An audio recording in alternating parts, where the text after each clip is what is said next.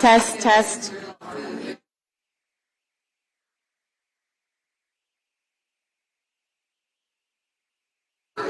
Hi, Captioner. Just testing if you're on today.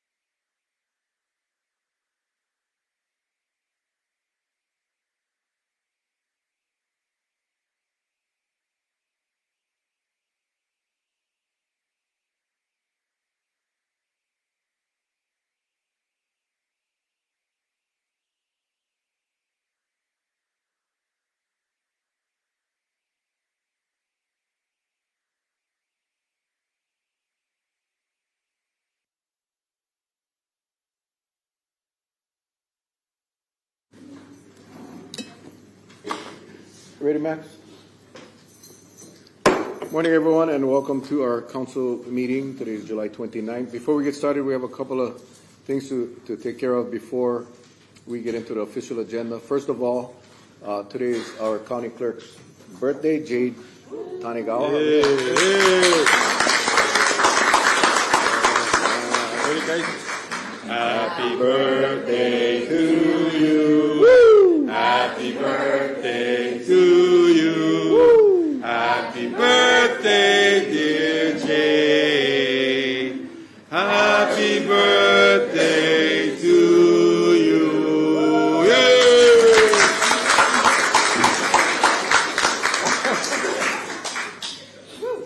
She will kill me. All right, next up, we are honored today to present a certificate to some very special people. So with that, I'll turn it over to Mr. Cavallo, who is sponsoring the certificate. Okay, so thank you, Chair.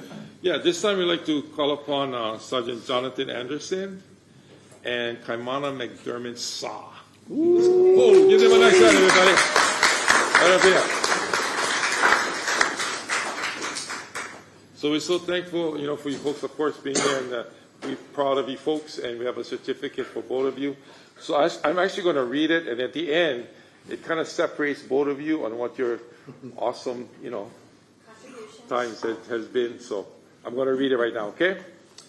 So the Council of the County of Kauaʻi proudly recognizes Sergeant Jonathan Anderson and Kaimana McDermott Saw for their outstanding achievement in earning the gold medal in the United Doubles Bowling at the 2026 Special Olympics USA Games in Minneapolis, Minnesota. Their dedication, perseverance, teamwork, and sportsmanship exemplify the true spirit of the Special Olympics and serve as an inspiration to our community.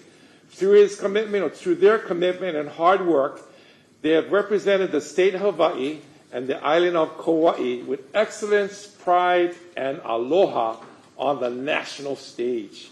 In addition to the gold medal performance, both of them also contributed to a strong fourth-place finish in the Unified Team Bowling Division alongside teammates Herbert Taten Fong and Brandon Taten Fong, further demonstrating their commitment to teamwork and unified competition.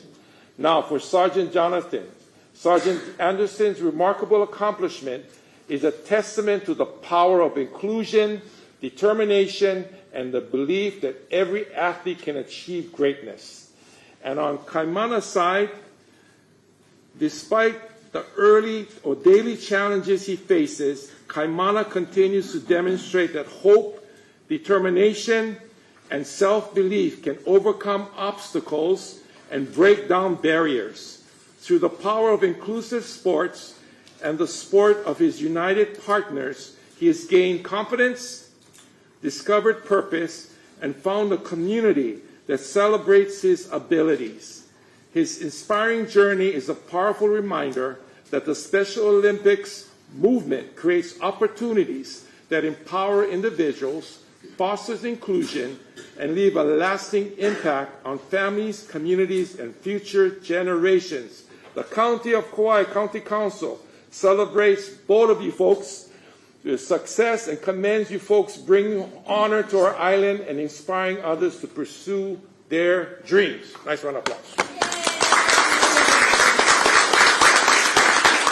So at this time, we want to open up our council. I want to open up to you folks. You can say what you want, and we want to hear from you. Okay, go ahead. Wow. Yeah, 10th grade. 4 strikes in a row. It's 4 times. Press the red. Up top. Yeah, okay. Okay, go. I had a good time in Minnesota. It was very fun to meet new athletes out there, especially get to meet new athletes and especially Travis out there. Being in Minnesota is very good to get a place where it stay warm. But the only thing the worst part is cold. Like, oh, I've been freezing. Like, wow. Well, I love Minnesota most. One thing I like about Minnesota is kind of fun. You can travel around the whole area, ride the train, go everywhere you go. The most part I like about it is the basketball team. They did very good as a basketball team. They did very good, especially track and field and bowling too. For bowling, 3 strikes in a row. I got the turkey. 4 strike, 4 bang on the last round. Oh! Wow! Yes, what has to be done?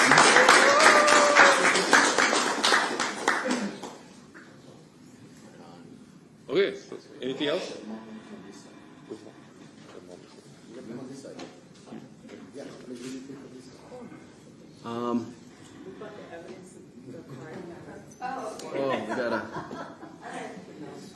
Oh, he got that. Just Okay. in case you guys are wondering, these are the scorecards for me and Kaimana and our scores. Total 1,649 total, which got us to first place, I believe. first place is it? Which one? This is the unified doubles. This score of 979 got them the first place award. They were in the top 2 divisions in the nation. Yeah. They're in the top 2 divisions in the nation. And then 4th place, they were the top division in the nation that nailed them the 4th place ribbon, unified team. And then Kaimana placed 6th place in the 6th division with a total score of 401. So well represented. I want to highlight Johnny Chaloke. You saw him? He beat you on this one. I don't know if you guys were here the first time we came, but he said that he was the one who carried me and carried the team. He wasn't lying, because this guy did 4 strikes in a row. It was unbelievable. And I was just thinking, I cannot let this guy down. I cannot let this guy down. And we pulled it together. Yeah, it's once in a lifetime opportunity for me to be Kaimana's partner. I am honored. It's been a great experience. I learned a lot from him about myself, and so glad that we were able to win the gold together. And yeah, man, we did it. We did it. Yeah, right.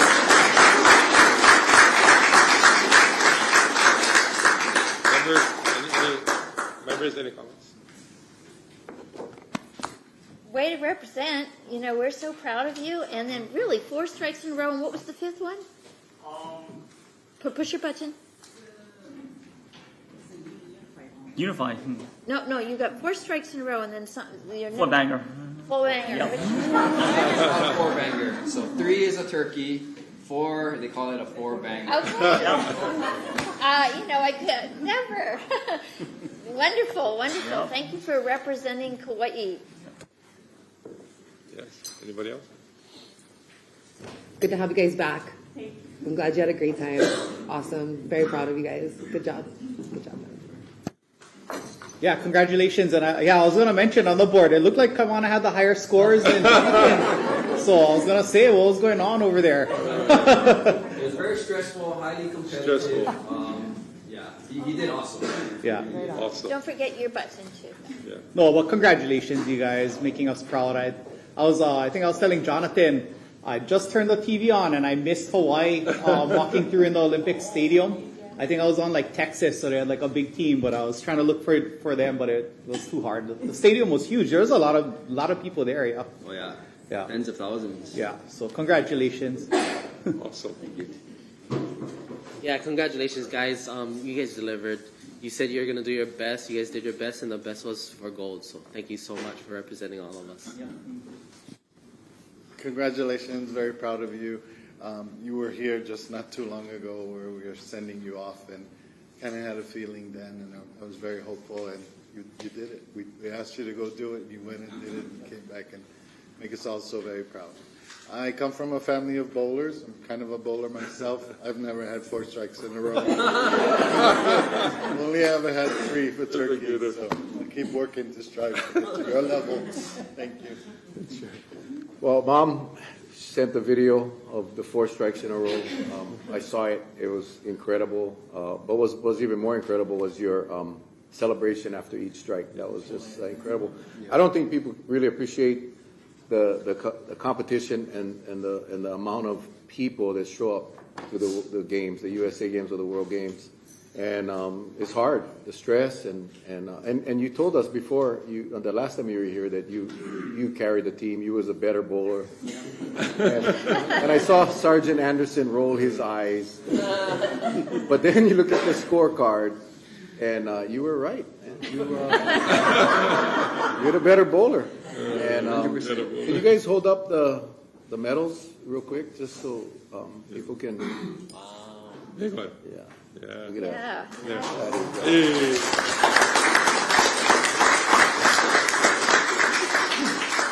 Well, congratulations, and thanks to, obviously, Sergeant Anderson, but all of the families and the supporters that got you guys there, moms and everyone. I know what it takes to get you guys over there, so good job.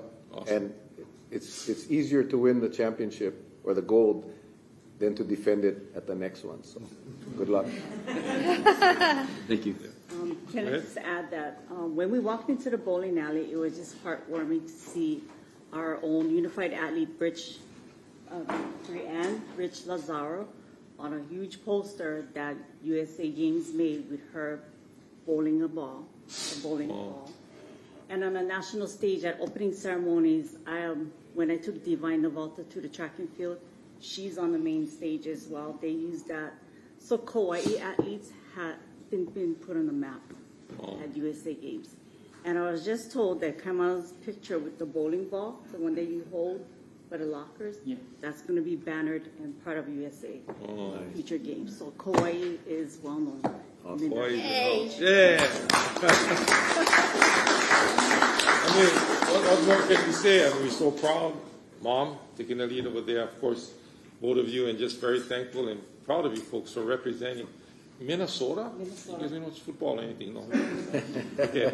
But anyway, just thankful for you folks and very proud representing Kauaʻi well. So on behalf of our county council, mahalo, and look forward to more opportunities coming your way. Hurry up. Okay, perfect. So we'll take a real short recess. If you can come up, we'll take some pictures under the seal.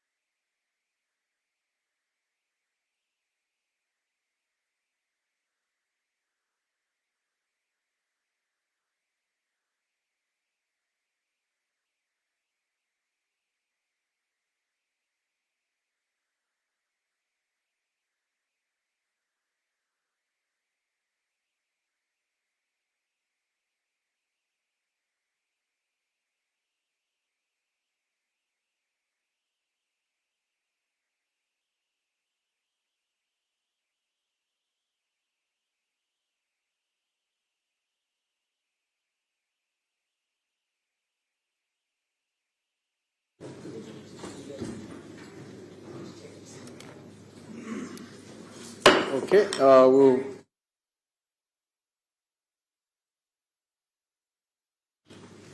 and we have one more certificate for Seascapes, and with that, I will turn that over to Councilmember Holland.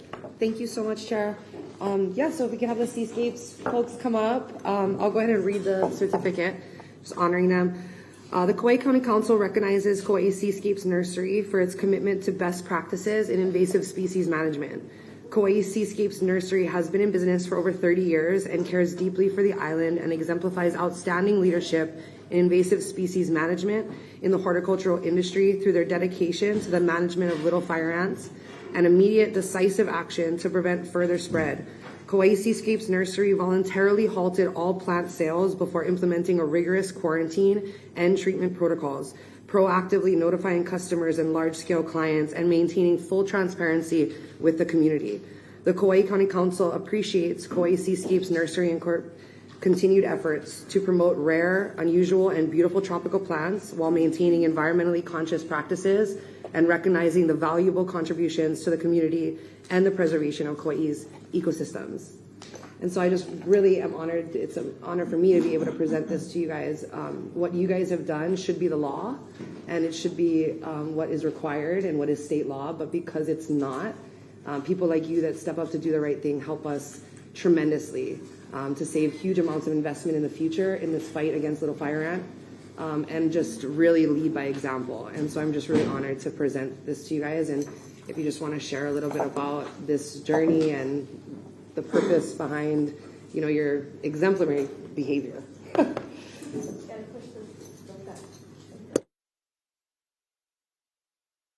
you go.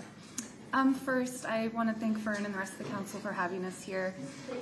I'm Serena Markey. I run and own, our family owns Seascapes Nursery out in Kilauea. And again, I want to thank you for this, for having us here. Honored and beyond humbled to receive this recognition, to be honest. We have always just done what we felt is right for the community and what is the Pono thing to do. And this was not an easy process and a fight. And I know we fought ants, but it took a lot of work on my team, a lot of stress, a lot of communication with the community, you know, good and bad, but everybody's supportive and we feel really good about our efforts. And we will, as always, continue to do whatever we can that's Pono, support the Kauaʻi Invasive Species Committee in anything that they ask us to do, and continue to be a part of the agriculture community here on Kauaʻi. This is my management team, so they're here to be here with me. Thank you. Thank you. I know you're located on Kahili Holo Road and in Kalihiwai Ridge in Kilauea area. So thank you guys for always doing amazing things. I think about your succulents, and you've got a lot of really great plants. How do people learn more from you? How would somebody contact you, or if they want, like other companies or whatever, they wanted to learn what you're doing, or even people who grow, you know, starts themselves, how would they learn more from you? Where would they go to find you?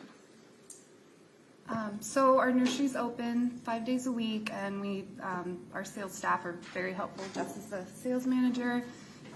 Any questions people have about plants, or with the little fire ant infection, we had lots of information up front, pass out test kits. That's something that we continuously do to encourage anybody to keep testing. And any other questions about any. So do you have a website? We do, yeah. What is it? KauaiSeascapesNursery.com.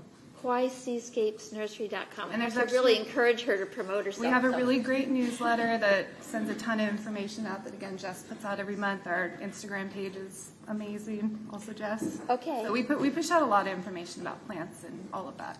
Wonderful. I'll just say thank you for what you're doing and setting the standard, really. And I think I agree with Ms. Holland that, you know, this should be the requirement, and it's not. So appreciate the diligence and the discipline, really, to do this. Appreciate you guys. Yeah, I just want to ditto the effort. Also appreciate all the things that you guys are doing. I just recently got bitten by one. Now I know. Yeah. No, same thing. I really appreciate everything you folks are doing. I mean, what you're doing is very impactful and you're moving forward. So mahalo for all that you do, and continue keeping moving forward. Thank you. Someone can take a picture with you guys and anything else? No? That's it? No? All right. Okay. Another short recess.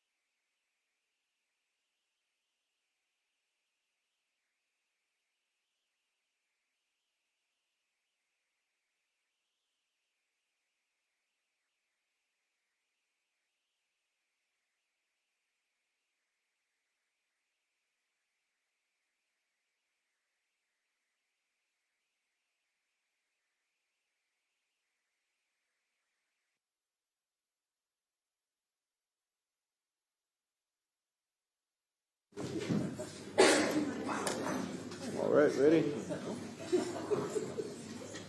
Okay, with that, we will call the meeting to order. Roll call.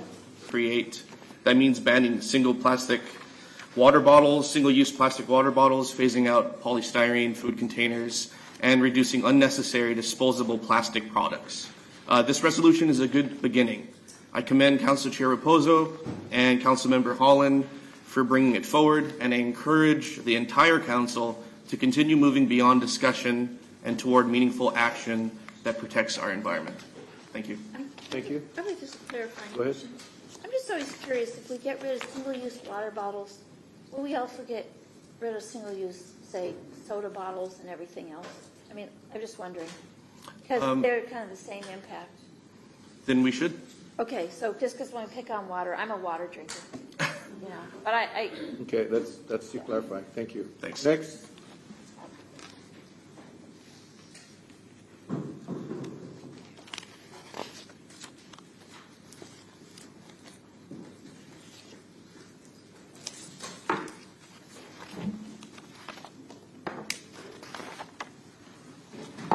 Good morning. My name is Michaela Widener, and I'm in favor of this. I want to commend Chair Mel Raposo and Councilmember Fern Holland.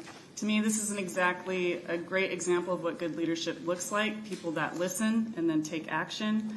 I'm in favor of this. I know that there has been talk about it being too expensive, so I personally looked up all of the grants. We have lots of federal, state grants, private for-profit people that will also invest in these things. There's even a grant just for education and outreach. So if you are thinking about how this is going to be so expensive, there's a lot of support out there for these things, even when it comes to educating people on how to do this.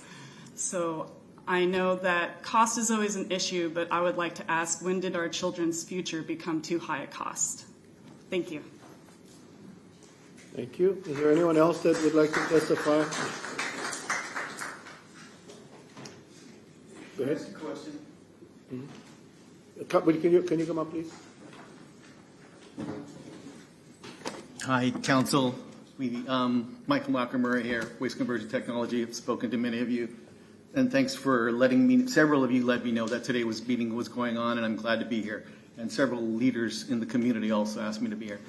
I have a question. Is it better to speak now and then come back later, or is it better to just wait till the end and then?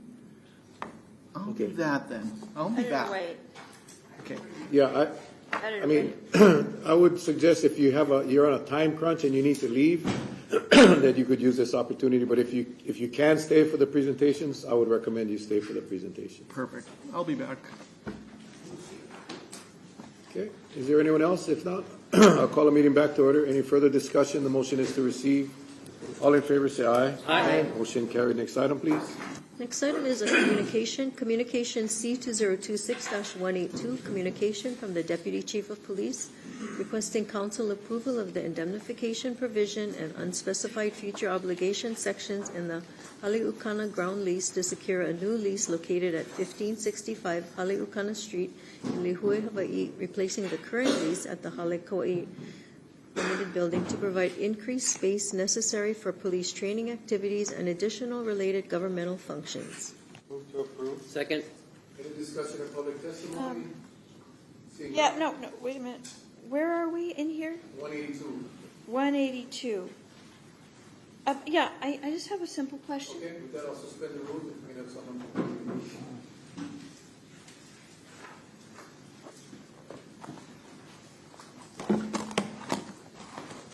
Okay, so we're moving out of the Kauaʻi building? I mean, the Kauaʻi building? Is that correct? For the record, Mark Ozaki, Deputy Chief of Police. That is the intent, if we can get this.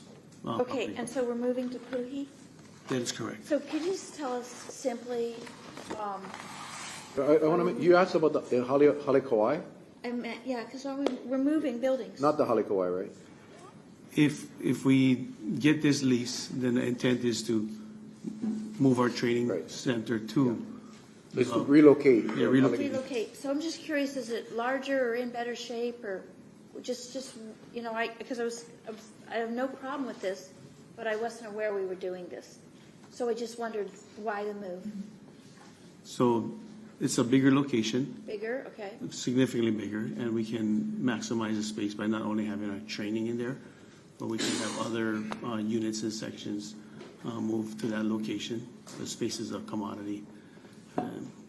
In a nutshell, but I mean. In a there's more nutshell, to- it's a bigger space. It's also, they're both industrial zoned, right? And so, and Poohey's close enough. Yeah, definitely close enough. Yeah. Okay, I was just kind of surprised to see the shift. And, Opportunity came up Opportunity. rather quickly. okay, because I've been in our training facility. I know we've got quite a few really good programs in there. But they don't look like they'd be hard to move. No. No. So we'll just, okay. All right, thank you. Okay, thank you. Any other questions for KPD? Not, thank you, Mark. Anyone in the audience wishing to testify? Seeing none, call the meeting back to order. Any further discussion? Not, all in favor say aye. Aye. Motion carried. Next item, please. C2026-183, communication from the Director of Human Resources, transmitting for council consideration the cost items for the Hōʻike Government Employees Association Bargaining Unit 15 for the period July 1st, 2025 to June 30th, 2029, based on an arbitrated award and in accordance with procedures contained in Chapter 89 Hawaii Revised Statutes pursuant to Section HRS Section 89-11 and Kauai County Charter Section 19.13b. Move to receive. Second. Moved and seconded. Any discussion or public I testimony? have a question. Do we have anybody from HR or fire here? With that, I will suspend the rules.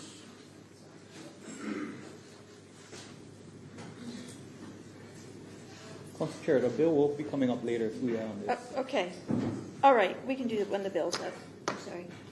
You can do it now. and then Okay, all just- right. Thank you. I was reading through this, and I know that we had one that we did recently with the fire department where people were actually unhappy. I know council doesn't really have any choice other than just say yes. Is that correct? We just can say yes or no. Annette Anderson, Director of Human Resources Department. You're asking an arbitration award? Yeah. We don't have any choice, right? I believe you do. We can say no, but we can't change any of the factors in it. Yes. And then I know that in the last one that I approved relative to fire after the fact, I learned that they were really unhappy about it. So I just want to know, this is our ocean safety officers. Correct. Are our ocean safety officers happy with this, or will it cause a move towards retirement?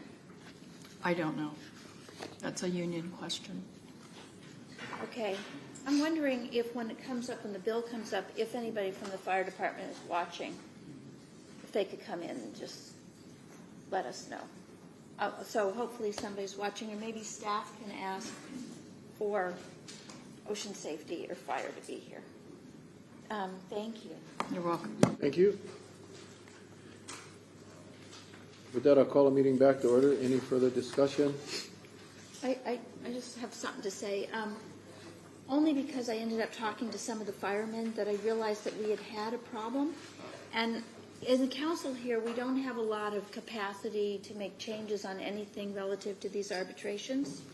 But it is good for us to know when there is something that is, I'll say it nicely, deeply disappointing. And so I missed that last time, so I just want to make sure that we don't miss it. We've done a lot to really support our ocean safety officers, and I want to be able to anticipate if there's some kind of disappointment. Typically in an arbitration, that happens because people aren't in agreement. So I just would like to have the opportunity to know if there's any undesired outcome of accepting this. Thank you. Any other discussion? Seeing none, the motion is to receive. All in favor say aye. Aye. Motion carried. Next item, please. On page 3, C2026-184, communication from the Director of Finance requesting council approval to receive and expend Safe Routes to Schools special program funds from the State of Hawaii Department of Transportation in the amount of $4,188.40 to program and update the county's motor vehicle registration system to implement the SRTS vehicle registration surcharge established under Act 212, Session Laws of Hawaii 2025. Move to approve. Second. Moved and seconded. Any discussion or public testimony? Seeing none, all in favor say aye. Aye. Motion carried. Next item, please. C2026-185, communication from Makana Rivera, Assistant Chief of Police, requesting council approval of the indemnification and attorney fees clause and the GEBCO Hawaii Terms of Use and Sale to purchase ID Core software and Evolus Zenus IDP Solid 310S LE single-sided identification card printer and related ID card printing supplies to produce Keiki ID cards during Kauaʻi Police Activities League and community relations events. The equipment and supplies support community outreach and public safety education activities. Move to approve. Second. Moved and seconded. Any discussion or public testimony?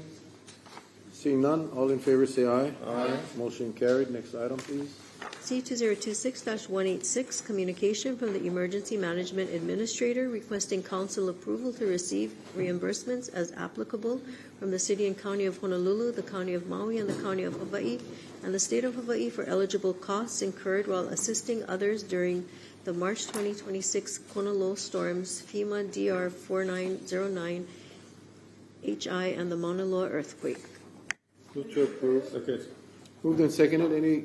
Go ahead. You have a question? I did send questions ahead, very simple ones. Do we have emergency management here? Okay, with that, I'll suspend the rules.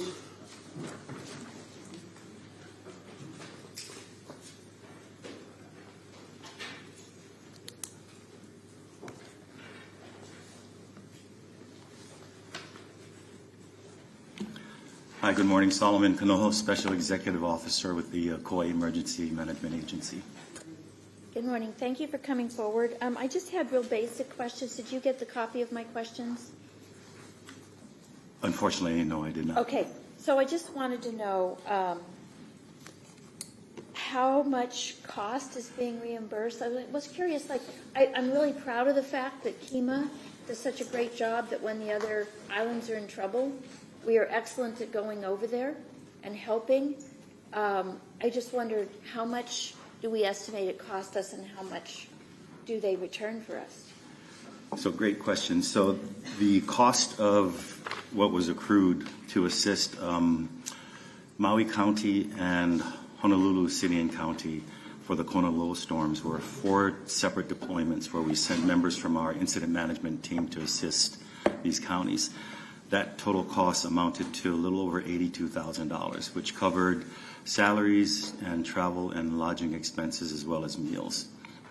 The second this IMT assistance was for the earthquake. IMT, what is it? Incident management team. Okay. So how we're set up for organization within our emergency management agency is we utilize personnel within our system as well as other county agencies to get trained and certified on how to run complex incidents. That just makes everything run smoother with the ultimate goal of ensuring public and responder safety. And then how many people did we send or do we typically send when we send a team over? It really depends on the ask from the different agencies within the state and the county. The bigger deployment was actually the first one, RFA 3730, that was sent to the HAIMA via Web EOC, which we responded to. We sent approximately 7 personnel on that initial response. 6 of our IMT members as well as our IMT lead was there to just make sure that the operations and the team was responding accordingly and assisting wherever they could.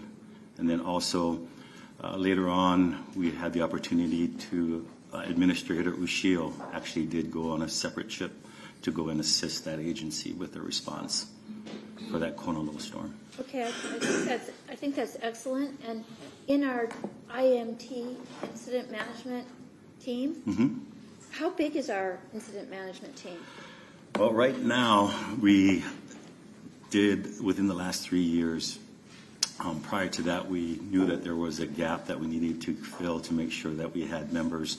And a lot of that was from retirements within specifically the first responder agencies such as fire and police. Yes, correct. Okay. So Gary Hudson is our IMT lead for the organization.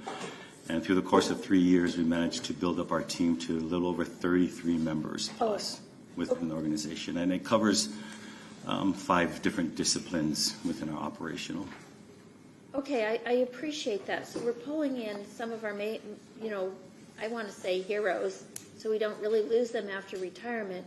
But if we send 6 out of 33, I was just wondering if we had 6 out of 9, just wondering what kind of vulnerability it leaves us with. But it sounds like we're pretty well covered.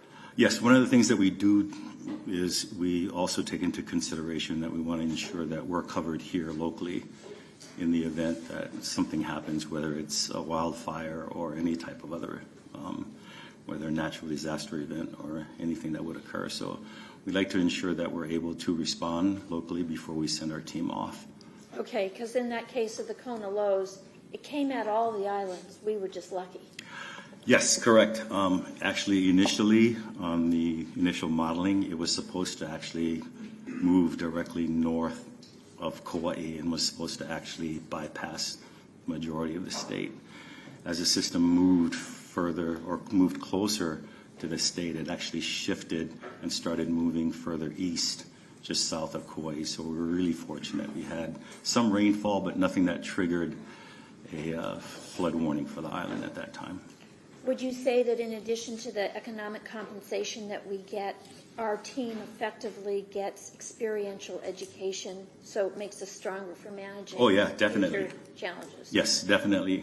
We try to do exercises and meet with our team members as much as possible. But this opportunity for the team to actually go out and deploy gives them like boots on the ground and actual experience on working not only with different agencies, but also interacting with federal, with FEMA, as well as state and other county agencies as well. So I appreciate all of that. It sounds like a win-win, and I'd say our emergency team is kind of another gold star, gold medal winner, because we've handled so many things, and I know we've really been there at a tight pinch for our neighbor islands. So I'm very proud of that and thankful for the competence and the willingness of people to delay retirement and stand with us. So thank you. No, thank you for that. Yeah, I just can't thank our administrator as well as the rest of our team, to include Robin Nakata, our fiscal officer here. It is definitely a team effort, and we're definitely proud and happy to assist the other counties as needed, including the state. So, and also to the county for allowing us the opportunity to do that effectively. Yeah, so, and thank you to Robin, and I know this kuleana, the economic kuleana, is really yours, what we're talking about on the agenda here. So thank you for doing a good job at accounting for it, getting the information across, and helping us to get refunded. Thank you. Any other questions? No, thank you very much. Any public testimony? Oh. Seeing none, I'll call the meeting back to order. Any further discussion? All in favor say aye. Aye. Motion carried. Next item, please. C2026-187, communication from Councilmember Kaneshiro, transmitting for council consideration a bill for an ordinance amending ordinance number B2026-917 relating to the operating budget of the County of Kauaʻi, State of Hawaii for the fiscal year July 1st, 2026 through June 30th, 2027 by revising the amounts estimated in the general fund to appropriate funds for wages and hourly pay for temporary voter service center workers during the 2026 primary and general elections. Move to receive. Second. It is, the bill will be coming up later. Again, if anyone wants to testify on this matter now and not wait, you can testify now. If not, the motion is to receive. Any discussion? Seeing none, all in favor say aye. Aye. Motion carried. Next item, please. On page 4, legal document C2026-188, communication from the county engineer requesting council acceptance and approval of dedication deeds from Pacific Housing Assistance Corporation Hawaii Nonprofit Corporation to the County of Kauaʻi land donation of 2 lots located at TMK number 452-023-026, lot 26, and TMK number 452-023-026, lot 27 for roadside purposes. Execution of the dedication deeds is necessary to satisfy federal requirements related to the Kilauea Point Access Improvement Projects. This again is dedication deed for lot 26 and dedication deed for lot 27. Second. With that, can we have the administration come up to discuss what lots these are and what these lots will be used for, please? I'll suspend the rules. Good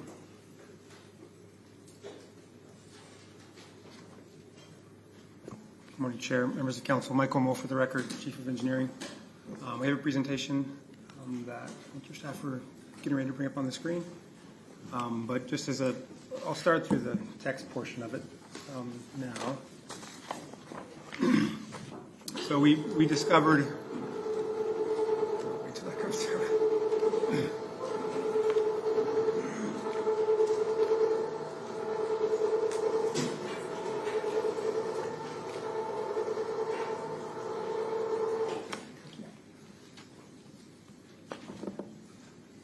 So during our design process for the Kilauea Point Access Improvements Project, which a large portion of that is to construct a sidewalk along Kilauea Road, connecting all the way from Kolo Road all the way down to the lighthouse. And during that design, we discovered that the road lots for the Kilauea Estates subdivision, including Titcomb Street and Kanikele Street, were never dedicated. The development was done in about 1995, according to the plans and the documents that we have for that. But for some reason, there was a lapse, and those were never dedicated. There are 2 roadway lots. I'll show a map of those in a moment. Okay. Okay. There are two roadway lots. That one of them is lot 27. It includes Titcomb Street and the Kanikele Street road rights of way, and the other is lot 26, which is a road widening lot. It's a strip of land along Kilauea Road. It's a bit confusing because it's one parcel of record, one TMK, but there's 2 lots that make up that TMK. So there are 2 dedication deeds, even though it's one parcel of record. So it's a bit confusing. Sometimes that's the way it's done. I don't exactly understand why that is, but that's how that was done years ago. And we need the lots, and I'll show this in a moment, to construct the sidewalk and some intersection modifications for pedestrian safety and then some drainage infrastructure. Once we found that this was an area that hadn't been dedicated, we contacted the owner of the lot, which is the Pacific Housing Assistance Corporation, to work with them to have the lots dedicated. We had some back and forth with them on the legal documents and different aspects, and ultimately we finalized these dedication deeds. They've signed them and approved them, and we're now here at the last step, essentially, to have County Council approve the dedication. Moving on to the next slide, this is an image of the subdivision, essentially. So this is the Kilauea Estate subdivision. The vertical, there's 2 highlighted areas. The yellow highlighted areas are the 2 streets. The vertical street on the map is Titcomb Street. The horizontal street above that, or cutting through it there, is Kanikele Street. And those 2 streets have, something like 30 or 40 homes on them. I think most of those lots actually have 2 homes. It might be even more homes than that. And they've been there for years. We've thought we owned them. We've been maintaining them. It just never got dedicated. And then there's an orange strip along the bottom there. That's along the side of Kilauea Road, and that's where a portion of the sidewalk would be constructed. And we do need both lots for this work, although we want them both anyway because these are streets that we intend to own and maintain. And the general process is when a subdivision occurs and the streets are built to county standard, they are dedicated to the county typically. I'll go on to the next slide. And this just shows it's a snippet from our plans showing the area. Again, I highlighted in yellow the Titcomb Street right-of-way, and in orange the strip along Kilauea Road. Kind of overlapping the orange highlight there, you can see a gray strip. That's the sidewalk itself that we're planning to construct. And so it goes partially, or really mostly, I would say, within that orange lot. And then you can see the crosswalk there across Titcomb Street. The work does continue a bit into the yellow portion, the Lot 27 portion, where we're adding some drainage infrastructure to try to deal with some nuisance flooding in the area with just a dry well, essentially, where water goes in and infiltrates into the ground. And a little bit of changes to the intersection geometry to make that crosswalk a little shorter. That's the other reason we're going into the yellow area.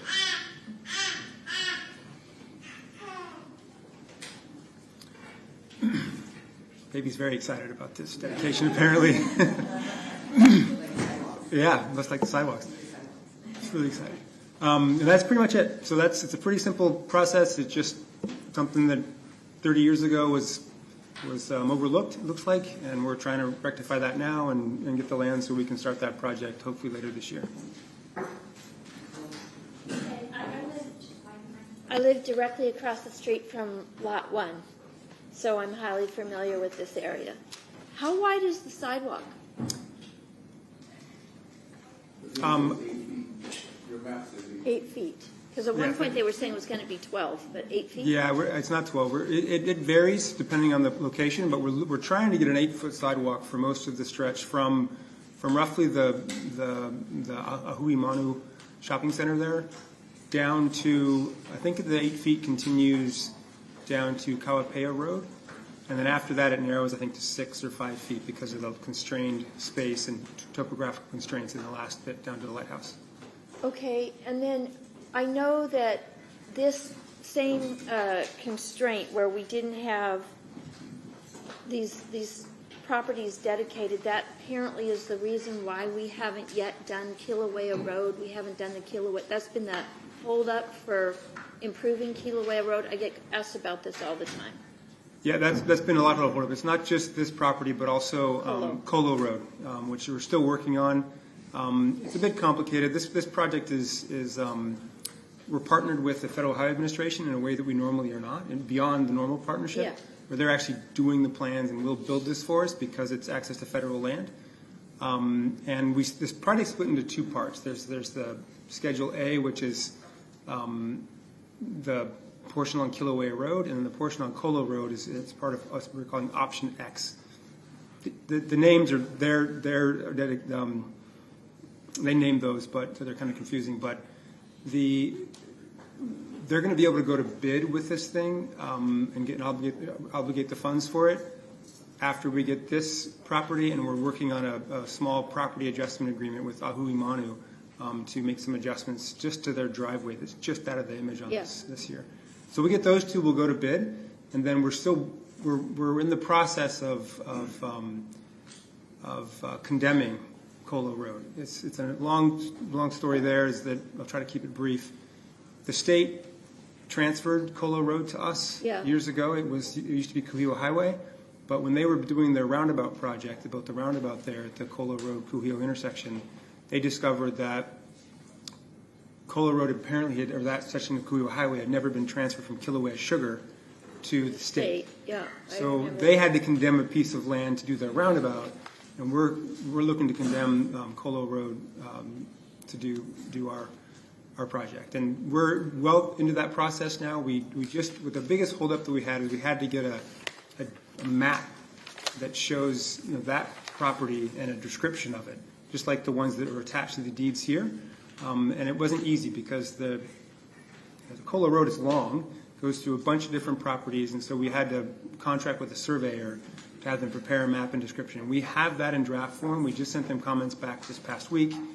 They'll get that finalized to us, and we're working on a resolution to you all to condemn the property. So that will happen hopefully in the next month, but we can bid the project before that one's done. Okay, so bringing it back to this, and we're hearing about Colo Road because that's why the whole process has been slowed down. Colo Road, as well as this dedication, and then I just have another question. Now this is going to stop me, but we have other people who live right there in the room. it looks like this will take down the coconut trees that are there. Is that right? I don't know if they're drawn there, but we'll take the coconut trees. I'm just wondering if we've talked to if not I can, but Lot 1 and Lot 25 who actively park in this area. Are they just aware? Have we talked to those? We have not. We have not. So I might go give them a courtesy. But we have had multiple meetings at we've been to KNA, the Neighborhood Association, and presented this project multiple times. Okay. So And if the coconut trees need to come down, is that the responsibility of the people who planted it or the project? in this case, it would occur with the project. Yeah. We often do send out letters to residents or property owners who planted in the right of way and ask them to remove things. But if we get to a project and it hasn't been done, we'll take the other part of the project. Okay, those are my questions. Thank you. Any other questions? So explain to me again, so the property owner, the trees that are being talked about, is that on the current property owner's property? No, they appear to be on the easement, the future county right of way. So they're on the. So if you look at the map, I can point on the screen, although it's behind you, unfortunately. But if you look in the right hand side of the map, the orange portion, you can see some palm trees there. Actually, there's little round circles with some leaves coming off of them, or palm fronds coming off of them, and so. Those appear to be, there's 1, 2, 3, 4, 5, 4 of which are in the orange portion, and 1 on the other side of the drain we're putting in is in the yellow portion. So they're all in this property that's currently owned by the Pacific Housing Assistance Corporation. That's going to be ours as soon as you accept it today. And so those are in what would become county right-of-way. Not in the private property. Yeah. There may be others in the private property. In fact, you can see one further up that's just on the other side of the line, according to this map or plan. Yeah. Yeah, I just don't want to end up in another situation like Kaua, where once we approve it and then the community is like, no. But if I heard you correctly, these dedications should have been done 30 years ago. Is that? Yes, usually they would have been done soon after the subdivision was complete, and they get. But I mean, was the dedication a requirement of the development? I'm not going to be able to answer exactly what happened back then because I don't know. We just discovered that it wasn't dedicated. We reached out to the current owner and asked for it to be dedicated. I do believe there was some of the initial documents on this talk about this being developed. I think the subdivision map has I've got the full map here. Has the owner Principal Corporation, which is not the same as Pacific Housing Assistance Corporation. So I think there was some sort of partnership between the Principal Corporation, which I believe is a for-profit company, and the Pacific Housing Assistance Corporation, which is a nonprofit company. And perhaps between that partnership and transfer or something, someone overlooked the need to dedicate to the county, and that's all I can. I'm aware of those two facts about the two different owners, but something happened in between that and getting dedicated to the county that I can't really speculate as to what happened. So all of the dedication parcels sit within the ownership, the owner's property, and nothing will encroach on other people's property. That's right. Yes. All the parcels being dedicated are within this Civic Housing Assistance Corporation property. Yep. Any other questions? And I'll just add that the founders of PAL, Permanent Affordable Living, I believe were part of this original thing, or at least involved in it. So it's not hard to find them if you want me to find them.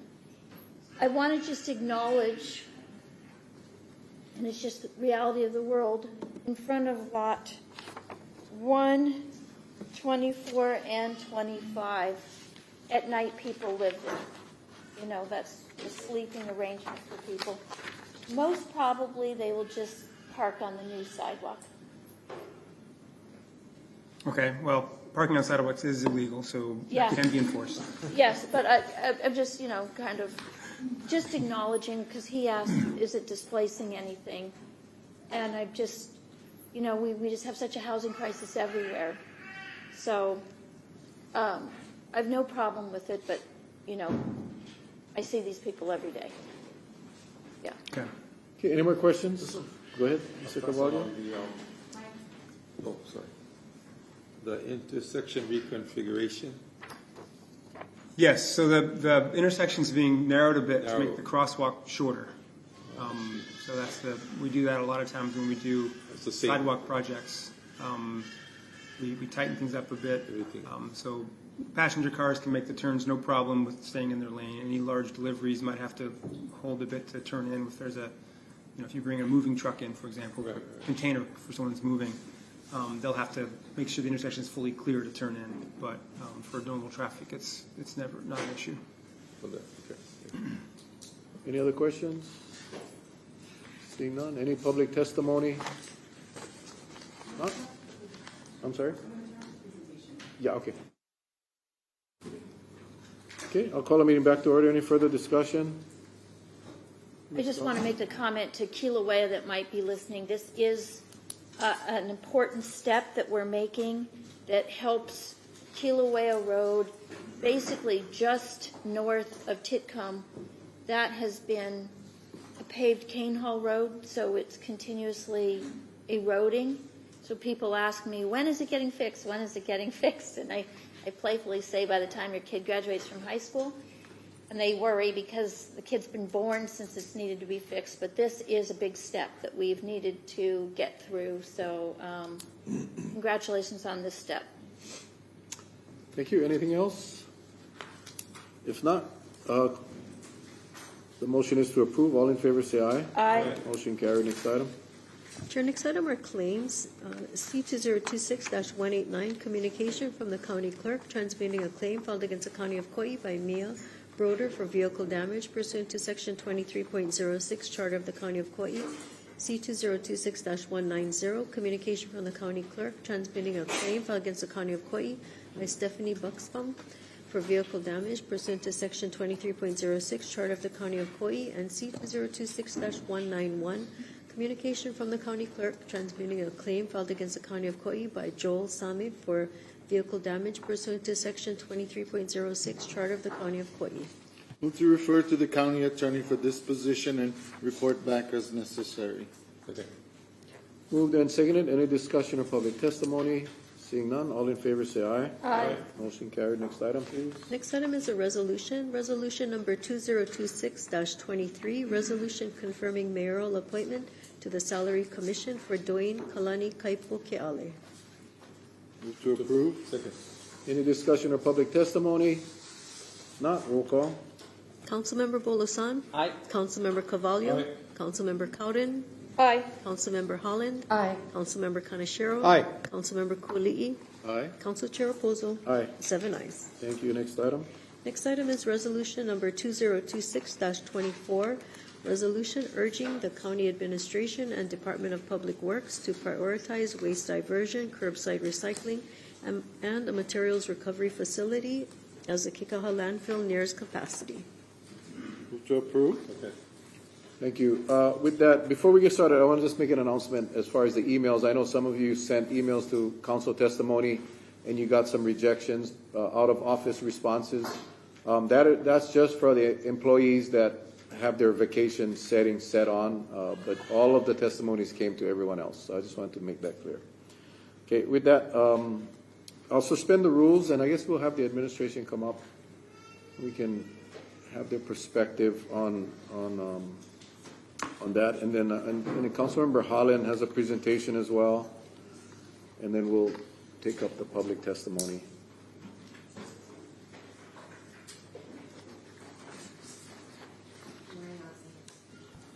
Good morning, council members. Thank you so much for allowing me to speak on this.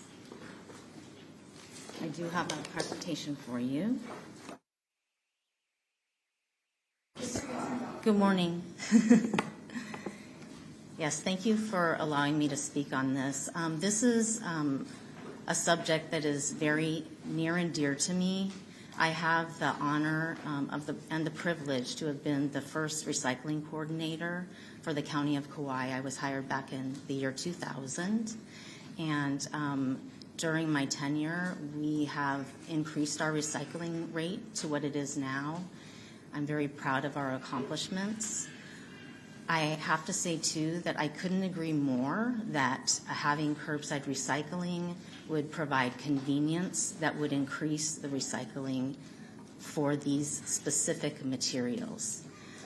However, it's the cost of this program and the fact that we're on a small island and would have to build a facility to process these materials that make the cost exorbitant, which I want to show you and provide some context for this resolution. And also I have to say that the administration and probably all of the council members agree that that it'd be nice to have curbside recycling. Nobody's against it. It's just about the cost. So what I want to present here is what our accomplishments are, what our responsibilities are in the solid waste division. I mean, this would have to be run by the solid waste division, and just putting it in context with our other responsibilities. What the budget priorities were for 2027. That budget was just passed, and yet this is coming on the heels of that budget where there is not funding for a curbside recycling program. There are more recent planning documents prior to 2011, and that's what is cited in the resolution before you. I'll talk about that. Also, we have recent technical findings that are after the 2011 curbside report, which is cited in this resolution, and just what I think the considerations should be for looking at this resolution. Oops. Okay. So our waste diversion rate is around 43%. Here on the screen, this is the fiscal year 25 actual numbers. The way you calculate a waste diversion rate is you divide what you've tracked for diversion, which here we have 74,829 tons in fiscal year 25. And then you divide that by your total generation, which is adding the amount that's landfilled to the tons diverted. So if you look at this circle here, what's going on is 55% of our waste stream goes to the landfill, and 45% of our waste stream is diverted through many programs, not just the household recyclables that people generate in their homes.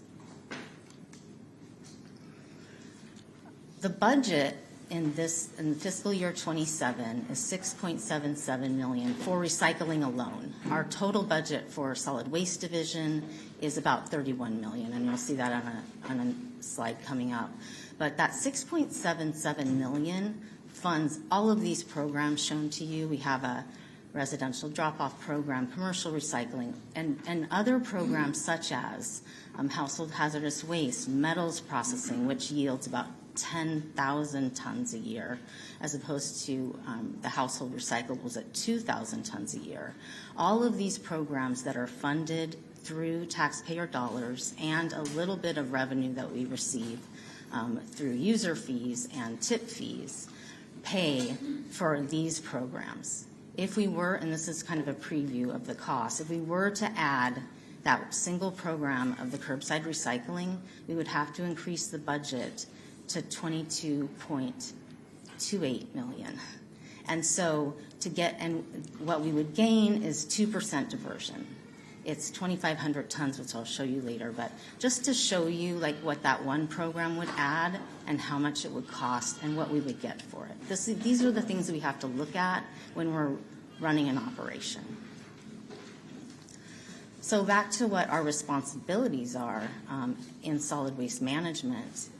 We have to provide refuse collection to 20,000 residential customers every day. And if somebody doesn't get trash pickup, they call us, and we receive a lot of calls. If a driver misses something, if it's a new driver, if it's a substitute driver, If something happens, if somebody calls in sick, we can't provide the service. This is an essential service that we're providing to the public, and that costs money, which I'll show you. We operate transfer stations so people and our refuse trucks can drop the waste and then transport it to the landfill. We operate the Kauaʻi landfill. We have all those diversion programs, which I showed you before, that divert 45% waste. We do have environmental compliance that we have to do, and if we don't, then we have fines. We have to be in compliance, and that takes work and funding. We have heavy equipment that needs to be maintained, and we have fleets, and we have UPW agreements that bind us to high costs for providing services. And then we have to plan for the future. We do need to provide capacity for the landfill. So these are our responsibilities as a division. And this is our budget. It's about $31 million. And here is the breakdown of how the money's spent. Our disposal operations, and the blue here, means being able to landfill this material and be in compliance. We take in literally 500,000 pounds of trash a day. That's 100 garbage trucks going to the landfill. And that is a significant cost, as well as that curbside pickup, of trash that I talked about. That's the yellow, that's refuse collection and managing the transfer stations. And as you can see, the recycling budget is the green, 23%. We accomplish a lot with that funding. But this is the budget that we turned in. Council, that, budget for the county is about $300 million. And you have many, many things to consider when you are approving your budget. This curbside recycling program was not discussed during budget. We did not present it because it was an exorbitant cost that we couldn't afford. And this wasn't proposed by council as well. So here we are right after the budget passed this isn't in our budget. And then as far as our planning, I noticed that the resolution before you references old information. It has a 2011 zero waste resolution that was passed around the same time that we did our 2011 integrated solid waste management plan. We have done another integrated solid waste management update since that time. We do them every 10 years. In 2021, the council adopted the updated integrated solid waste management plan. That is our most current planning document. It is not 2011 documentation. Also, the bill before you references information from 2011, a curbside pilot that was conducted for about 1,000 residents in Lihue for a 1-year period. There was no MRF associated with it. It was a hand sort at a facility that had to increase their price during the course of the program because it was very difficult. They were actually stoop sorting, not sorting on a conveyor or anything like a modern MRF does. And that program, that study, that is the report, I should say, that's referenced in the bill before you, only talks about the results from that pilot. It does not give a comprehensive analysis of what it would take to introduce a whole new fleet, a whole new set of workers, all of the things. And it was also, the 2011 report happened right when we converted to automated refuse collection. At this time, when we did the 2025 studies, we have a mature automated refuse program. We know what the UPW agreements say or are, how they impact services. We have trouble picking up the trash because people call in sick and the equipment is difficult to purchase and to maintain. And so that program, we're working, to do the service, but back in 2011, we had no knowledge of those costs, so now we do. So these 2025 studies, 2 have come out. And we have published them on our website last year. We provided information to the council about the cost of these services and the net yield. They're not mentioned in the resolution before you and not considered. And so I want to bring information forward for that. If you were to do anything to change this bill, we would highly recommend that you look at more recent information and not outdated information. So, the 2021 resolution that the council adopted for integrated solid waste management planning went off our document. The integrated solid waste management plan update stated that the plan should provide an up-to-date strategy for environmentally prudent and cost-effective integrated solid waste management. That is our charge. That is our responsibility implementing this plan. And so we're doing that. And also, the resolution itself said that the council supports transforming county solid waste management system into a sustainable system by committing to an economically feasible goal of maximizing diversion. And that plan did discuss improvements that we could make, and it said as well, if you look at the plan, that we should assess curbside recycling more stringently, the cost of building a MRF, all of the things that would go with that, as well as the curbside recycling fleet and operations and everything that went into that. So that's what we did. We followed the plan, and that's the 2025 information that I'm talking about. So the studies that I'm referencing, these were the evaluations that were made during the studies. The potential quantities of recyclables that would be diverted from the residential waste stream. And I have to say that the capture rate that was assumed, the amount of material that will be recycled, is based on a 60% capture rate. That is the national average capture rate. That is the capture rate on Oahu for their curbside recycling program. And the pilot study that we did back in 2011, the capture rate was actually lower. People liked the program, but the capture rate was lower. It was, I believe, 52%. I can look up that number, but we didn't even use that capture rate. We used a higher capture rate. If people have curbside, people that love to recycle and want to recycle will do it. Some people that are already doing it. People that are on the fence, they may recycle more. People that don't want to recycle will not recycle. They won't use the bins, and that's what we see across the mainland. That's what we saw in our pilot, and that's what they're seeing on Oahu. So also the plan had reasonable assumptions for program costs, which I have information if you'd like to know that. The estimated cost to implement the curbside recycling program, the capital costs of building a MRF, alternatives for processing recyclables. We didn't just look at having an on-island MRF. There was an analysis of shipping it off-island to Oahu.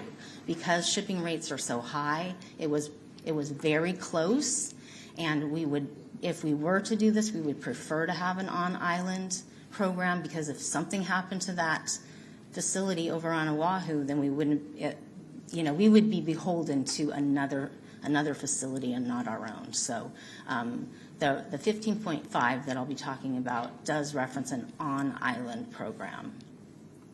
And then also, all the information was just was provided for decision making, and this is all based on current positions or current conditions. So the technical findings coming out of that study show that the annual cost of the program would be $15.5 million a year. The estimated capital cost to build the MRF on island would be around $57 million, and that would be repaid over a 20-year period. And so that's part of that $15.5 million that I'm talking about for the total cost per year. And the net new amount of tons, the additional amount of tons that would be diverted, besides, because we already have a commercial recycling program, we already have a drop-in program. The drop-in program has less convenience, of course, but the net new tonnage is, 2,500.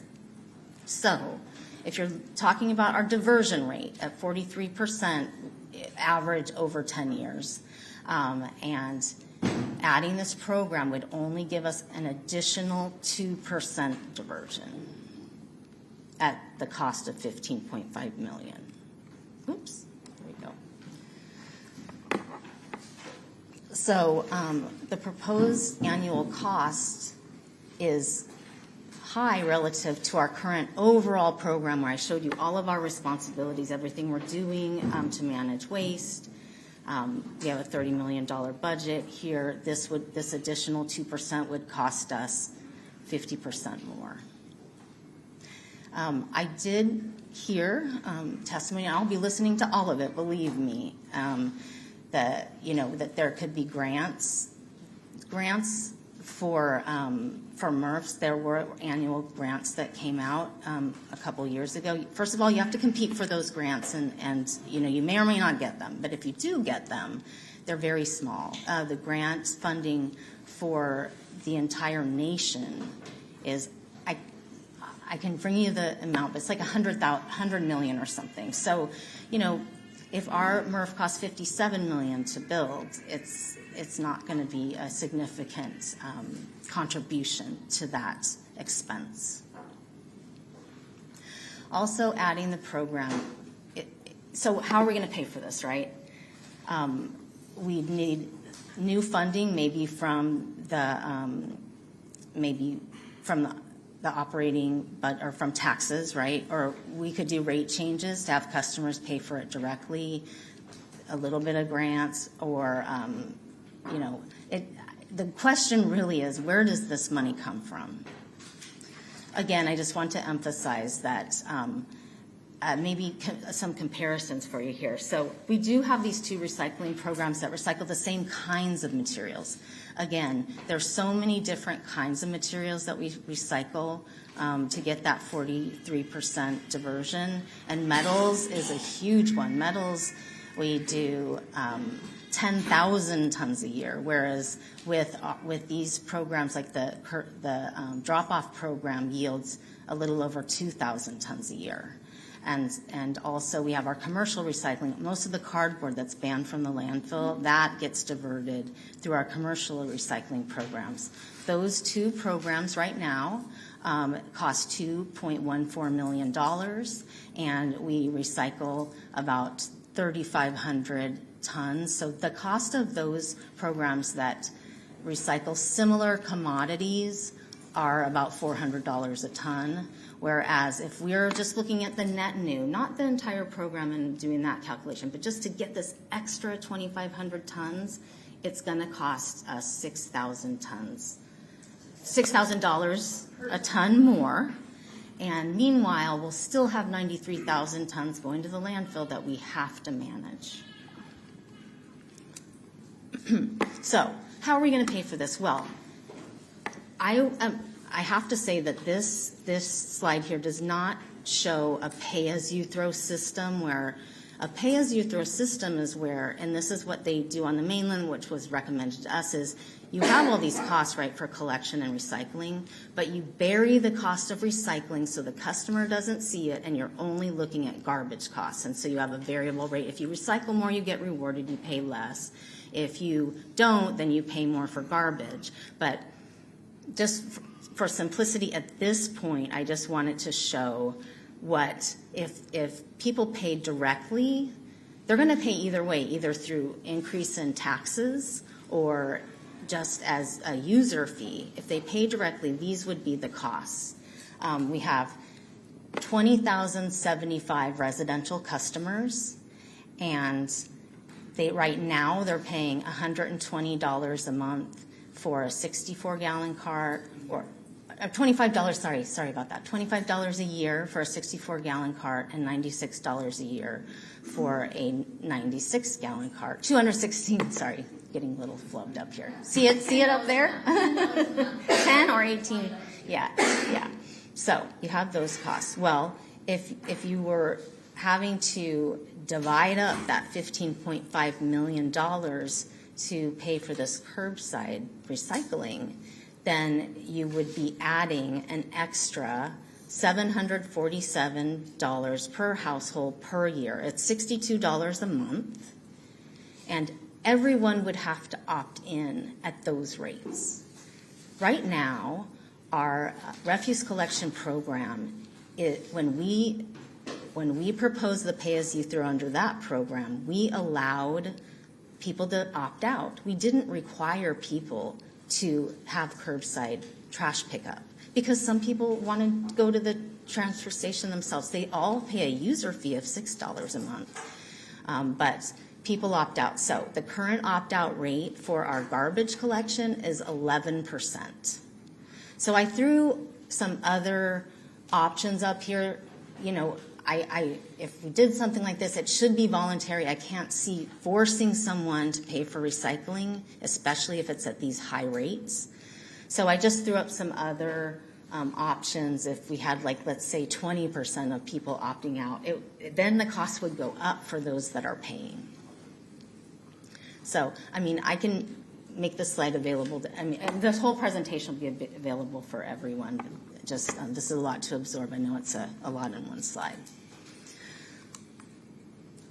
So we have limited dollars, and I know as a legislative body approving budget, you understand that there's only so much we can do with the money available, and it's just wanted to reinforce that every new initiative does require funding, staff capacity, procurement, contracting, implementation, outreach, and long-term maintenance. And the reason that the costs are high in these analyses that just came out is because they're considering all those realistic realities, you know, that we need to do all this stuff to have a successful program.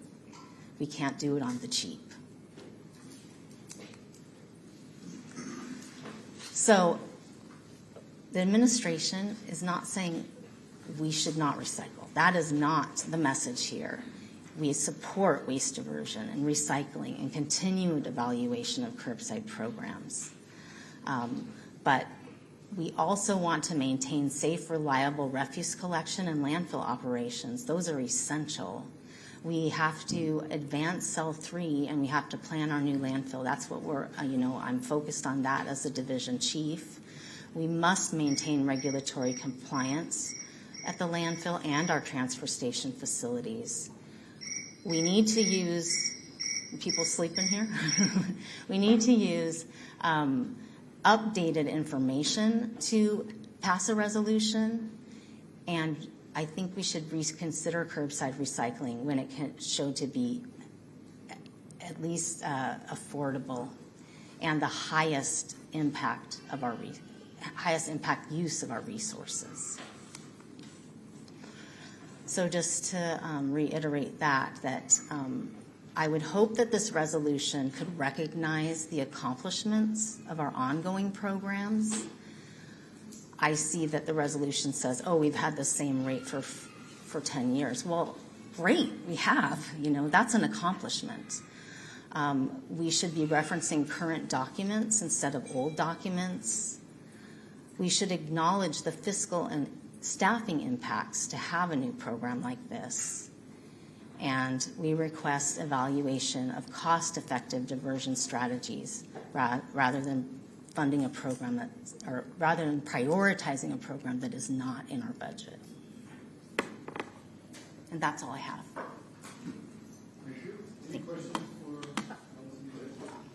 Thank you for the effort, and I want to thank our whole solid waste team for the work that they do, the heavy lifting. I also really want to extend gratitude to Kaua.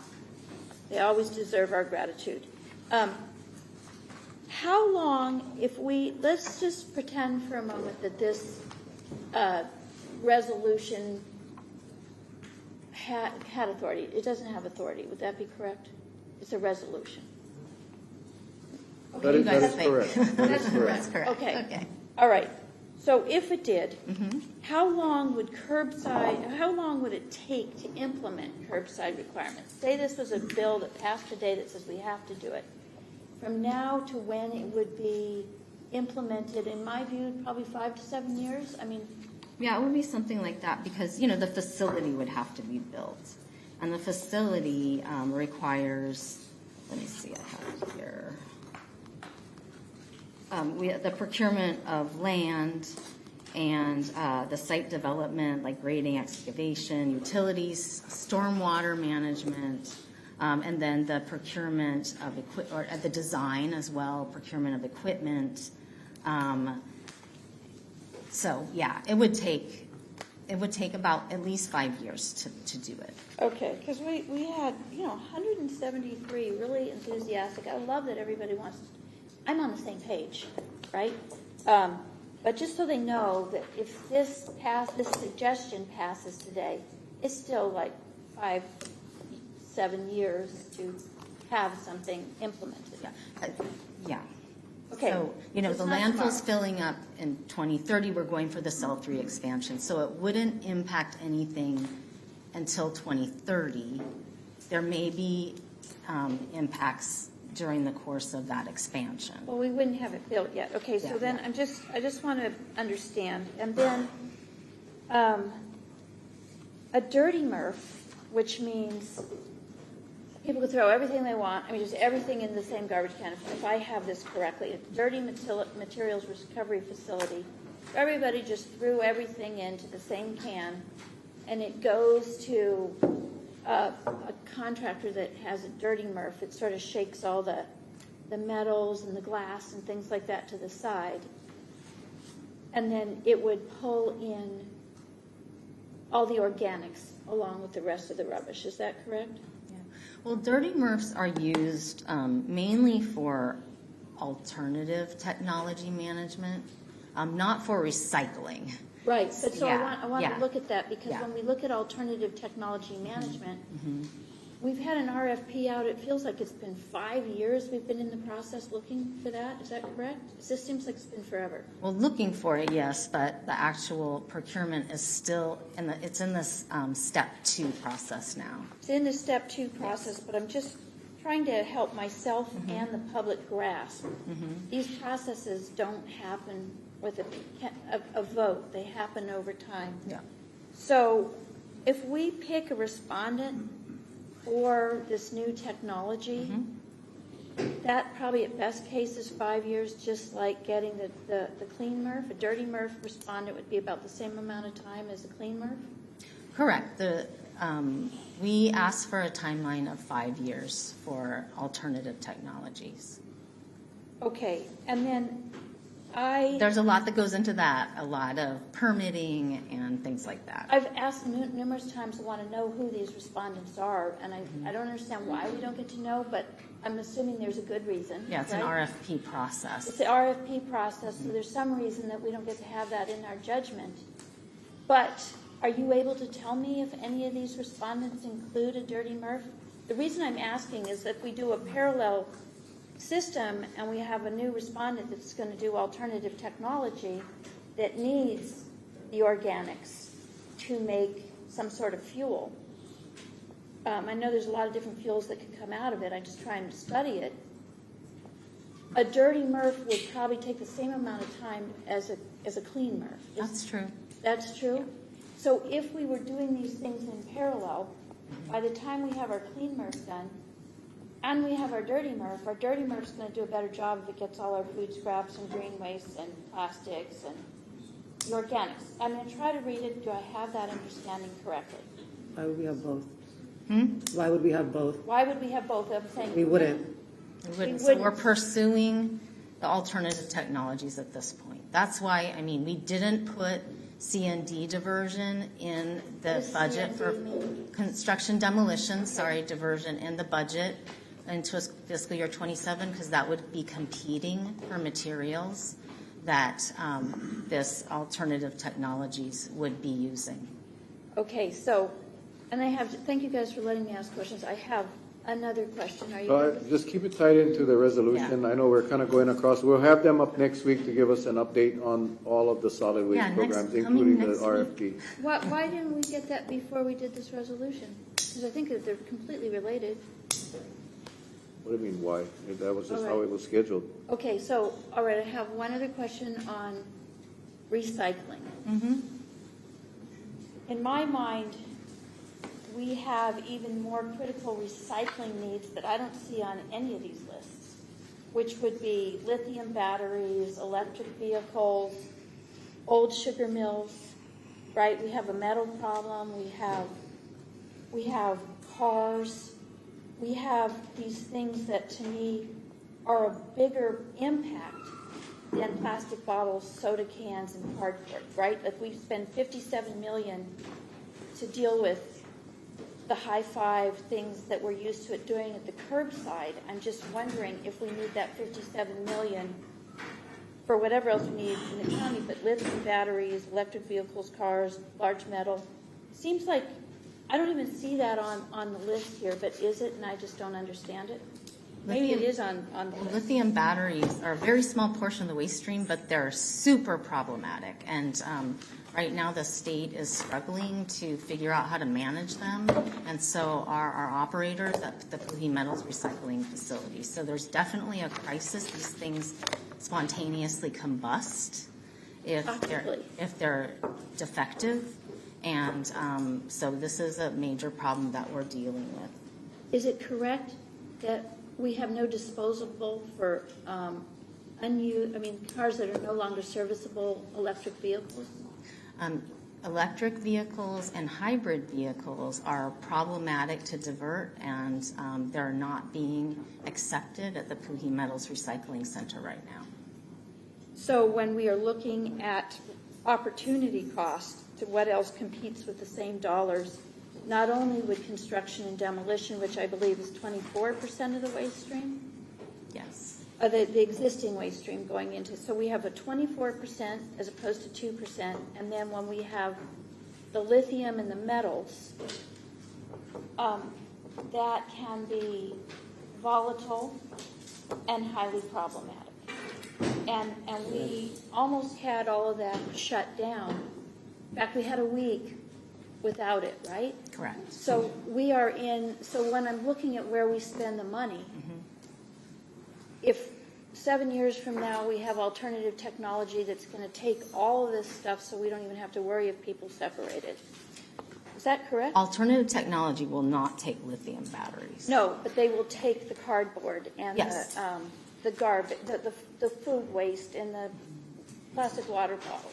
Yes. They'll take all of that and it will increase the BTU rate of the product that they create, which we could either manage here or sell to somewhere else, which is easier to sell than old plastic bottles. Is that correct? Well, everything has its advantages and disadvantages. These alternative technologies, some of them are proven and some of them aren't. They can be very costly. What would happen if we were to select somebody for these alternative technologies? I'm going to stop you there again because we can talk about it we're next going outside week. of the curbside. I appreciate it. First of all, I don't know how we get that thing off the screen, but you can take that presentation off. Yeah, take it off. I have asked to have that presentation that has waited. I would have loved to have had that before this. Well, again, the discussion today is on the resolution, which is supporting curbside recycling.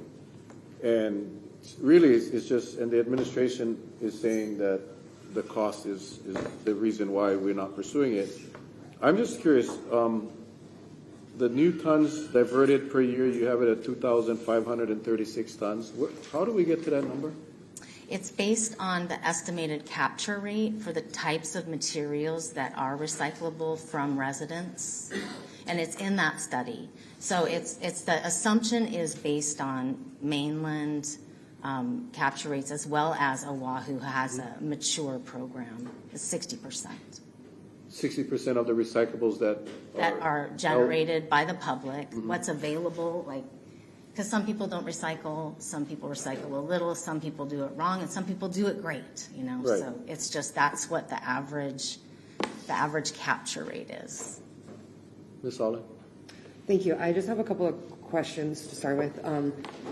How much is the yearly cost of that without the capital added in? So when we go back to your slide, Yeah.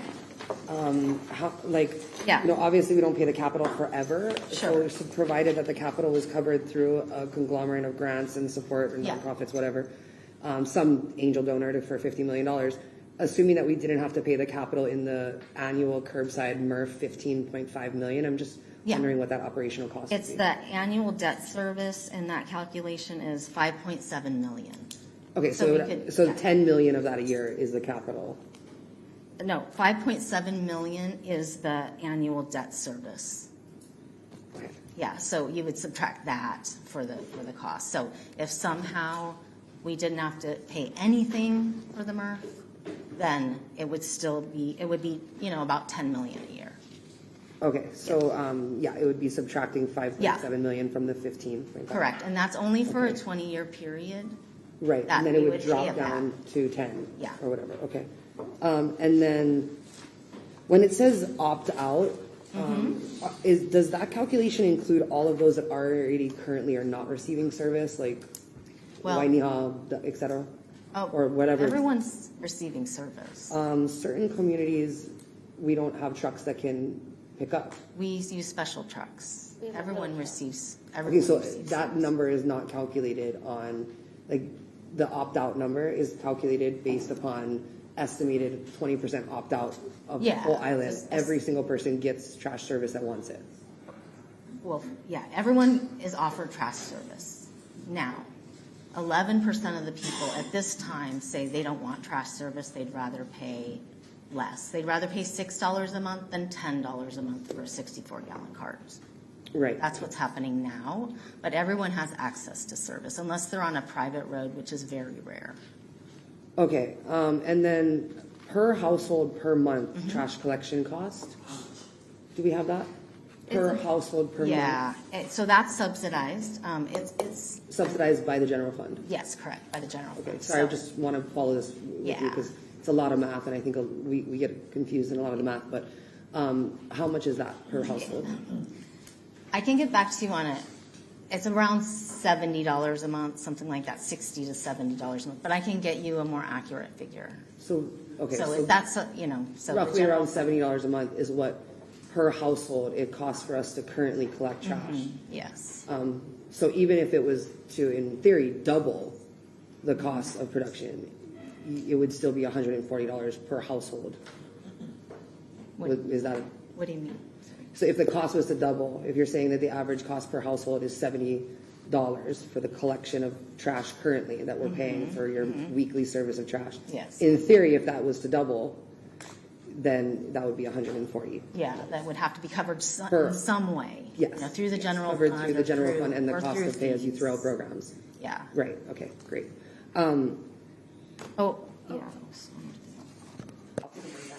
I just have a follow-up question on that because I don't think that was answered quite accurately. Okay. If we doubled regular collection, it would go from 70 to 140, but when we're doing this highly expensive, I think you said it was like $600 per ton or something like that, where regular refuge, I believe, is $120 per ton. No, that's the yearly current cost. That's the yearly current cost of collection? No, The I'm 120. talking about the cost of processing it. For when there's a different price for processing municipal solid waste that is not, I have it written down here.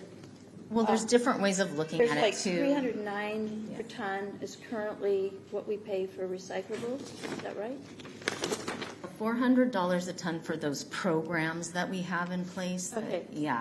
The contract cost. Okay. There's different ways of looking at the cost per ton. You can look at the landfill cost, the collection cost, So it has to be consistent with all the methods. Yeah. You cannot just use collection costs for trash and then add all of the extras for curbside recycling to inflate the Right. curbside costs. I mean, Not trying to- whatever we use for the trash needs to be the same methodology should be used for curbside or for any other technology. We should know what that cost per household is.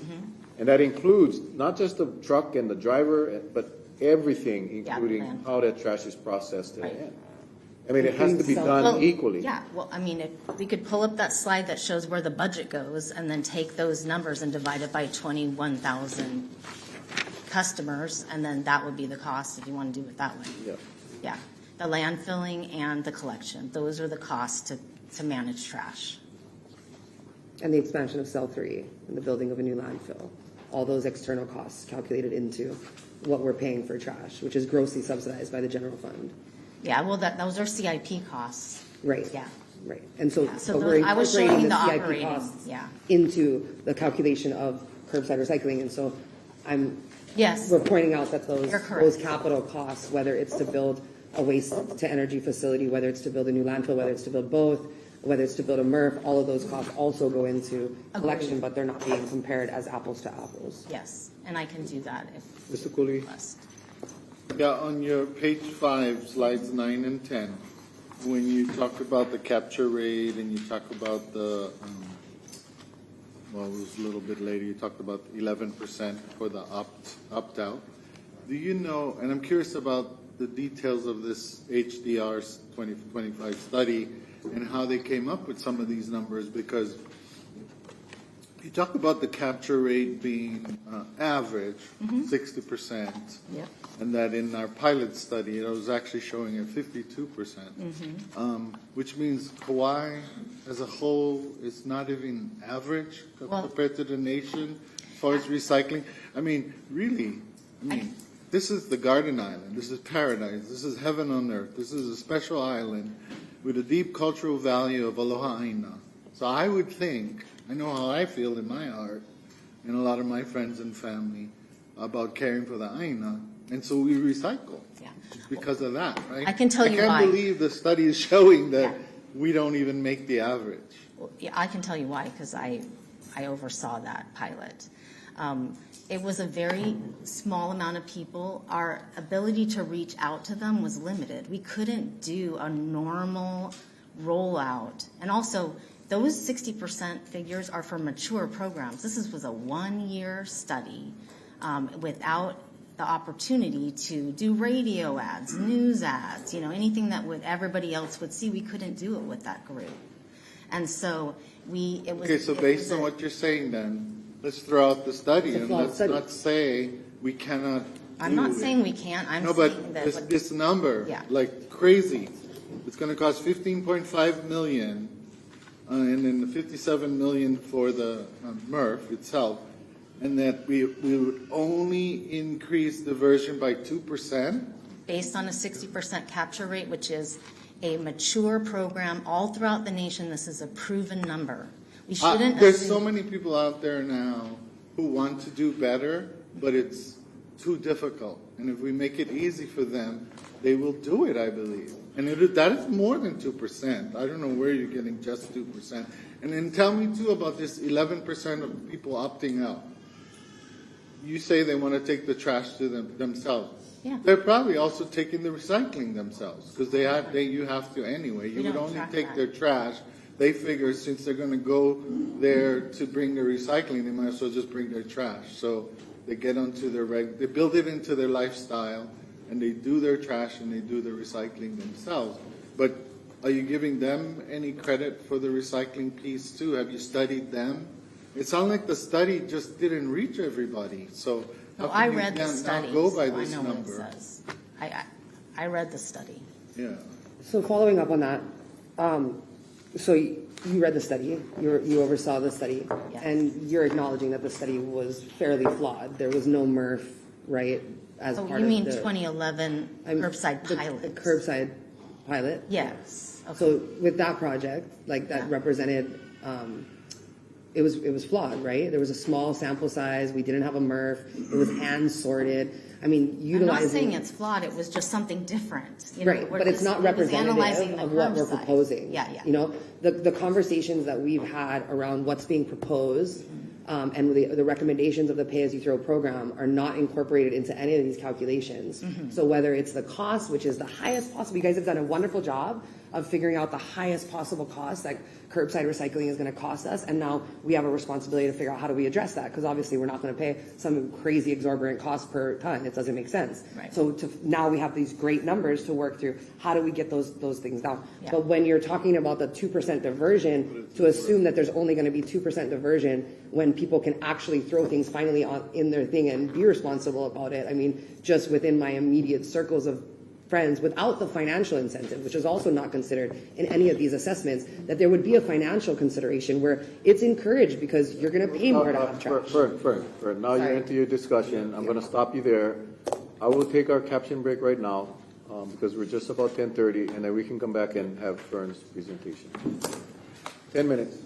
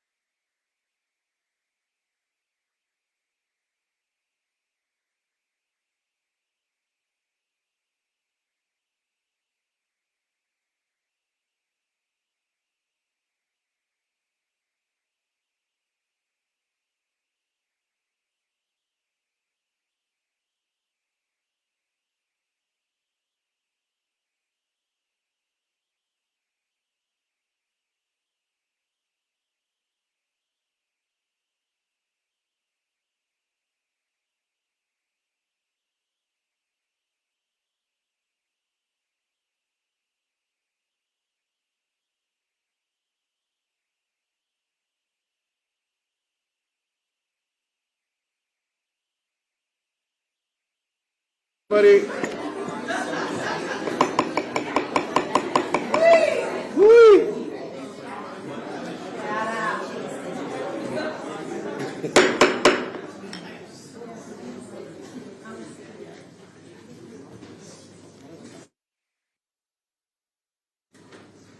Okay, we'll call a meeting back to order. We did have one more question from Mr. Cavallo.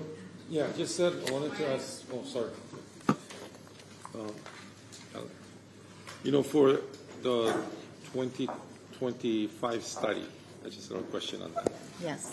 And so obviously that wasn't included, right? Obviously. And so when you came and said that 15.5 million per year, I just want clarification again so we understand. You mean what that entails? So those are on our website. Yeah. And let's see, overall, so the curbside collection component is 5.3 million. The MRF capital cost debt service would be 5.7. The operating cost of the MRF, and that would be that would account for any commodity values for high-five recyclables or cardboard or anything else, would be about 7 million a year. Oh no, it's 7 million minus the 2 million. Okay, yeah. So I mean, I should have put it on a slide for you guys to break it down, but no, yeah. I just wanted to clarify. Yeah. Okay, and then, so the current diversion rate is about 43% overall. Correct. Right? That was what I understand. Yes. And which is above the average, about 32. Yeah, the national average has been around 32, yeah. And that's mostly green waste that is diverted through our collection program at the transfer stations and turned into compost, and also metal that's accepted, automobile scrap, and appliances at the Puhi Metals Recycling Center. Those are some of the large quantities. Also concrete that's diverted through construction projects, and the kinds of recyclables that we're talking about, like the household type recyclables and type recyclables generated by businesses, are about 5,000 tons a year. Okay. And again, it's the 2025 study, right? That you're talking about that we should also be open to. It should be considered. Ms. Holland? Just back to some of my questions. None of these calculations consider the $1 million a year that we pay for currently for recycling bins, right? So if we were to not need those bins because nobody was dropping anything off because every household on Kauaʻi had curbside recycling, we would not be utilizing those bins. Is that calculation been brought into the yearly cost of savings? Yes, that if you look at the study, it does say that we would reduce those costs of the bins. However, there are people that live in multi-family dwellings, and this is what happened on Oahu too. They completely got rid of their bins, and then everyone that lived at multi-family dwellings that didn't have access through their homeowners association or whatever they were doing, had to use those bins. And that's what we were assuming, that those people that live in the multifamily would be using the bins. So we would keep them in certain places, but the program would be significantly reduced. How many of those multifamilies do we have now that are under that situation where they may not get this curbside service? I can get you the number. I don't have it offhand. Can you also give me a comparative number of how much we are spending per year for curbside pickup for existing trash plus the cost of the landfill? So like when you see this 15.5 million where we're incorporating the capital, which is actually closer to 10 million if we exclude that capital, I'm just looking for a comparative analysis of how many millions we spend a year picking up trash currently with curbside, along with all of the costs for both the expansion of South 3, future landfill development, and the ongoing environmental monitoring of the existing landfill. Yeah, I'll have to bring that to you. We do have just the operating costs that was in my slide number 5, sorry, that showed that it's $22.5 million for disposal and collection. Those are those two sections of my budget. So it's on page 3 of the hand. Oh, no, it's not. It's on slide. I don't know how you guys got it in 2 slides per. We have a page number and a slide number. So. Page number, if you have 2 slides per page, is that what you have? Yeah. And then page number 3, slide number 5. So this is our Mark. whole operating budget. So if you add, it's the 22 million for disposal and collection. The 22.5 million for disposal and collection, Yeah. which is not incorporating the cost for the monitoring of the landfill, the expansion of the landfill, or the future development of the landfill, right? It includes the cost of monitoring the landfill, Okay. not for expanding and the capital of the capital new cost. investment or the waste energy. Correct. So if it's 20,000 households divided by 22 million, it's about $100 per household for that, right? But without those extra costs. Go ahead. My follow-up is commercial, so Garden Island Disposal handles most of the commercial, is that correct? Yes. Like commercial recycling? Yes. So it's us who comes up and picks up our recycle bins at the transfer stations, meaning the county. Mm-hmm. But Garden Island Disposal would go to a shopping center and pick up their commercial? Do they have commercial bins at the shopping centers? Like usually there's a cardboard bin. Yeah.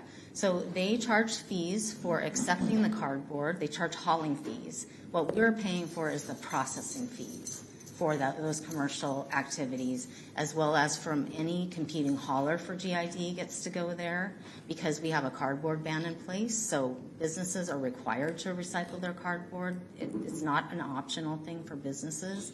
Also, that commercial program that we fund processes all of the high five materials, the plastic, glass, and aluminum that come in when you get your 5 cents back. That all goes to Garden Isle Disposal, and that commercial program pays for that as well. Okay. Just following up on that, so that if we had implemented this more thoroughly, then that revenue could come back to the county.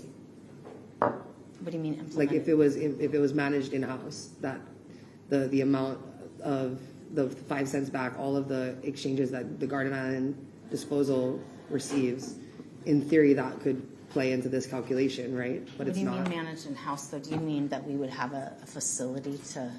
I mean like the current money that they make from selling off the recycling and managing all that stays with them, right? Yeah, that's factored into the MRF cost. It's assumed that all of that material would go to the MRF and there would be an offset to the cost of operating because those commodities would be received at the MRF. Right. Yeah.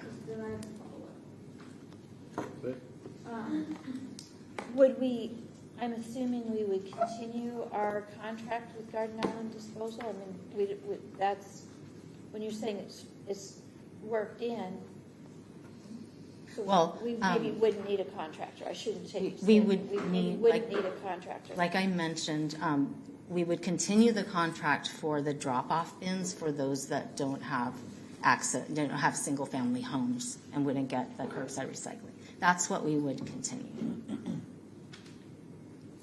We wouldn't need the commercial program because that would be handled through the MRF. Okay. Mr. Kaua, Allison, you know the existing drop-off recycling programs currently have? Yeah. Versus curbside. I'm just trying to match it up where we're at with that, I mean, Yeah. as far as the difference. You mean the difference in operations or costs or what? Cost. Cost. The current drop-off program is about 1.2. The cost here, I have it in my slide. I just wanted to see that. Memorized. The current cost is about 1.1 million per year, and we get 2,100 tons. Okay. Which would be far less than the curbside. Would be far less than curbside recycling. Far less material collected, or far less cost. Cost. Both. Okay. Yeah. Thank you. Any other questions for Allison? If not, thank you, Allison. No? I'm sure we'll have you back up. Yeah. And then with that, as well, the rules are suspended. Ms. Holland, did you want to go move forward with your presentation? Sure.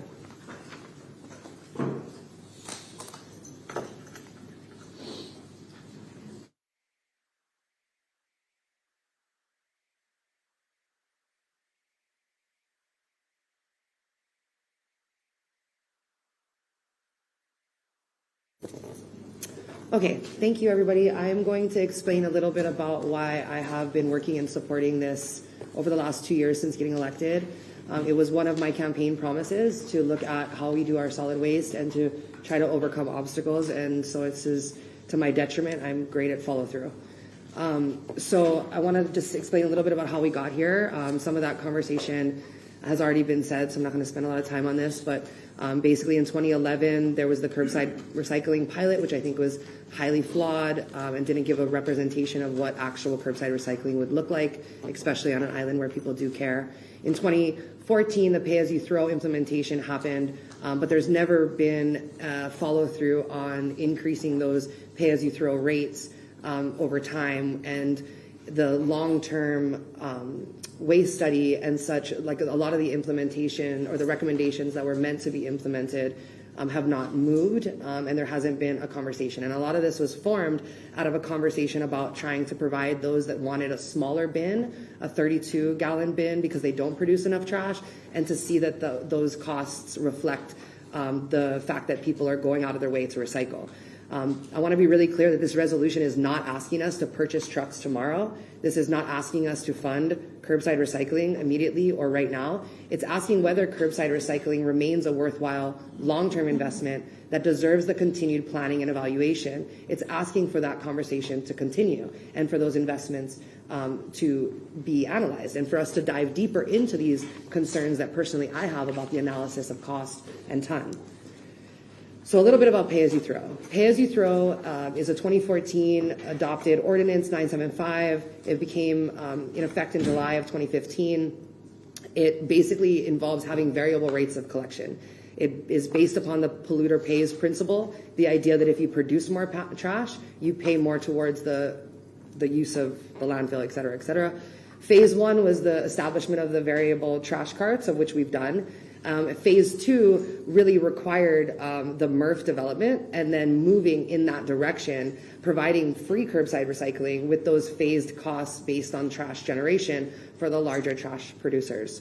What we're talking about today is really a complete picture. The economic development argument, the importance of recycling correctly, the need to close the purchasing loop, and the opportunity to convert broad benefits into Kauaʻi specific measurable success is part of the conversation. So expanding participation, I'm not going to go into this, we all agree on this. Curbside access will expand participation. I think there's some disagreement here today about how the level of participation that we would see and the increase that we would see in curbside recycling, but convenience is not cosmetic. It determines access, participation, material volume, and equity. And a service cannot achieve these broad participation when access depends on residents storing their materials, loading it into a vehicle, driving it to a drop-in, and finding some, significant space to dump it, to take it yourself. All of that is effort that none of that time, which is money, and our effort of those people in the community is valued as a part of this equation. Yes, I question the math. I question the math. I question the way that the costs were amortized over time. What if the capital was funded through these federal and nonprofit partnerships and grants? We just got back from, Vice Chair and I just got back from NACO, where there's a lot of conversations around the country about national partners, both nonprofit, for-profit, and government grants that could help offset some of these costs. I think the benefits of the in-house recycling and revenue return calculated needs to be looked at, and I could have spent this time going through every single mathematical equation and questioning the math, but I decided not to do that. I think today we're just having the conversation about if this is of value to continue the conversation. What drove the massive increase in the pilot project leads up to the assumption of an inflated cost. I think this, it was said that the cost went, from managing the trash for the pickups from $2,000 to $16,000 a month in that pilot, and that those kind of cost increase are based upon a system that was flawed. No MRF, hand sorting, contamination, all of these excessive costs that wouldn't be incorporated in an actual program. So how do we drive these costs down? That's the question. I don't think anybody here is saying we should be paying this ridiculous amount of money per ton. I think we're questioning the math, we're questioning that conversation, and we have to figure out as a team working together, how do we bring those costs down through different forms. There's a part of this that's not been included in the conversation, and that's I'm going to talk a little bit about all the different values and costs that never make it into the equations that come before you as a dollar per ton of diversion. So jobs and revenue is one part of it. I could only find national statistics, but the U.S. recycling and reuse activities support approximately 681,000 jobs across the country, bringing in $37.8 billion in wages and about $5.5 billion in tax revenue each year. Estimated about 1.17 jobs for every 1,000 tons of material that goes through the system to be actually recycled. It is not just waste collection. Recycling is infrastructure for material recovery, for jobs, for investment, for a circular economy, for an economic activity here at home. The county can build a market, not just collect material, not just analyze the cost, but look at it holistically as a market, whatever that looks like. So procurement, partnerships, local uses can all close that loop and improve those program economics. So what recycling actually buys? Recycling creates economic activity, jobs, wages, local service contracts, private and nonprofit partnerships, recycled material markets, domestic manufacturing, tax revenue investment. Collection is only the first step. So we're collecting and we're looking at the cost of that. There's processing, manufacturing, purchasing, and a successful program doesn't just look at part of this and just look at the cost, but a successful program closes that loop, comes up with those relationships, design the program around what works, and that includes prioritizing reliable materials, starting with those things that are of most value and maybe excluding paper or things that could increase contamination until we iron those things out. It comes with a lot of education and rules and communication, and it's a lot of effort. It's definitely work. It's definitely going to be things that we have to overcome to get there. We have to establish those markets. We have to expand as we can, but it's a phased movement in the right direction. This does also create future opportunities. I again emphasize that I think we need dedicated grant writers within our public works team to look at the funding of some of these larger capital investments, whether it's our landfill, wastewater, or programs like this. But there are partnerships available, and there are ways to overcome the obstacles. And then there's the producer responsibility conversation, reducing waste generation, and technology improvements that are happening, and there's going to be innovation, especially with AI and the movement of technology that we're experiencing right now. It's absolutely going to have to require being done right. We've seen these numbers of only 2% at such a high cost, but when we start to look at how to recycle right, how to put the pressure on right for people to recycle, and how to have the education and follow through, I think that's going to be absolutely critical. So we have the conversation around let's make it possible. We can design around those strongest materials, what is possible. A program does not necessarily need to accept everything overnight to create that value. It can prioritize those high value, reliable materials and expand the market as it needs to be. The curbside recycling, is it worth the investment? This is the conversation that we're having today. It's not necessarily about recycling. This is about how we evaluate public investments. Does curbside recycling cost money? Of course it does. And the team at Public Works has done a wonderful job of figuring out what is the highest cost that we could possibly end up paying, and what are the costs that we need to overcome to bring that down. But does curbside recycling create enough value that it justifies an investment? Similar to how we invest in a fire department, not based upon how many dollars we get back per fire that's put out. We don't invest in our police department based upon how many dollars we get per time that they show up at an accident, for example. It's about investing in the things that we value as a society. So every public service costs money, like I just said, parks, fire, police, transit. We invest, if we think about how much we invest per user of a park, per user of a rescue helicopter, we could start immediately determining that these things are not financially viable. What do we care about? We fund them because they have a value. So why would we analyze recycling any different than those public services? So what we're asking in this resolution, the county report says, what will curbside recycling cost? And it's a really important conversation for us to have. And we obviously have some things to overcome and some clarity to get on how these calculations were made. But the council and our body before us is asking a different question. We're asking, is curbside recycling a good investment in the future? And that requires not just cost considerations, but factoring in the benefits and more consideration about Is it worth it? The council asks a deeper question. Is it of value? You know, like I said, fire departments, police, roads, all of these things have costs, sometimes exorbitant costs. For goodness sakes, it costs us $1 million to build a bathroom in a county park right now.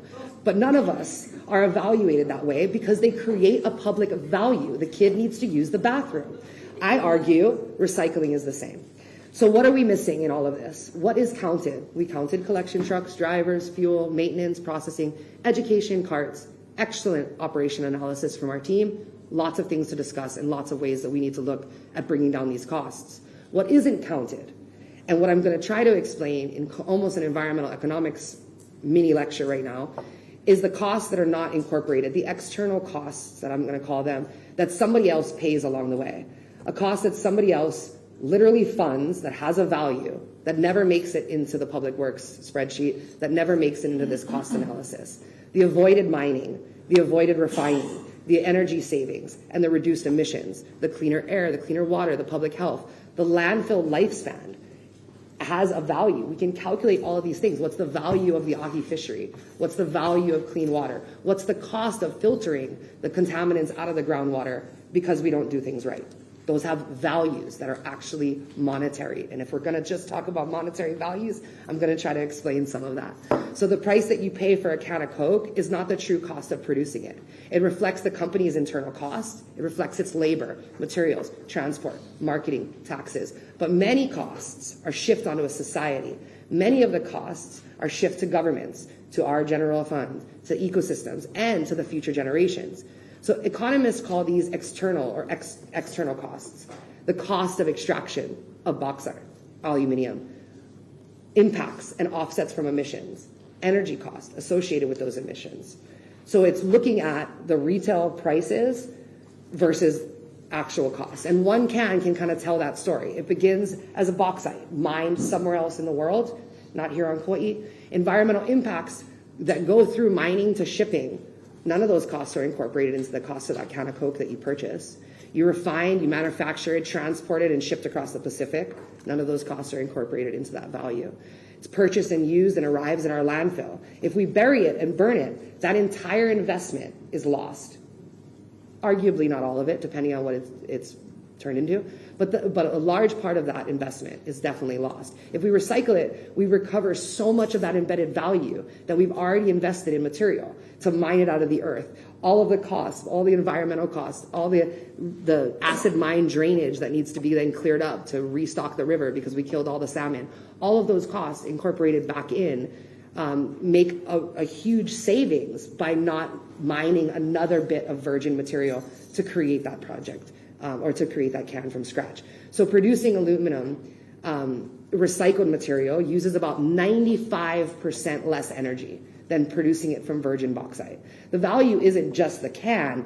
The value is in everything we avoid having to do again because we didn't mine that can out of the earth. So the consumer price of what you pay is what's covered in the cost. We don't pay for resource extraction.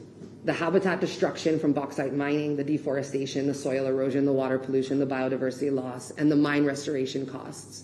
Who pays that is communities around the world, governments, and ecosystems. And quite honestly, very often our tax dollars years later. Energy production, electricity, fossil fuel extraction. We'll go into the greenhouse conversation of emissions and air pollution and climate impacts. Who pays all of that? The society plays that through climate adaptation, health impacts, and future damages. Look at how much we budget every year to address the impacts of climate change. Manufacturing, industrial air pollution, industrial wastewater, hazardous waste, PFAS and chemical contamination, water consumption. Communities and taxpayers across the world pay for these costs, but they don't make it into this budget and this spreadsheet and the amount of savings that we actually have by investing in those values. Transportation, I can keep going. Consumption, each one of these things. Disposal, each one of these things has exorbitant costs that never make it into this spreadsheet, but somebody pays that cost somewhere. So is it a value thing? Maybe it is. Maybe we're okay with other communities paying those costs, but let's acknowledge that that's what we're saying and that's what we're doing. So climate change, higher temperatures, sea level rise. What is the values and costs of all of these things that we're investing in? It can be divided up. If we want to spend a few days going through all the data and all the numbers, We can get calculations for how much all of these things actually cost. The climate argument is larger than the landfill. Larger than the landfill emissions. Waste is climate issues before it becomes a trash. The shipping, manufacturing, mining emissions, all of those things have costs, have emissions. Approximately 42% of the U.S. greenhouse gases are associated with the production, use, and disposal of goods and food. By the time a product reaches the Kekaha landfill, most of its environmental costs has already occurred. Recycling allows us to preserve that energy and the resources already invested in those costs. The EPA says recycling just 10 plastic bottles saves enough energy to power a laptop for more than 25 hours. So imagine what never purchasing them would. So additional considerations. Disposal costs are borne by more than the solid waste budget, which is the point of what I'm trying to share.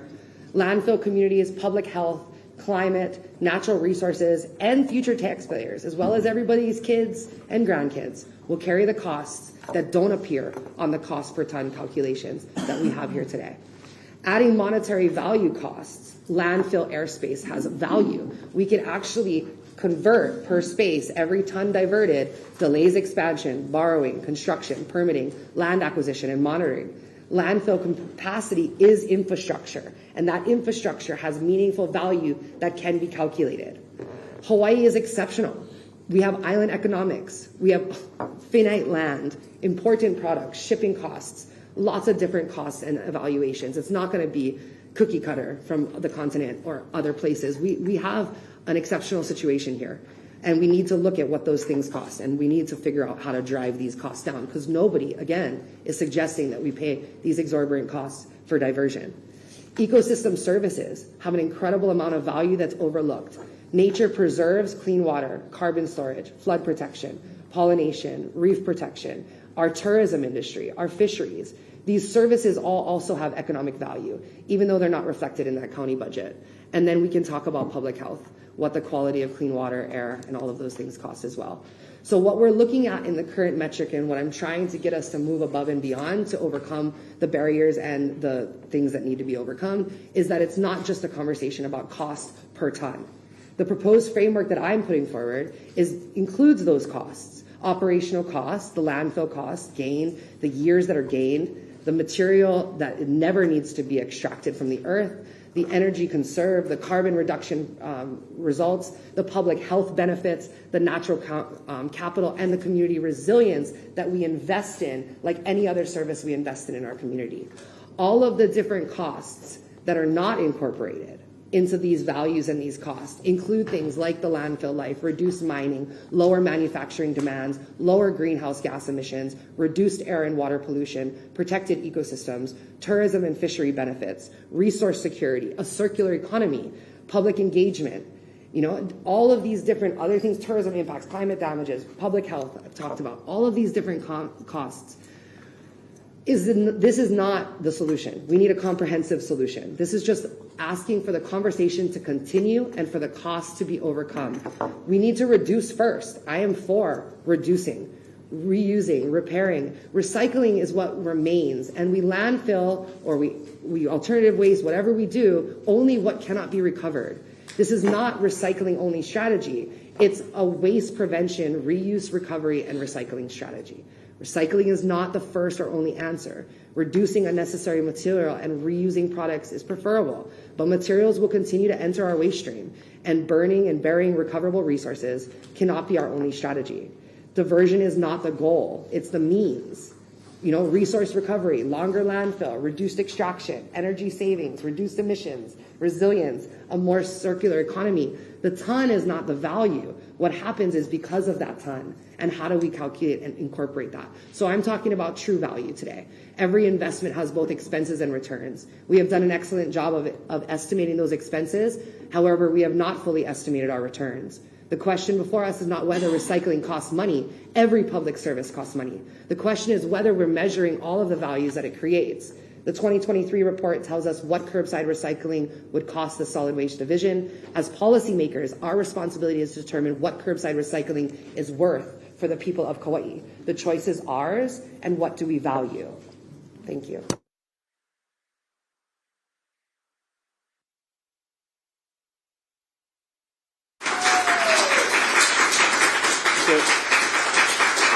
Okay. Any questions for Councilmember Holland from the council members before I open it up? I just have a couple.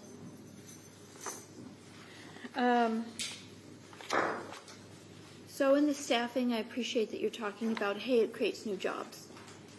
You and I both know how difficult it is to find staffing. Where do you think we would find the staffing? I'm not sure about that. Felicia. All right. And then producer responsibility. I think that's a really big pathway to go down, especially when we look at the kind of packaging that comes, like when people order things through the mail. A lot of people buy online, people in this room who want this. How much comes? That way people need to really think about how they receive product, right? So producer responsibility, I think, is a very big pathway. Questions, Felicia, please. Just All right. question. This is Okay. opportunity to ask Okay. questions about her presentation. Well, the first one was a question. I wasn't sure if she was going to say more about producer responsibility. I'll frame it better. Recycled metals. Have you looked into that? Because when I've bought product out of recycled metals, they don't last very well. They're kind of really flimsy and they break. I didn't dive into the details of the solutions. So I talked real high level about this because for me to dive into that level of analysis, I just haven't had the time, quite frankly. I developed this as trying to understand the concept of why this resolution came forward and the concept of continuing, but the specifics of like what is of value, what isn't, I need to dive in, and I'm happy to do that. I just have not prioritized doing that. Okay, I have. Can you please turn off the phones, please? Someone's ringing. Thank you. Put it on silent, please. Thank you. My phone's not working. I'm going to Verizon right after this. I got a possessed phone too, so don't worry about it. Yeah, mine's been acting so weird. I'm not sure. Okay, Any more questions for Fern on the presentation itself? I say you did a lot of work. You did an excellent pictures and very clear. I guess I won't ask the questions. Okay, you know, I feel that that's the direction I'm. That's not the direction. The direction is this is the opportunity to ask Fern any questions about her presentation. That was not a time for you to discuss the presentation, to ask her questions. We'll have time for I you to did discuss. ask questions. I was asking questions. Yeah, you ask. Well, when you're talking about polluter pays, and we talked about people who opt out, when we look at polluter pays, and when they're putting, if they have a lot of recyclables that they have to put out, is that saying that they would pay more? No. The concept of that is the producers of trash that cannot be recycled would be cost. I am, just for the record, I am not for opting out. I think everybody should get free curbside recycling, and everybody would get free curbside recycling whether they do or don't accept and pay for trash services. The cost of that would be incorporated into those that produce more trash, which is the concept of polluter pays. I guess I have one more question on that then, though. Because I would say, other than when people get stuff mailed to them, a lot of people buy from a big organization that will now have a warehouse here because so many people buy from that. It's mostly big box stores that have all that polluter packaging. So how are you going to have, what is the strategy for getting those? I have some ideas myself, but because I actually think about this a lot for years. What is your strategy that you would think would offset that in getting those big box providers to actually pay for that recycling and management or returns? I think there's a lot of possibilities and examples of things that have been done to offset those costs by making those exact people pay for the amount of produced trash or the stuff that's brought in. I'm not sure about the specifics on how you would charge them. Again, I didn't dive into the solutions enough to provide you with like, this measure does this measure does this. I'm happy to help support the Public Works team and our county in navigating those things, driving those costs down, doing whatever I can, but I don't have the answers for you about like specifics of this bill would charge them this money, but I am very confident those solutions to offset the cost exist. Okay, we can maybe work on it together later. Because There's a lot of work on this. I've tried on this. I have really, really looked at this and had those conversations with the companies. Any more questions for Fern? If not, we'll open it up for the public testimony. We do have, if you haven't registered, please register to speak on the forum. Sorry. Two remote Oh, testimonies. we have, okay, I'm sorry. We have two Zoom. We'll take the Zoom testimonies up first. Go ahead.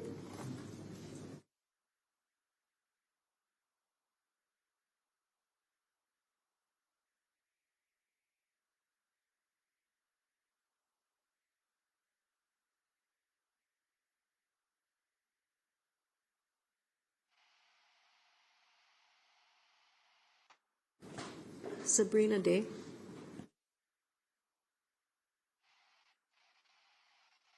Hello, hoping you can hear me and that technology is working. But Sabrina Day, and I am the president of Zero Waste Kauaʻi.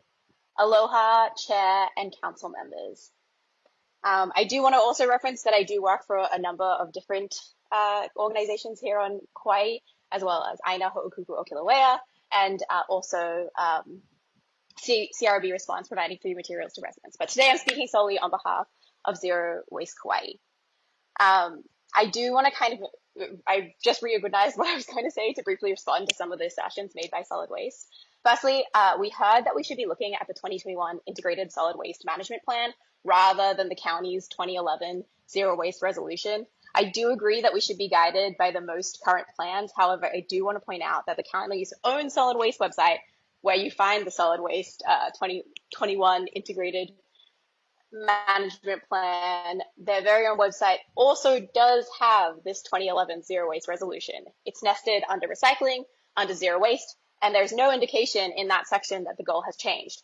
More importantly, the 2021 Integrated Solid Waste Management Plan itself still references the 70% diversion goal. It states that achieving it depends on funding, staffing, infrastructure, and legislation. That is exactly what this resolution is asking the county to prioritize. If those are barriers, I would welcome the solid waste to identify what specific infrastructure, legislation, staffing, and funding they need to achieve that goal so the county and the community can work together to make that happen. I also, and I may have heard this wrong, but I think what I heard on the Zoom is that the diversion rate is 45%, which is a 2% increase on 43%, which I would appreciate greater transparency about which programs are contributing to increasing that. Because everything that we see publicly at the moment shows that we've been at 43% for the last decade. So when we talk about a 2% increase that comes from things like curbside recycling, that 2% increase is impactful if you've only stayed at 43% for an entire decade. But I will make that reference that if it has increased since then, that's super encouraging and we want to know what those are. Finally, I do want to point out that the 2021 Integrated Solid Waste Pest Management Plan already identifies that both curbside recycling and materials recovery facility as part of Kauai's future waste management is part of Kauai's future waste management strategy. It does mention that that's subject to funding and feasibility. I don't think it is fair, similar to what Fern had mentioned, to discount the MRF based on cost, because you can only evaluate that cost if you are evaluating alternatives next to it. Of course, it's an expensive solution. So is basically everything. We are in a crisis. We need to consider these solutions and consider them when they're next to each other. So just saying, wow, that's expensive, I don't think is a valid response unless you are responding to what those things are. Oh, I've run out of time. Thank you.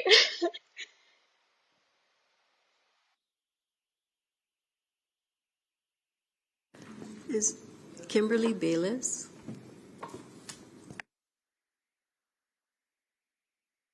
Hello, I'm Kimberly Bayless, community member and homeowner in Honolulu, and elementary school teacher. And I teach environmental stewardship to my students. Our students all agree that this should be provided for residents, curbside recycling, and that it should be a main point for our island and main strategy to maximize recycling and minimize trash. I also host the Ohana Earth Day Festival each year in Kilauea, and curbside recycling ends up being a huge topic we discuss as a win-win gain for our island. This resolution would be a big shift toward minimizing trash going to the landfill. It'll help make recycling more realistic because, unfortunately, like some of you mentioned, there's a lot of my friends and family that are too lazy and don't take the time to bring the recycling to the redemption center and to the dump. I also have friends in both California and Washington, and almost all other states have this built in to their waste problem. Although, like Fern mentioned, I realize we are on an island. We have it costs a lot more money here, and we have bigger problems to deal with. But thank you so much, all. I can hear how hard you're working on this and what a complex problem is. And I got letters from all of you, and I'm so impressed because it's not easy. And I know that I just want to have you encourage you to continue the conversation about this, because it needs to be a strong goal of our island. And like Fern asked, is curbside recycling worth it? And what's its true value? And in my opinion, it is extremely worth it. It's part of city and council planning infrastructure. It's too bad we've waited this long to think about it. But at this point, we don't want our island to turn in from the garden island to the garbage island, like Felicia stated. So thank you for all your hard work. Mahalo for your time and consideration. And let's continue the conversation and keep this ball rolling. Thank you. Okay. Cool.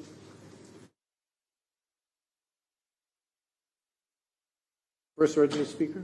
Chair, first registered speaker is John Matos, followed by Mike Dandaran.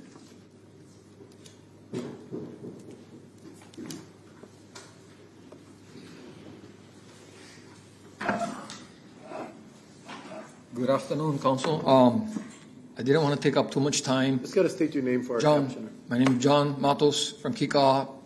I really wanted to yield some time to a friend that I've been sitting down and talking a lot about this. You guys, the council, have been talking. We've been talking too long. But I did want to yield my time. Can I call him up and he share the time? Unfortunately, stop the clock. Unfortunately, our rules don't allow for yielding. Okay. But, he has been up here before. Yes, and he has had. I know, and that is one of the things I wanted to mention. You know, we've been here before. We get passionate people, Michael Nakamura, and a lot of passionate residents. So I strongly support excellent presentation, Fern. I support curbside recycling, and I'm not sure exactly on the details of the resolution. I've heard comments about it that a couple of things that could be added. I think, I just wanted to say I support it. Thank you. And take into consideration that you guys are working for us here. And thank you for your time. Thank you.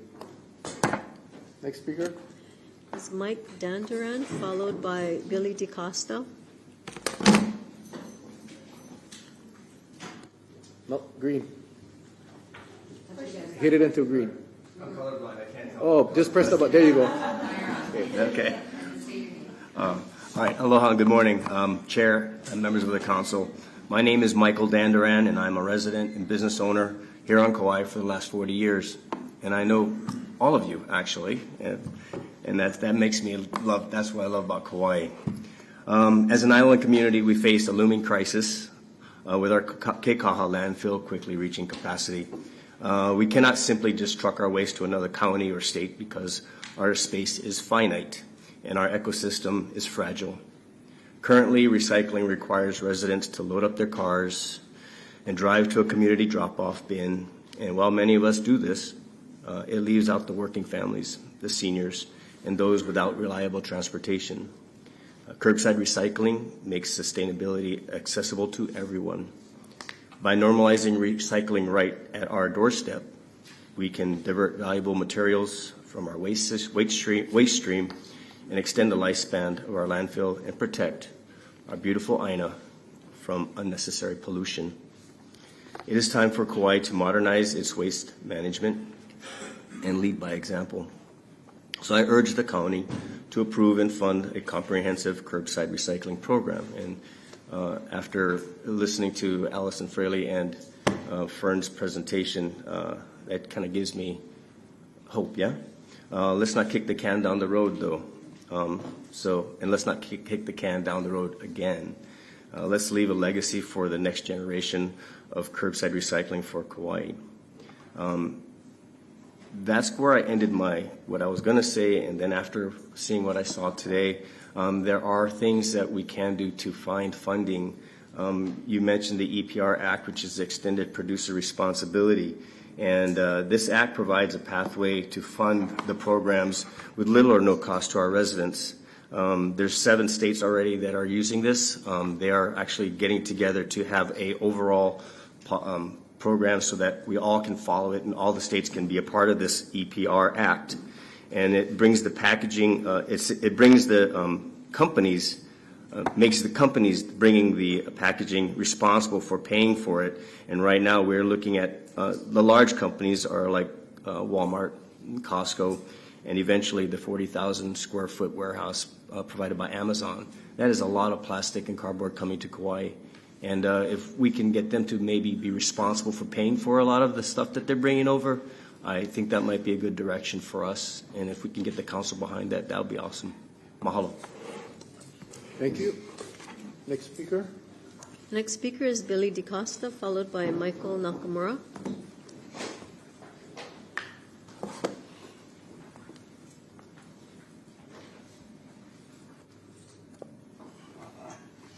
Good afternoon, Council. Billy DeCosta for the record. I want to thank each and every one of you for your hard work. At first, I put a lot of notes in after hearing the testimony from some of my peers in the community, from solid waste, from Ms. Holland, your presentation. And I think I'm going to take a different route. I think I need to let you guys know some constructive information. You work for our people. This is your job to come up with ideas, work with our solid waste. But I noticed that a lot of the information you presented today, Ms. Holland, wasn't discussed 2 by 2 with fellow council members, like how we normally do things. You guys have a sunshine law, but you guys can talk about the landfill and recycling. I support recycling. I support diversion. But it would have been nice if this gal, Allison, who was up here, didn't seem like her presentation had misleading numbers. She tried her best to get numbers from our United States, right? I seen a picture on your presentation that you used a mining picture. It wasn't a landfill picture, it was mining some minerals. So I think we all here would like to see Kauaʻi diverse their green waste, their construction debris, the metals, all of that for recycling. But again, is it put on the taxpayer? Remember our job as a council, and if the community don't know that, their job is to balance the budget and to make sure that the county employees have their pay. It's $50-something million to build a MRF. Where does that come from? We talked about grants. I noticed that Chair and Fern went to a conference, and you guys said there's a lot of grants out there. Kipukai and Fern. But she mentioned your name. She said Vice Chair, she said. Oh, but okay, I did not go to the conference. I must have heard wrong. So that's great. So you guys went. Did you guys visit an island? We have Long Island. Did you visit Long Island and see how they deal with their trash, or talk to the council members from Long Island? Like, we should be taking trips to Japan and learn about how they do their high heat to energy. There's so many alternative practices and state of the art that provides clean air. And we can talk a nice story, but we need to put it into effect. I'm not a fan of resolutions because it holds no weight. I'm sorry to tell you, and break your heart out there. Resolutions is only one encouragement to do something correct. I do know one thing. If we would encourage our DOE to teach our children how to recycle, send a letter, a resolution to our state superintendent saying teach recycling at the school level so our children can be like Japan kids and start learning how to recycle. I am Billy DeCosta and I'm proud to be a community member. Please work together for us. Solve this problem, and I support recycling and diversion. Thank you. Thank you. Next. Next speaker is Michael Nakamura, followed by Ruta Jordans.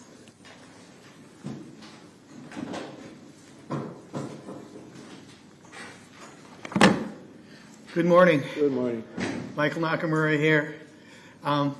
I want to thank the council and several of the community leaders for letting me know about today's meeting, and I'm glad I'm on island to participate. I just want to let you know, 2 weeks ago I was in Los Angeles, and I was invited, okay, by the city of Los Angeles, the county of Los Angeles, and we had the special guests of Orange County. These were the leaders that represent solid waste management and recycling for the Southland, Southern California. We presented to them on the campus waste to energy type of solution that Los Angeles could benefit from, okay? We discussed in great detail the critical issues that are going on in the Southland. We discussed the solution. They brought their teams of engineers that deal with toxicity, regulations, community, cultural, and financial adoption, okay? We hit a home run. We hit a home run. Those guys stood up, shook our hands, and fully appreciated us. We got tapped on the shoulder, and the chairman of this committee said that was a top 3 presentation ever. Okay? I want Kauaʻi to know there are global best practices out there. And I'm sorry I only have 3 minutes. I created this big, long thing to speak about, and I'm listed to 3 minutes, and I'm concerned I'm going to run out of time. But I sent each of you an email discussing what I'm talking about today. And it has greater detail. We can talk about it at your leisure. Okay? But Allison did a great job today talking about the strategy related to feasibility. Okay? Fern talked about value. All right? I can tell you with global best practices, it's proven worldwide. Kauaʻi is not the only place that lives on an island that treats the land preciously. Okay, we have Malama Aina here, and I agree with Councilman Kibukai. The people here, we have a 13% recycle diversion rate volunteered. That's crazy. Okay, but here's one of the cruxes that I need you guys to understand. And it is a fundamental flaw of how we operate. We choose to use feasibility and value all the time. And I get that. It's important that it makes sense, cost. But the reality of it is, if your fundamental numbers are wrong going in, you're going to have a tough time proving feasibility in the back end. Okay? When you use a 43% diversion rate and it's completely voluntary, that puts you 11% above the national average. We don't have a diversion plan, a formal diversion plan on Kauaʻi, and yet we tout an 11% average above the national average? Hold on a second. How many people we have here wanting to testify today? Okay. Okay. I'm going to have to ask you to come back on the second round for your second 3 minutes. So remember where you're at. I'll be back. Thank you. Next speaker. Ruta Jordans, followed by Irene Larson.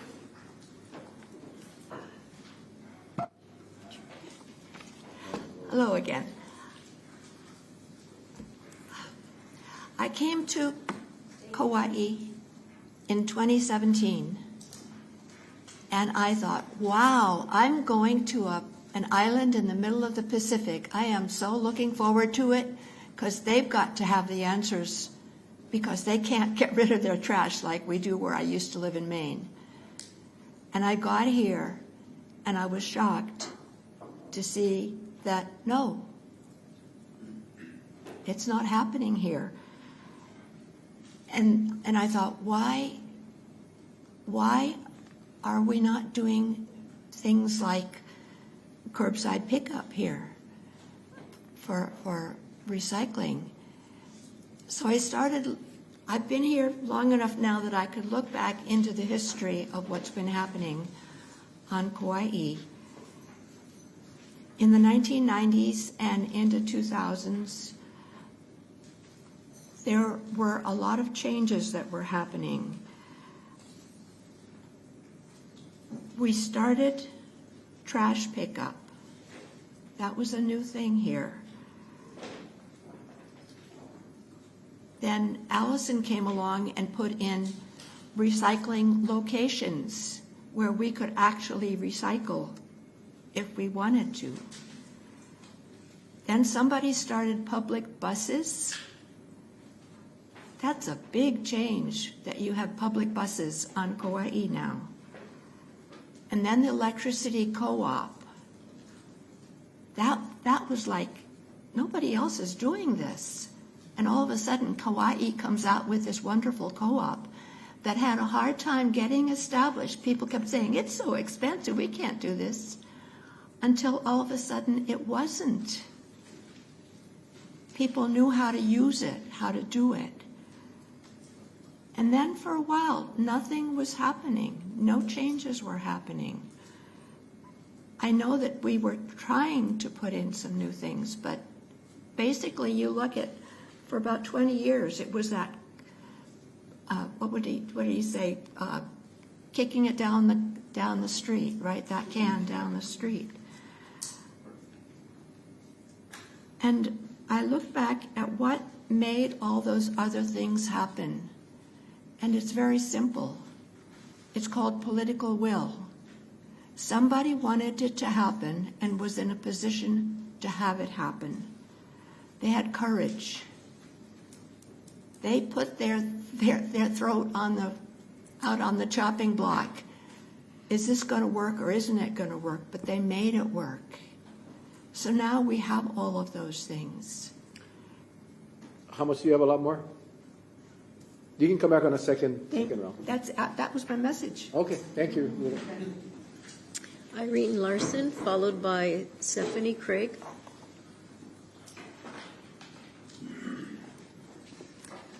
My name's Irene Larson, and I love this island. It's so beautiful.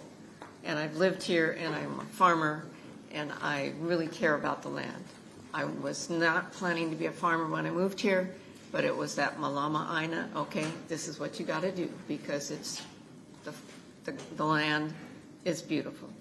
Anyway, so I thank Fern, and I thank Felicia, and I thank Addison, and also, well, all of you really, I've learned so much today, and I'm just a farmer. I don't delve into all of these things, but what I do know, what I have found since I've lived here 8 years, is that you didn't have curbside recycling, but you also only recycle plastics 1 and 2, and not everything that's 1 and 2. And where I came from, it was 1 through 7, anything, 1 through 7. But the whole idea of curbside being so expensive, and I've learned so much. Thank you so much. I just want to say a few things, and that's, as a property owner, I'm only paying $120 a year for garbage pickup. Give me a break. Take more money from me and do the right thing. $120 a year on my property tax is like crazy. Just, you could charge more, and I don't think you'd have a lot of people standing up and complaining. And the metal recycle and all of the other things that are so limited, like 1 day a week. I live in Kilauea. 1 day a week, you can take, aluminum and stuff like that. If you go to green waste up in Honolulu area, you can take certain things. Again, it's the 1 and 2, and it's only this, and it's only that. And most people don't even know about these things. Residents around us don't recycle at all. And they don't even think about it. And that bothers me a ton, that they don't even think about it, and that it's not worth their time to go someplace. But I, as a person who cares about it, have found you talking about places I don't even know exist for the recycling. I think that there has to be more information out there about where people can go. And then, oh, well, gee, that's not so far away. Maybe they might do better. I'm not going to take up any more time. I just want to say, please stop using so much plastic on the tourist. And that's going to involve restaurants and everything else. But they don't recycle. I've seen them. At the Kilauea Bakery, they had separate places for plastic recycle and others and waste. And those tourists would come and just throw everything in the trash. Thank you. Thank you. Stephanie Craig, followed by Joelle Edwards. Hello, my name is Stephanie Craig, and I'm a lifelong resident of Kauaʻi. And I have a number of opinions, but I wanted to start with just the statement that, you know, we live on heaven on earth, right? That I heard, I think it was Kipukai said it. And one of the things about living in one of the most beautiful places in the world is that that comes with a great, huge responsibility for all of us to treat it like it's one of the most beautiful places in the world. And it would be really nice if we all really could exist in this fantasy where we get to buy whatever we want. And then when we're done with it, it disappears. And I feel like our community has been fed this fantasy by the idea, one, that none of us see the Keikaha landfill, right? It's over on the other side, right? And the people who live around it, they don't go over to go see it either. None of us have to look at the reality of what our rubbish is. And because of that, we all get to play this game where we can participate in these wasteful practices without having to look them in the face. I have a small organic farm, and I make added value products, and one of them is pickles, okay? And so I used ball jars, 16-ounce ball jars for this product. It costs me a ton of money to get these jars. I buy them from Walmart in flats, and I could, if I wanted to make my pickles and sell them in something plastic, it would be 1,000,000 times cheaper. Anyway, so I go to the market and my customers buy them from me. Automatically, without me asking, they all ask me, do you want your jars back? And I say, yes, I do. And so they bring me my jars back. I have to clean them and sanitize them myself. My farm is 2 people, me and my husband, and I make all the products myself, blah, blah, blah. So all these people, I get back every single market, 40 to 50 jars, without anyone asking me for a discount, without anybody asking me, like, how much do you want for these? This is all voluntary. This is all community. And the reason why this happens in those particular communities is I sell only in the upper middle class to rich people on the North Shore of Kauaʻi. Now, why is that? I lovingly call my customers my yoga moms. And it's because they are people who, have the resources and the time to be able to bring me these jars. When you are a poor person who is working 3 to 5 jobs to get by, or 3 to 5 jobs, not jars, to get by, you do not have the time to rinse out, clean, and bring me anything, let alone afford my $11 jar of pickles. So I just want to say that I think curbside recycling is important for the people who do not have the time and the resources to make those kinds of decisions, but want to. That's it. Thank you. Joelle Edwards, followed by Barbara Wiedner. Good morning. My name is Joelle Edwards. Today I am in the capacity of a small business owner in rural North Shore, Kauaʻi, Wainiha Country Market, also as a resident of that rural community. I want to speak today about curbside recycling as a small business owner. I see waste stream up close daily, coming in and out of my business. Cardboard, glass, plastic, it comes in and out of my store every single day. And right now, too much of it has nowhere to go but the landfill. Speaking to small businesses, I cannot afford the garden waste disposal. It's about $900 to $9,000 a month. So I choose to use commercial disposal through the county, which is significantly lower, but also we take the initiative to do all of our cardboard recycling. I do not see my commercial bins that I pay for being used any differently. It's picked up with the regular class of residential class. So I'm not seeing that they're actually taking that initiative to change it out in any way, but we are doing that on our own. So that's a labor that we incur. It's labor intensive and it's cost intensive, but we do that so that we can make sure that that cardboard is recycled, all the cans and the recycling is recycled. But not everybody is able to do that and have that labor intensive. So I wanted to make that point. The other point that I wanted to make is just the fact that curbside access will expand participation. Of course, right now recycling means loading up your car and driving it to a drop-off site. That's a real barrier for families without transportation, for Kapuna, for anyone stretched thin on time. When recycling is as easy as putting a bin at a curb, people do it. And that's how we exactly move the needle on what goes into the landfill, not just on paper, but in practice. It is smart economics. Every ton we divert from the landfill is a ton we don't have to bury, and a ton that extends the life of infrastructure we can't afford to keep rebuilding. But it's also about who we are as a community. We take pride in caring for Kauaʻi. We've heard that over and over today. It's part of what draws people here and part of what keeps us here. I urge a real move forward with curbside recycling. The cost of inaction is to our landfill capacity, to our businesses, and to the island we love is far greater. Mahalo for your time. Thank you. Barbara Wiedner, followed by Joanne Yukimura. Aloha, everyone. My name's Barbara Wiedner.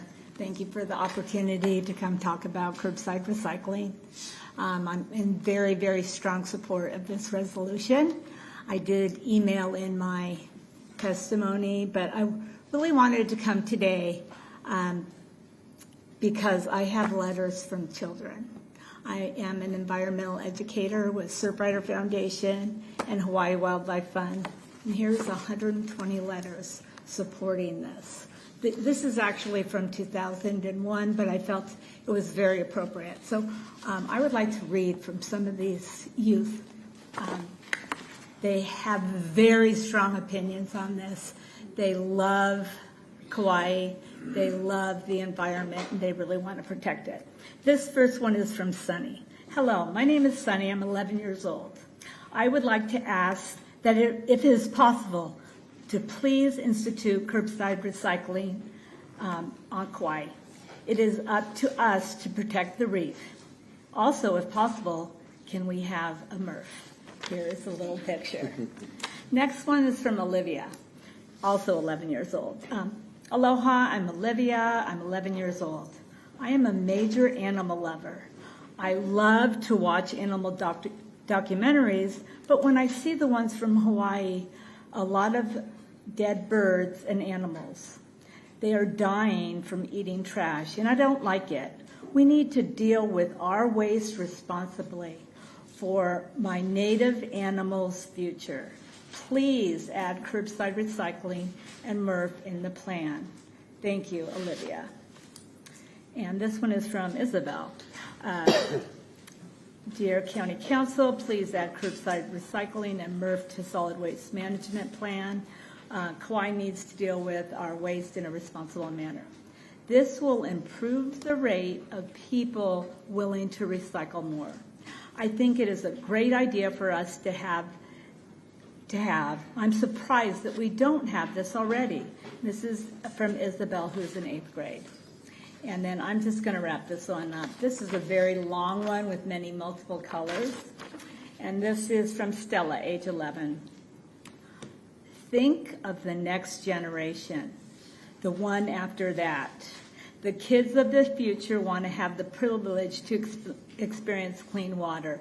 Separating recycling items from trash will positively impact our ocean because less waste will be in the landfill and leads to less pollution. Thank you for your time. Thanks for hearing. You guys want these? Thank you. Okay. You do have a version of it, but you couldn't read them because a lot of the kids worked in pencil, but thank you. Joanne Yukimura, followed by Alana Carrera. Testimony, copies of my testimony here.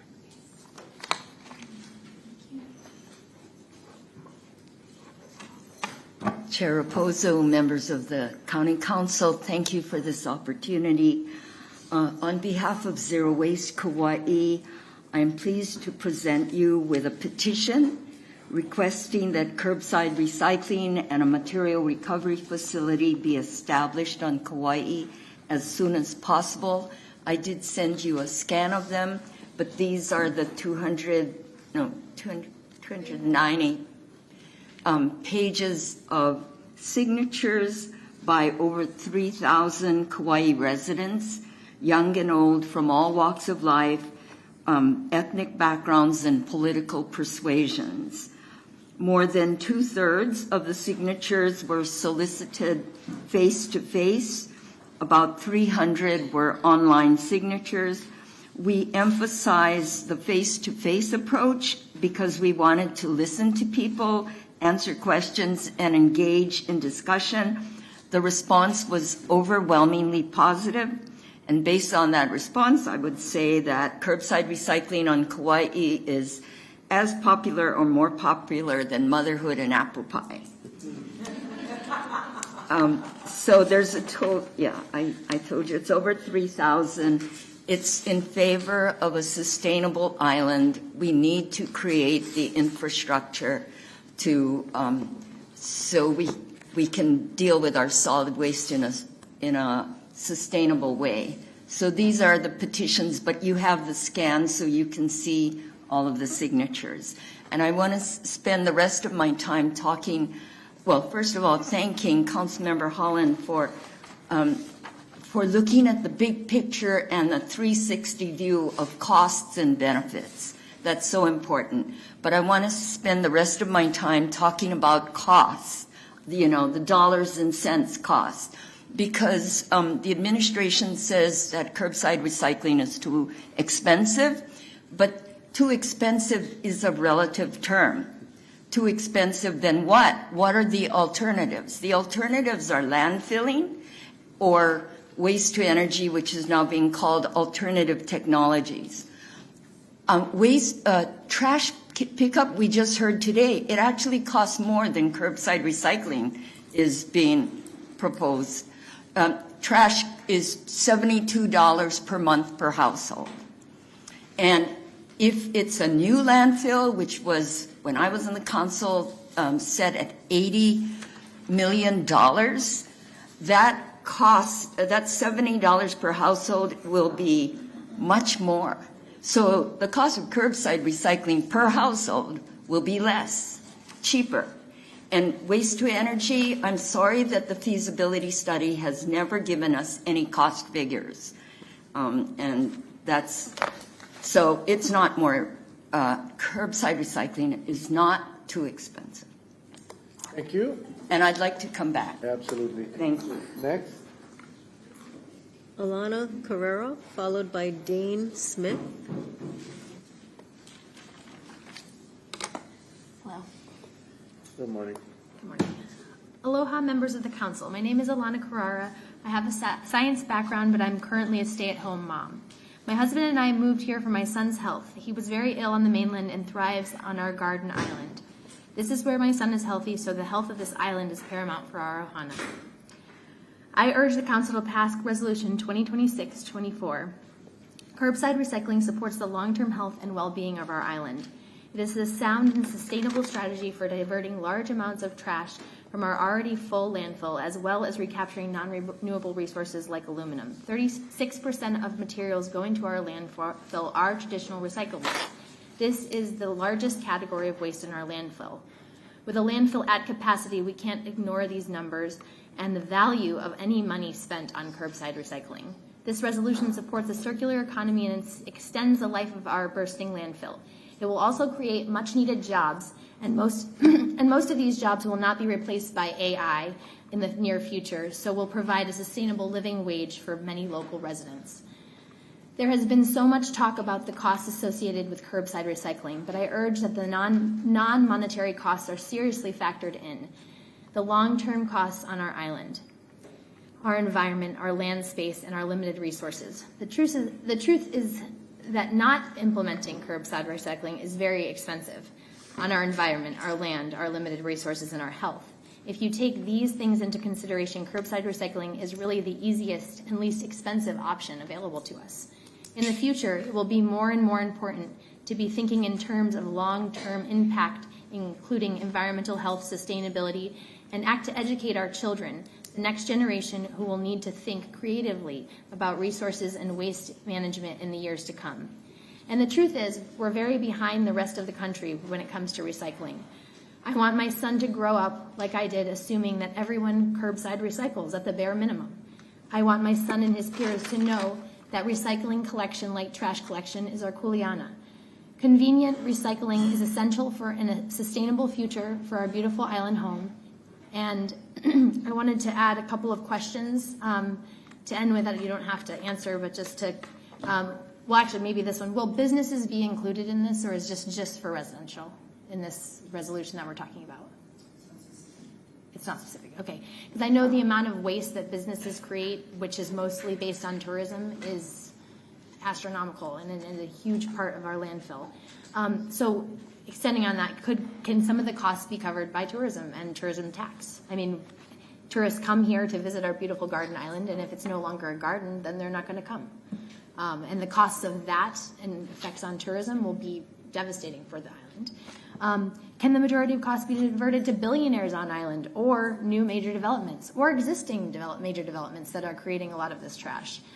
So incentivizing anybody wanting to build here, well, you have to cover our infrastructure, not just recycling, but expanding that to all infrastructure that's needed.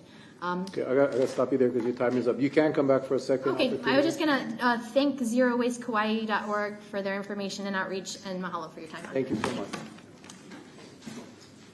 Dane Smith, followed by Martin Metz.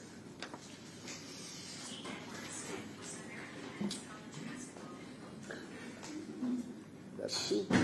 That is soup. Aloha, Council. Dane Smith, lifelong resident. And I just wanted to come here and say that I'm in strong support of the resolution. I appreciate the work that you guys all do to kind of pay attention to this issue. And while the resolution's not binding, I think it's important to keep it in the conversation. So all the work that went into that from Councilmember Holland, I think that's really important to keep it to the forefront. I think for me, also being pragmatic and listening to Solid Waste's presentation too, like it is daunting to think about the costs, but there is something to be said for us as an island. I think when we look to places that are successful in dealing with their solid waste, I think it needs to become more of a culture shift.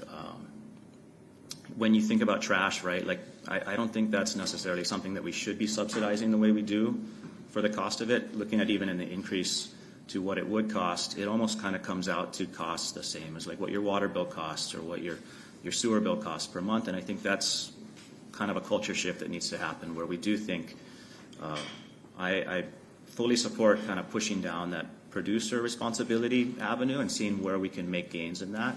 But I do think that there's part of that is consumer responsibility, which is that culture of thinking about where our rubbish goes whenever we get anything. So, yeah, I just want to say thank you, and let's keep it going. Yeah. Thank you. Martin Metz, followed by Crystal Apelles.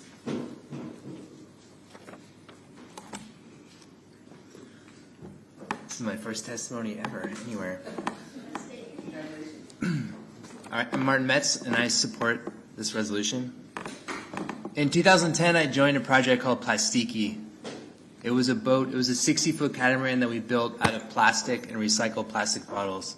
And a professional crew sailed that boat from San Francisco to Sydney, Australia. We showed that waste could be a resource, and we also showed that there were microplastics in our ocean, and turns out many of our waterways on the mainland and many other places. I am now an advocate and strategist for the circular economy. Many cities, countries, states, and nations are looking at waste management as a platform for job creation and business innovation. Curbside recycling is part of that foundation. It's how you capture value and also, as we all want, divert waste away from landfill. This is a different kind of mindset. It's a different way of looking at waste. Councillor Holland pointed this out. There is value there, and if you don't capture that value, it's wasted. Like the plastiki, we need to reimagine how we do things. And every part of that journey was resistance in every way, but we were determined to build this boat the way we wanted to do it. And like Ruta said earlier, it's the political will. If you want it to happen, you will make it happen. Thank you.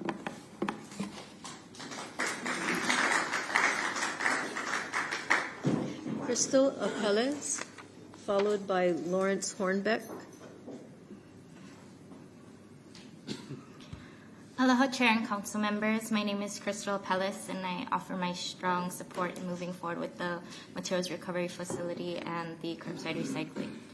For too long, we've operated under a linear system, take, use, and toss. That model is no longer sustainable, and I understand there are concerns about cost, but there is also a cost to inaction, a cost we are already experiencing. Our landfill has exceeded its intended lifespan, and we continue to spend time and energy and resources on short-term solutions. Extension or expansion is unrealistic, and finding a new landfill site has become more difficult every year. Even if we were to secure another location, without reducing the amount of waste we generate, we're simply postponing the same crisis. I grew up here when our population was much smaller, and this aina has grown and will continue to grow. And with that growth comes more waste, unless we change the system. A American curbside recycling program will help extend the life of our landfill, create local jobs, recover valuable materials, and move Kauaʻi toward a more resilient circular economy. And I know this works because I live it. And I wholeheartedly believe Kauaʻi is different from the people of Oahu, which was brought up that they diverted 60%. And I feel like Kauaʻi would be part of doing more than that. Our little ohana, that little tittle you hear out there, we make regular trips to the recycling drop-off centers, compost, and often divert enough to go some weeks without bringing our trash can out for collection. But doing this does take time, effort, and space in our home to sort all of those recyclables.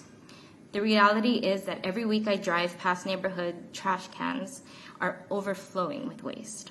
That's because it's not because people don't care. It's because our current system doesn't make it easy to do the right thing. If someone like me who is committed to reducing waste finds it challenging, imagine how much more successful we could be if every household had that curbside recycling. We have to make waste reduction easier for people on Kauaʻi. Kauaʻi would not be experimenting or reinventing the wheel. Communities around the world have successfully implemented curbside recycling and materials recovery systems. San Francisco has significantly reduced the amount of waste sent to landfills through comprehensive recycling, and South Korea recycles nearly almost all their food waste. These examples show that the right systems in place can become a resource rather than a liability. Just to note what was brought up with a degree in product design and merchandise for myself, I agree producer responsibility in box stores and tourism also need better investigating. But on an island with limited land, the cheapest ton of waste is the one that we never have to bury. So I urge the council to invest in long-term solutions that honor our kuleana for future generations. Thank you. Thank you. Lawrence Hornbeck, followed by Elena Oakman. Good morning.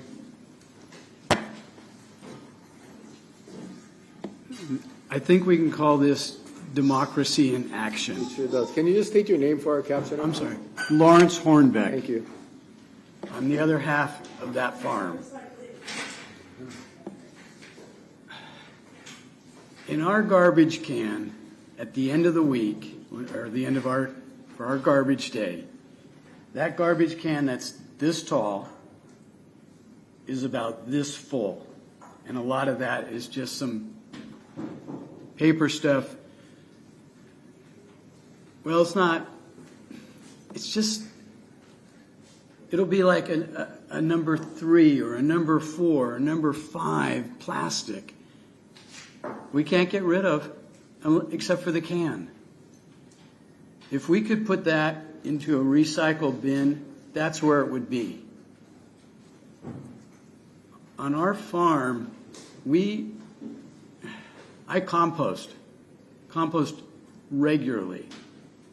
Dig a little trench in what I call my industrial zone, where it's surrounded by papaya trees, and I put it in the ground. I get coffee grounds from a restaurant. I pour it in. I put in some dirt. I put another layer. We are constantly looking for how we can redo something cleaner and better. It's a mindset. It's a mindset, and I heard people talking about the children, teaching the children. I was the guy who flattened the cans for my mom in the 70s so she could take it next door to the day-old bakery, and this is back in California. There was no recycling, but my mother was, and I'm thinking, why is she doing that? There's people in this room who might remember you got a bottle of Pepsi or Coca-Cola. Well, a lot of other people had that bottle of Coca-Cola or Coke in their hand before you did. You could see the bangs on the side because they kept recycling the same bottles. You didn't know who you were drinking at, but you knew it had been cleaned. Right. Thank goodness. We all have to make a point of doing the best we can. Our farm, there's no sprays. We don't spray anything. When it rains, we catch water. We've got so many containers of water. If we get a drought, we'll be okay, probably for a couple months. I guess I'm done. Yeah, you can come back for a second round. Thank you. I got to get back to the farm. Yeah, I know. That's the hardest thing I ever got to do as a chair is cut people off. I'm sorry. Elena Oakman, followed by Matt Volk. Yelena? Is Yelena gone? Who? Mr. Volk. No, I think you said Elena Yelena was, Oakman? okay, she's not here. Next? Matt Volk. Matt? Yeah, he's not here. Okay, next. We'll come back. That's it? Okay. Anyone else that wants to testify that did not testify? If not, we'll go back the second round. I think Mike, was you the first one up? Yeah. So you can come up for your second 3 minutes.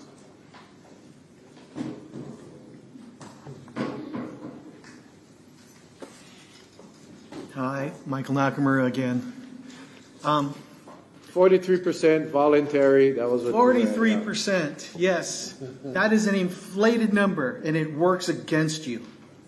Okay, why does it work against you? Because 30 of that 43% is green waste. Guess what? We live on the Garden Island. That number shouldn't be there at all. We should handicap that number to maybe 10. And you know what? The state of Hawaii already does that for us. The Department of Health, Hawaii Department of Health knocks our 43% down to 30.1 or something like that. Because they recognize that's a ridiculous number for an island that has no formal diversion program. Okay? When you use a 43% diversion rate and try to put it into a feasibility study, yes, you're going to get a 2% increase in any effort. Okay? That's a leveraged problem. Now, that's one thing we do poorly, and we handcuff our future by using that number. But here's another one. We use a 2011 waste characterization study that was undervalued. The numbers are too small. They aren't clear reflections of Kauaʻi. And then, here we are in 2016 waste characterization study. And here we are in 2026. Those numbers are way behind now because of what happened in 2020, COVID. COVID taught everybody, every Kauaian, to go shop online. And that's exactly what they did, and we lost Macy's as a result. You can just imagine how much more cardboard and plastic containers are in the home, residential, commercial trash bins now as a result. Our waste characterizations numbers aren't even close. So that's a devalued number that we're using against an inflated diversion number. We handcuff ourselves twice. You have no chance of performing a feasibility study to advance any form of diversion as a result. I can't stress that enough. I sent you that email. I gave you the details about this. Things have to change. It is a failure in solid waste management to have no diversion. Failure. And we have no future in solid waste except to continue to pollute our island unless we start diverting. So we have to go from failure to something. We have to get started. And I know I'm out of time, but I can't implore you enough. Global best practices ensures you're going to be okay getting diversion started because they do it around the world. And Kauai is not the only place that's on an island. Thank you. Go ahead. Sure. Yeah, you said that there's no diversion here. So all of the diversion that we're doing as far as green waste and having the metal recycling, having the bins for recycling, having recycling at the transfer stations aren't diversion? It is, but it's voluntary. Okay? What I'm trying to say is there's no formal plan. There's no formal diversion initiative for Kauai.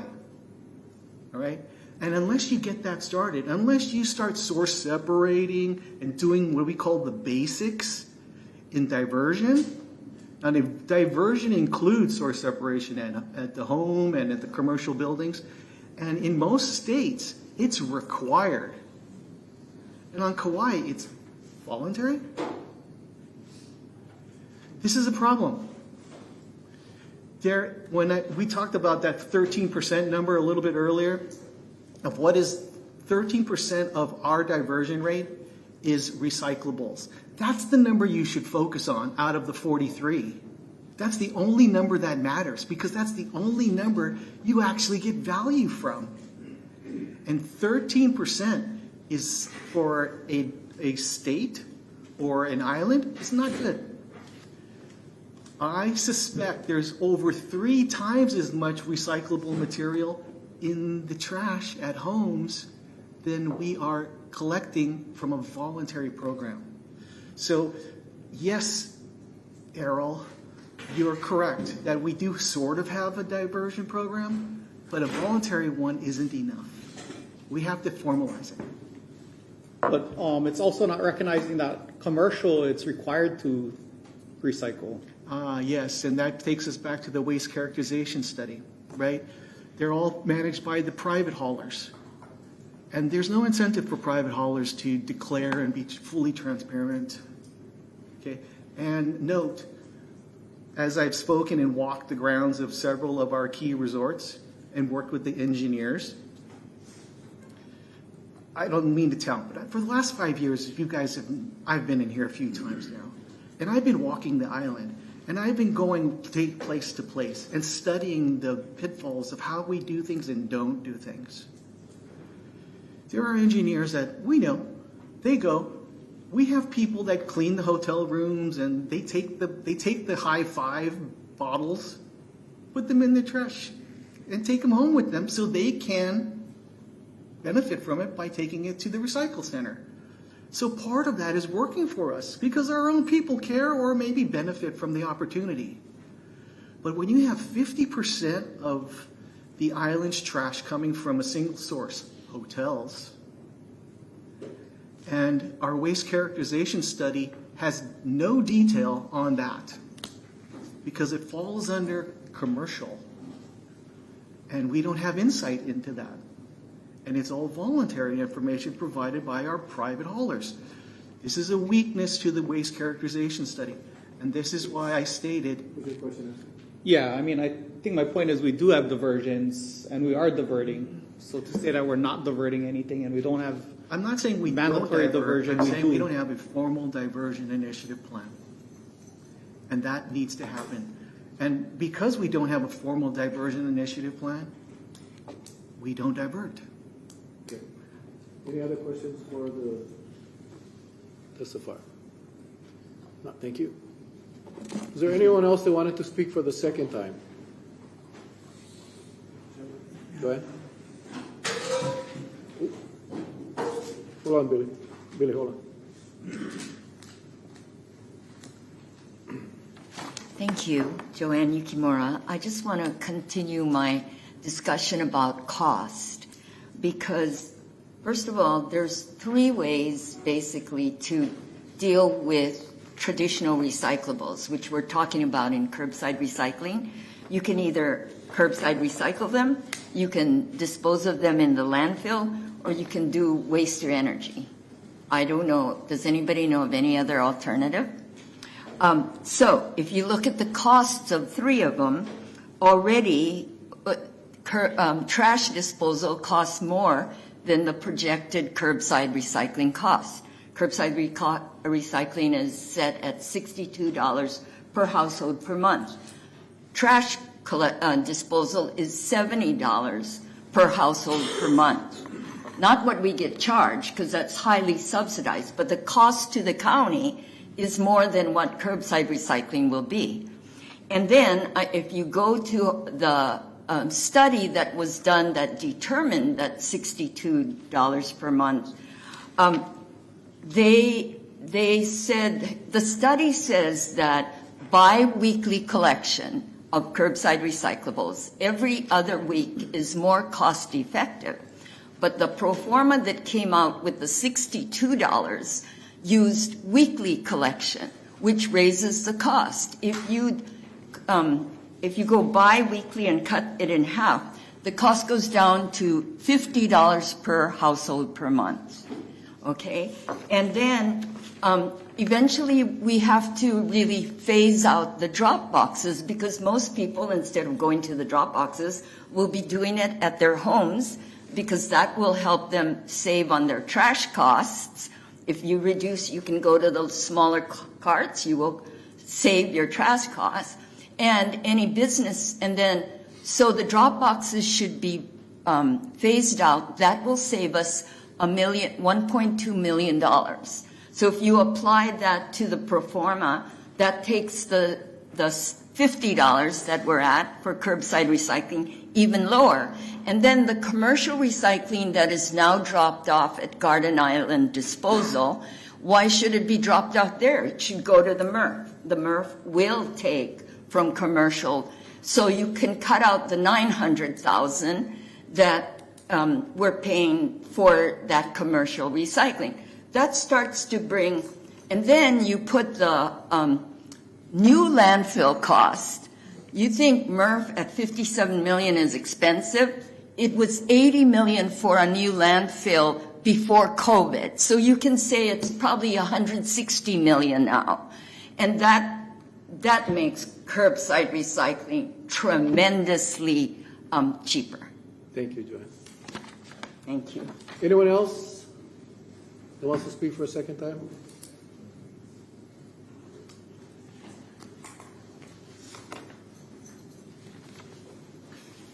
For the record, Billy DeCosta, second time, 3 minutes. Gosh, I don't know how the average individual handle all these numbers that our community threw out, our presentation with Allison threw out, that you guys threw out. I'm an economics major and Arrow's a accounting major, and I can imagine how frustrating it must be. So this is my manao to you guys. I feel like I can give you some manao related to solid waste diversion and recycling. Craft a working group with community members from all sorts, the ones who believe in recycling, the ones who believe in not pain anymore because some families are struggling, you guys. Seriously, an extra $100 means the tipping curve for some families. And put this gal in charge, Miss Holland, because she is very passionate about this. In fact, I think we should elect her to work with the next mayor on solid waste and have a special department for you. But anyway, I'm looking at you three, Chair, Mr. Cavallo, Miss Felicia. You guys have a good place here today to learn what the community wants, what we should do, and how we're going to protect our island. And the West Side people has been forgotten with that landfill. So let's improvise and input a plan of action, a long-term vision, not just grabbing a couple of dice and roll it on the table. I feel like today was, you guys all want to go fishing, but we don't have the boat to go fishing. We don't have the funding to build a boat. We don't even know who's going to buy our fish.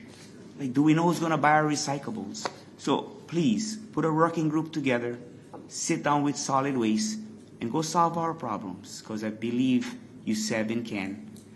And you're going to run out of time in the next 2 months because it will be election season. Thank you. Thank you. We do have a remote testifier that wants a second opportunity. So with that, can we go to the remote testimony?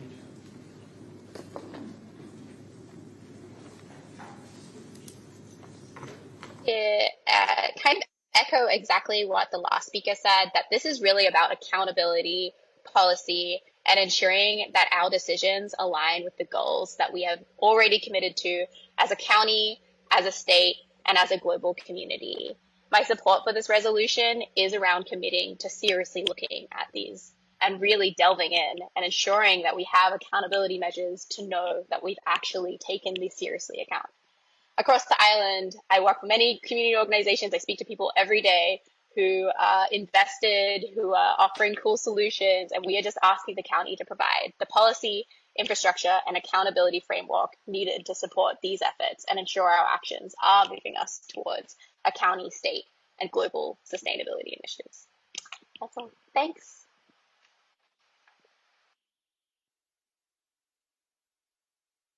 I'll call a meeting back to order. All your mics are off, guys.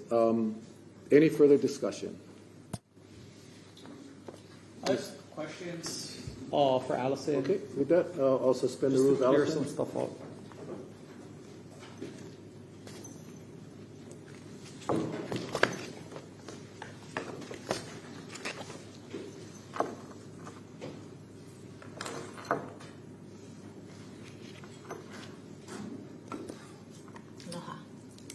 Hey, Allison. I know we had, I just don't want misinformation out there, and we had a comment that we have no formal diversion plan.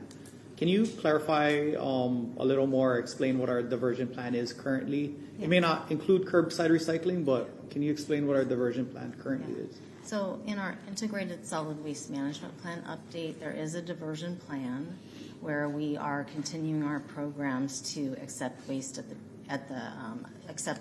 green waste at the transfer stations.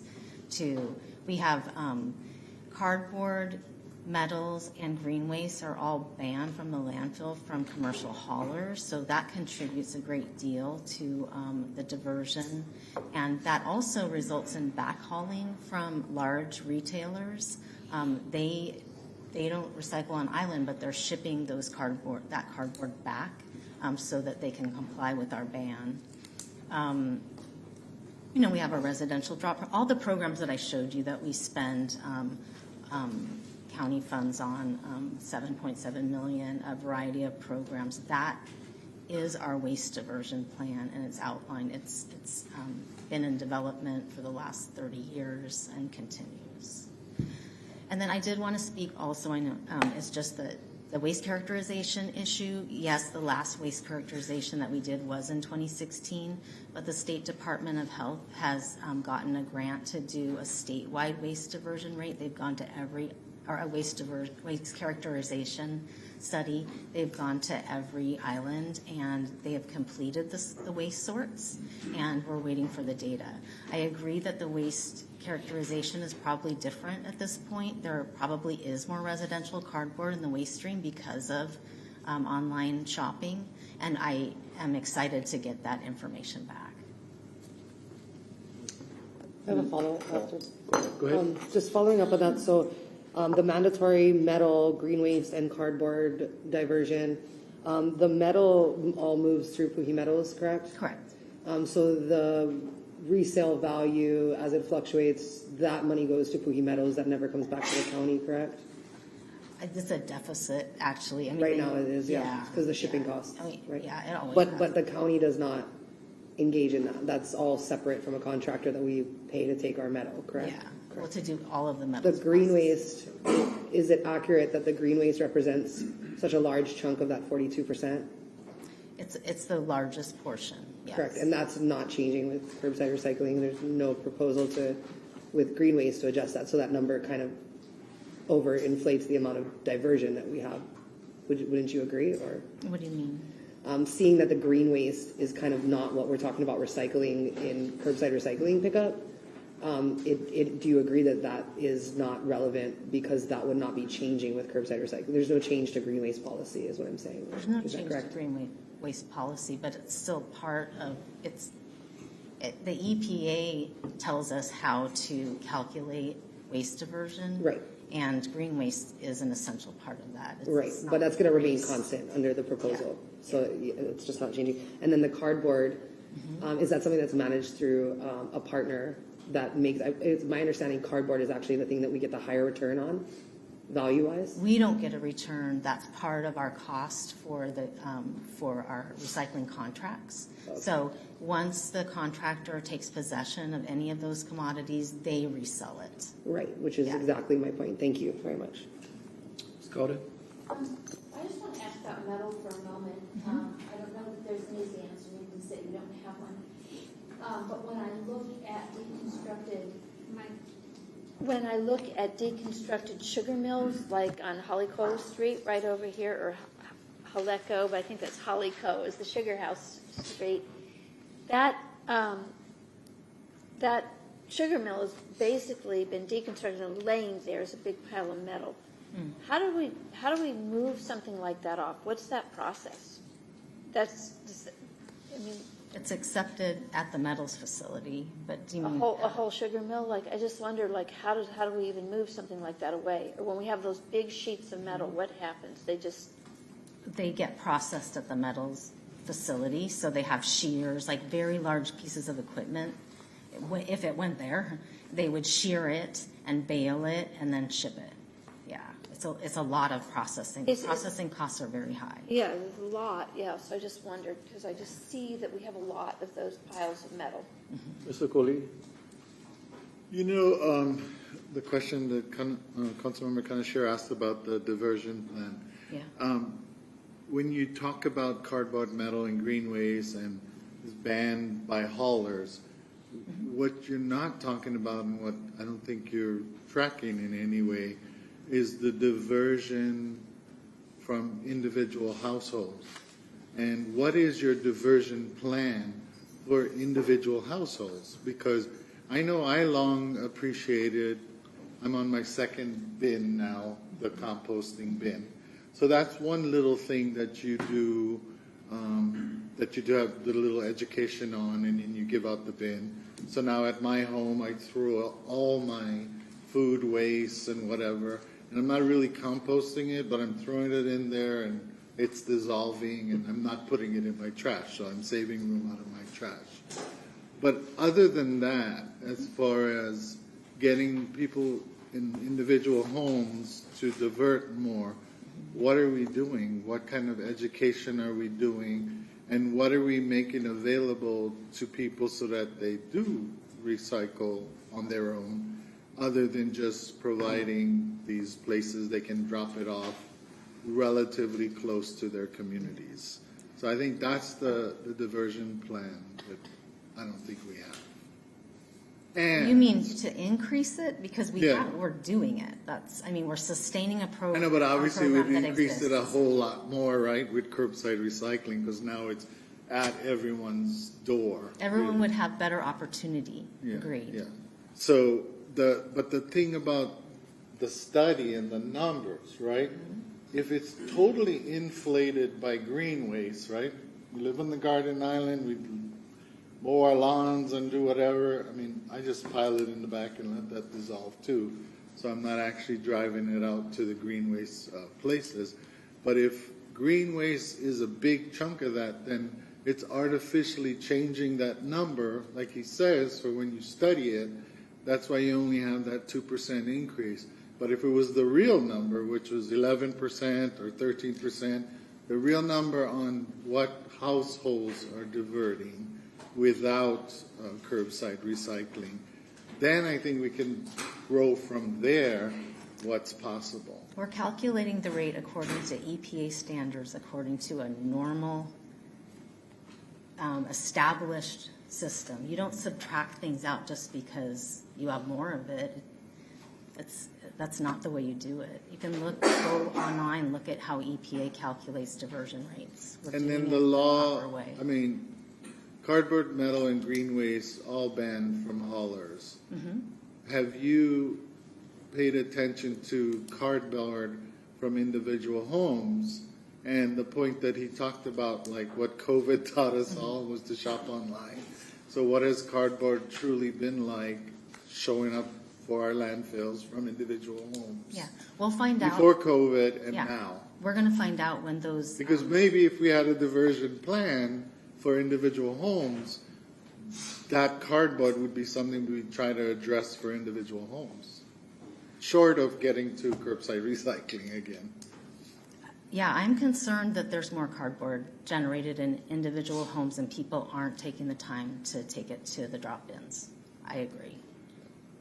So it would make sense, right? We need to study it. It would make sense if you wanted to stop that behavior, to provide a receptacle for them at their home to put the cardboard. I'm not saying, curbside recycling makes sense if it's cost effective. It does. Okay, and I think, go ahead.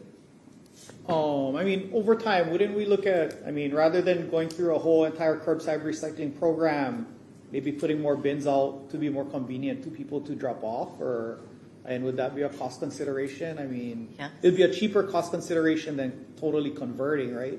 Yes. I have one small follow-up too. With cardboard, like if people are shoving cardboard in the side of their garage or something like that until they're ready to go set it out on the curb, very often that cardboard gets contaminated, right?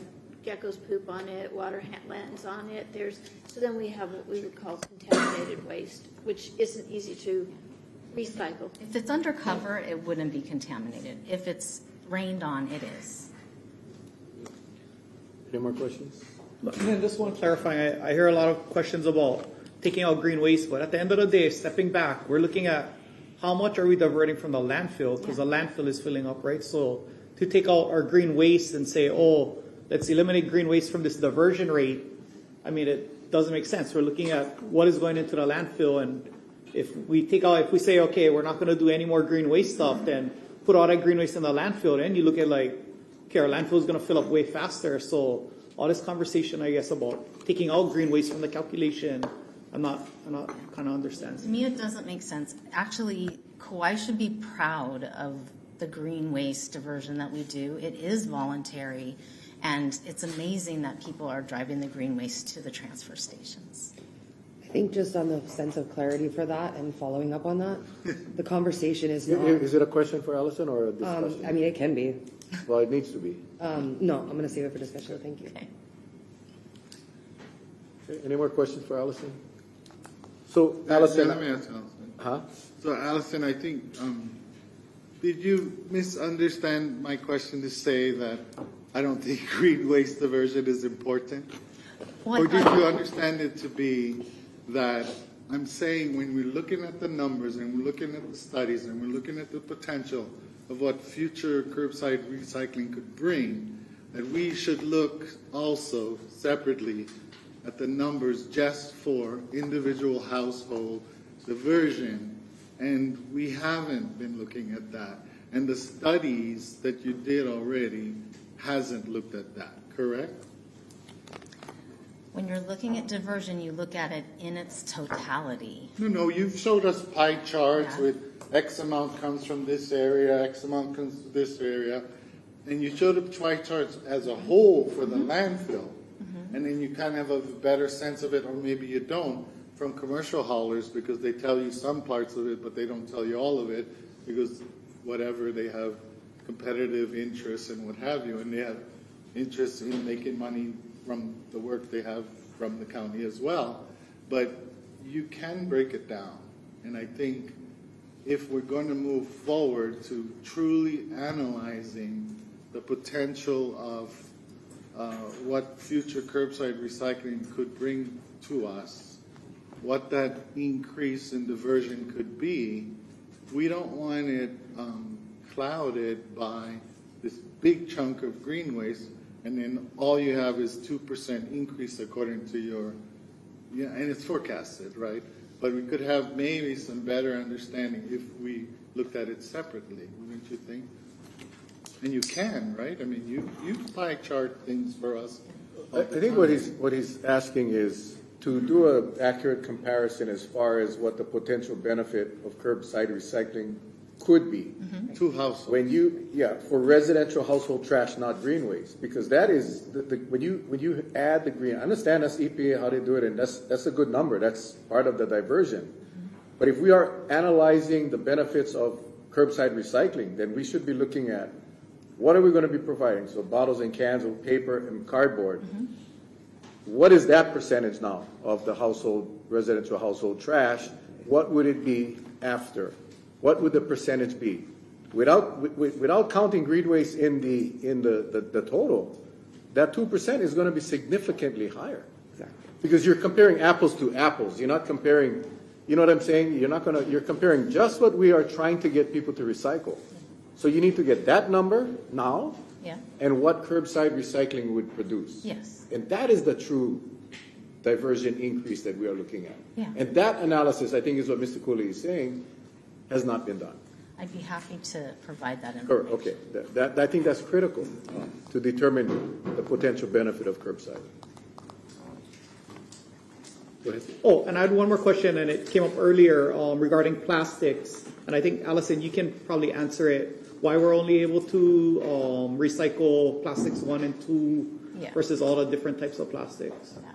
So plastic is difficult to recycle because it all has a different chemical compositions and boiling rates, and they have to be separated when they go to the end destination point where they're being processed. So in order for us to successfully recycle these, all these different numbers, they have to be separated completely, and then you have to have a full shipping container, and then that goes to market separated. And because we have a small population and a small amount of material that's recycled, it takes years for a single shipping container of a certain plastic type to be ready for marketing. And by the time that happens, because of the limited space available for undercover, like the plastic would have to sit outside, and it gets sunburned and it gets moldy, and by the time it's ready to go to market, it is degraded and has absolutely no value. I have a follow-up on that. Go ahead. How could you possibly know that? Because I've been... No, if we don't have a MRF, right. And we don't have a facility I'm saying to sort now. it. I'm saying now. Right. I'm not, right. If we had so a you're MRF, saying we it need would a be MRF. different. It would be different. So you're saying with a MRF, we could recycle all of those We plastics. may be able to, depending. It may take a while. Also, plastic markets have totally changed since China stopped accepting plastic in 2018, and it's been a questionable market. So, but yes, the existing recycling program, we can't do it. Right, yeah. but with a MRF, we could recycle all of the types of plastics. It would be more possible with the MRF, yes, because there would be more undercover space. Do any of the other counties take the other plastics? No. It's the whole state of Hawaii does not accept. Hawaii, it's just 1 nobody and else 2. takes the 3.7s. Okay. Any more questions? Go ahead. Yeah. Following up on the MRF again, so the MRF would... Mike? The MRF, again, would be the part that would work. Hmm? The MRF, that would work. I mean, we may be able to definitely, take more plastics if we had the MRF because it would be undercovered space. Yeah, just a follow-up on the MRF, having the MRF and sorting everything is one part of the process. Can you explain a little bit more on the actual, recycles market? Because if we take this process over, then we need to figure out where all this material is going to go. And I know that market's been in flux kind of a bit. So like right now, we don't need to worry about that that risk because it's all going to like Gardner Disposal who takes that risk. But if we do a MRF, can you talk a little bit more about the recycling market and what that looks like? Well, the plans assume actually that that we would have somebody else operating the MRF, that the county itself wouldn't operate the MRF, but we'd pay for that operation, so that it would be the same way that they would, they would bear the risk. We contract for it, but they would be operating it and doing the markets. The markets fluctuate a lot. I mean, if you could talk to Gardner Disposal, they could speak to that for sure. But the contract amount kind of accommodates the risk. Yes, exactly. Yeah, we're paying a lot of money. We're paying, because of the risk. Yes. Any other questions for Allison? I'm just wondering what your response is to some of the numbers that were challenged by Mayor Yukimura. So some of the, the numbers, the clear challenges to some of these costs that weren't incorporated in there. Are we able to sit down and figure out where that misinformation? Do you have like a response to those costs that would bring it down below $50 per household for curbside recycling? Is there a response to that cost? Yeah, well, I can get you the information. Yeah, just. So are you saying that that's not accurate? Are you? I'm not saying the estimates of that. Yeah, the capital costs that we talked about aren't included. So the capital costs of landfilling material could be added to do a comparison. Okay. Anyone else? Any questions? If not, thank you very much. I have a question for you. Okay, well, this is for Allison. Okay, thank you. Thank you. With that, I'll call a meeting back to order. So I just have a procedure question, because I know a resolution doesn't cause action. And so we're at the end of the mayor's term and everything else. I just want to know, like, if I vote, of course I want to vote yes, because everybody wants curbside recycling. But what does it mean? Like, what does this really mean if we say yes to this? Because this isn't going to... It's a policy statement. It's a policy statement, and we know that we're not going to actually get that recycling for probably 5 to 7 years, right? So when we... Well, I don't know that. Well, that we asked. I don't know that. Well, that's a process of what... Right, but this is, the resolution is simply a policy statement of this body that we want the administration to pursue and look at the curbside recycling as a viable option. And then, so when we... I'm just trying to understand, because I had wanted to have... I guess I don't even know if we get to know about our respondents to this technology, but if the technology is able to just pick up all the garbage and manage it, are we still in alignment with this? Because this says on the second paragraph, it says the current policy of focusing on landfills and waste to energy. And so waste to energy, well, what if it's waste to fuel? Or this is like a moving statement. So I don't know if this is saying we want to do something regardless of who we get as that new technology. Because if the new technology can just let everything go in the garbage can, one can, pick it up, take it, and turn it to fluff or what, they have different types of fuels that they turn it into. There's about 5 or 6 different, I try and research it. I can attempt to answer that. What? Because I think I have, I think I know where you're going with this. And I'm just trying to ask. No, it is what it states. It says that the current policy of focusing on landfills and waste to energy as a primary solid waste solution is not sustainable or cost effective. And that is exactly what it means. Okay, well, so I'm not sure if that's correct, though, because we don't yet get to hear. Oh, soup. Hey, bro, you owe 3 bowls of soup. Hey, you better start cooking. So when we don't yet know, because I've been asking, we don't yet know what these, it says waste to energy, but now we've changed those names. It's waste to fuel or whatever it is. The technology keeps changing.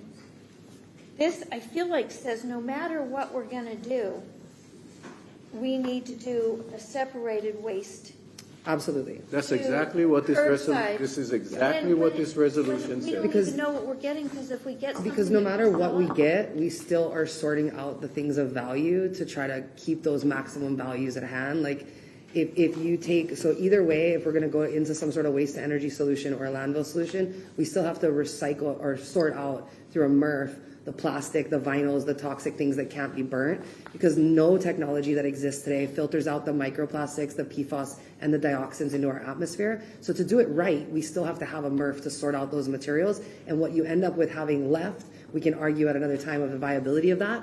But the ask is that we save the value of the things that can be recycled, like the mining costs, the shipping costs, and all of those things that are incorporated into the value of a can, because that's of a higher value than just, I mean, it sounds so nice to be able to put everything in the trash and it just incinerates and it disappears, but it's not reality. This doesn't have to be trash to ash, right?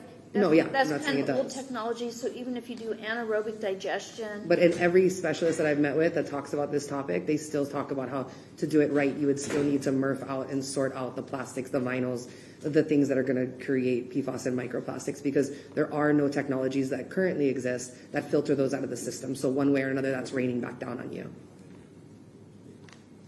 So we're just going to have it rain back down on Malaysia or Vietnam? No, we're not. We're going to sort it out. Okay, you know, listen. That's the recommendation from MRF. I'm just trying to. Yeah, no, I mean, this is basically a resolution to push forward the diversion. Recommendation. That's before anything else. Whatever is decided after the fact, whether it's going to be a landfill, alternative technologies, that's yet to be determined. This specifically says, hey, we have all of these items that need to be pulled out of the waste stream.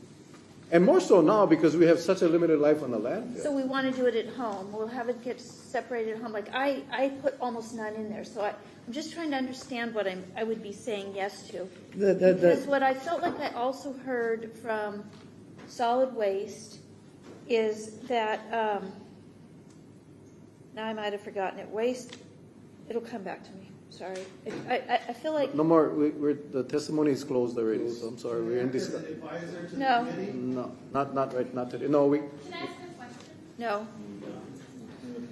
So if you have the staff, if you can just get the question and if we can answer it, we'll answer it. This resolution is recommending specifically the recommendations of these previous reports referenced to be enacted. So the request is very simple on the sense of it's going back to these pilot curbside recycling report recommendations and the pay-as-you-throw principle that was passed over a decade ago. So the resolution is specifically asking for the administration to consider re-looking at those recommendations within those reports that talk about developing a MRF, developing curbside, whatever the specifics are, which I have in another email. But that's the ask of this. It's just for them to relook at what they've looked at. It's just to, so very, very clearly, the council urges the admin and the Department of Public Works to implement the recommendations articulated within the pilot curbside recycling report dated in December 2011. There's recommendations in that report. This is for those recommendations. And be it further resolved that the council requests implementation of the pay-as-you-throw program, which is this concept that was implemented over 10 years ago that would then increase the larger bin cost, and you would pay no more with a smaller bin if you reduce your trash. So it's looking at specifically the recommendations within those reports that this resolution is asking us to move forward on. And yeah. So I'll just say, it seems to me that we're completely ignoring what's happened in the 15 years that has happened since. So we're going to say we're going to pretend like we're in 2011, and we're going to stick with what we've decided in 2011, when it doesn't reflect all the changes that have happened in those 15 years, which are very significant in terms of the consumption habits and the type of contaminants that are in there. It is asking for the recommendations from the 2011 report to be implemented. It doesn't not take into consideration the cost analysis. We've talked a lot about that today, or the other conversations that has been had. But the implementation of these recommendations from the report is what this is asking for, and that is particularly related to at-home diversion through curbside recycling and a MRF. So it's particularly for that. And my point to you about the alternative waste technology is that regardless of whether we go with alternative waste technology or not, we still need a MRF to sort out the stuff we can't burn. Okay. We don't need a Hang on. sort out. We're in discussion, so no plastic. I'm gonna just start the discussion, and we had a question for. I guess the introducers of the resolution. Oh, okay. On the pay-as-you-throw program, aren't we doing that already? It was never increased. The recommendations are that it gets increased. So when the 2011 report came out, it was talking about like it being phased up in time. So right now, the first stage of it, like I put in the slideshow, is introduced, but it's never been followed through with those implementation recommendations of raising the rates reflective of trash production. And again, that is what happens when you invest the money on a consultant and they put out a plan to make it successful.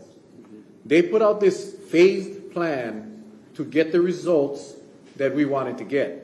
So when you do phase 1 and you don't do phase 2 and phase 3, how do you expect to get the results that we paid the consultant to tell us what we needed to do? Waste money, So I think that's what this thing is saying. Let's go back and finish what we started. Okay, I remember my question from her, from Allison, that, really landed hard even before she asked it, was, well, I'm probably at the top of the pile or close to the top of the pile. Maybe Fern is more top of the pile on wanting to reduce. I have like less than a half a can of garbage. Sometimes I can't even tell if there's anything in it, and I have to look when I try and take it out. Solid Waste asked us, how come we didn't ask for this in the budget that we just did? So I'm curious why we didn't do it in the budget, and then we're doing it. I'll tell you what.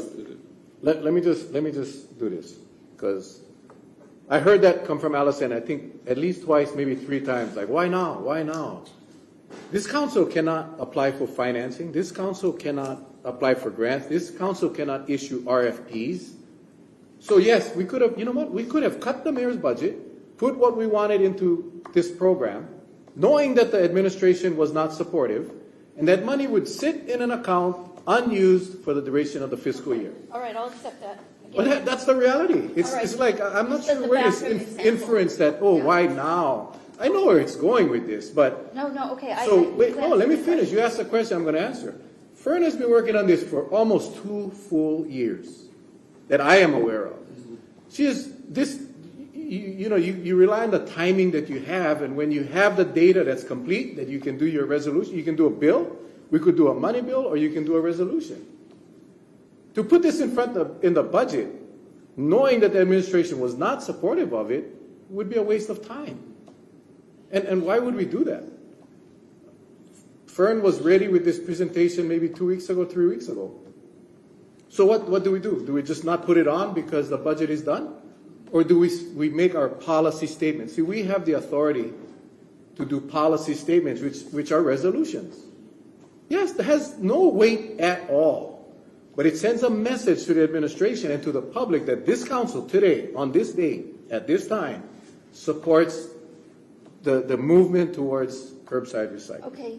So why now? Why not in the budget? Because it would have been fruitless if we had put it in the budget. Okay, I get that. So I have another question. And just following up on that too, it's like this conversation has started based upon people's requests in the community that have come forward asking for a smaller bin and reduced trash costs because they produce less trash.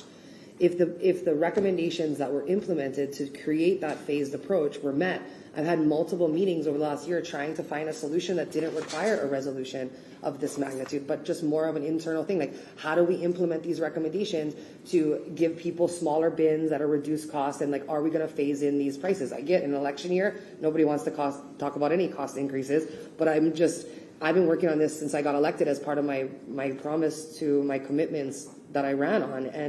And it ended up with this resolution because we need to have the conversation about will, because there isn't the conversation and understanding about why we should have the will to implement these things. And so this conversation in this body is saying, what is our policy? What do we value? What do we want to invest in for the future? Is it worth us going back to these recommendations and scaling up the trash, which is the conversation I'm advocating for? So thank you for that, and and just for the public, we don't all get to talk to each other.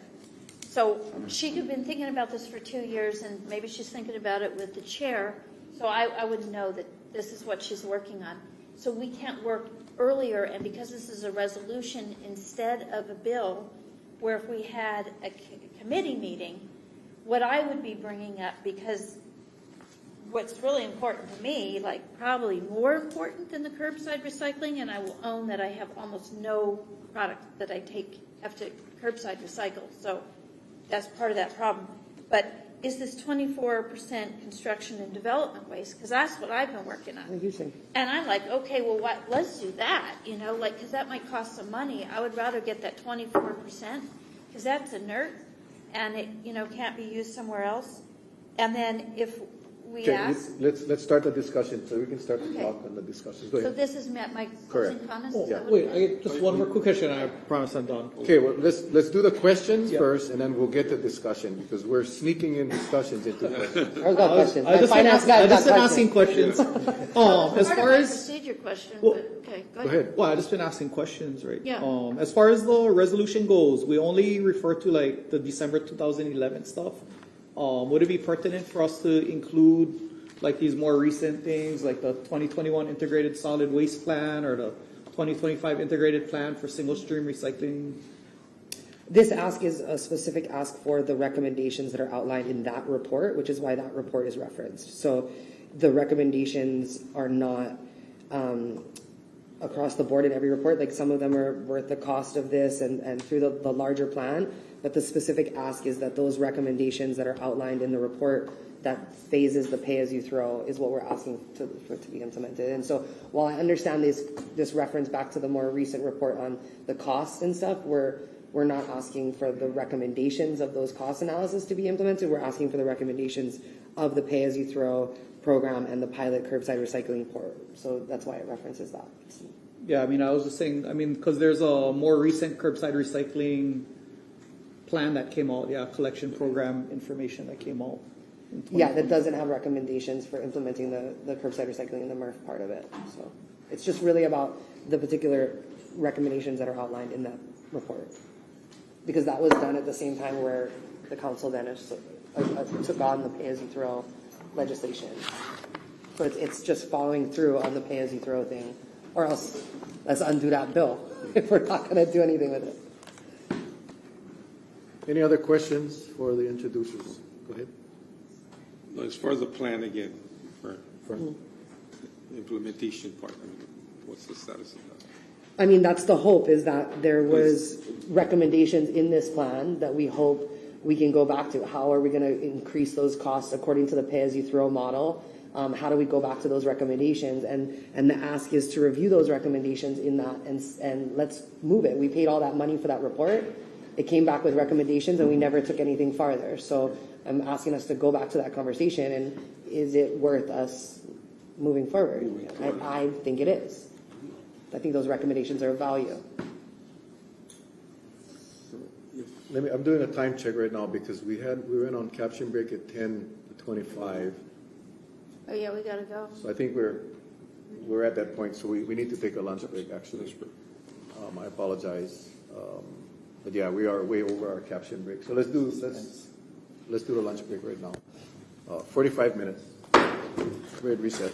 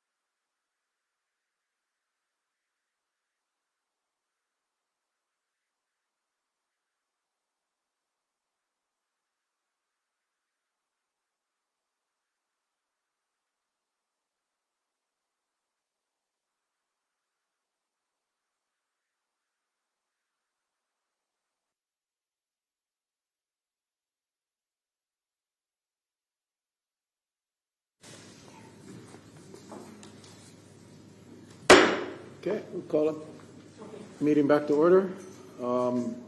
Any further discussion? I just want to wrap up what I obviously said a lot. So just thank you to my colleagues for this conversation. I know it's not easy. I think that there's a lot of conversations around how to bring these costs down and the commercial money, the extender, polluter, pays, concepts. I think there's been a lot of stuff said about education. I think it's important to keep in mind stuff like Maui pays 3 times as much for trash pickup, and the cost of phasing up for production is not a bad idea at all. It's not unreasonable. They pay, believe $36 a month for trash pickup. Hawaii Island has no trash pickup. I think it's really important that we dive back into some of these calculations, and I'm committed to trying to help with that however possible, to look at calculating these things on a bi-weekly pickup rate rather than a weekly pickup rate. I think we've said a lot. I'm asking for the support of moving forward for the implementation of those recommendations that were brought forward all those years ago when the pay-as-you-throw practices were brought forward. I thank you all for your time. Thank you. Ms. Cowden? I will support this, though reluctantly. I support it because I think really having the intention to invest in looking at how do we make it more perfect, how if curbside recycling could be good. I'm very attached to thinking we need to do construction and demolition ahead of time. There's other things I think are more important and probably more impactful.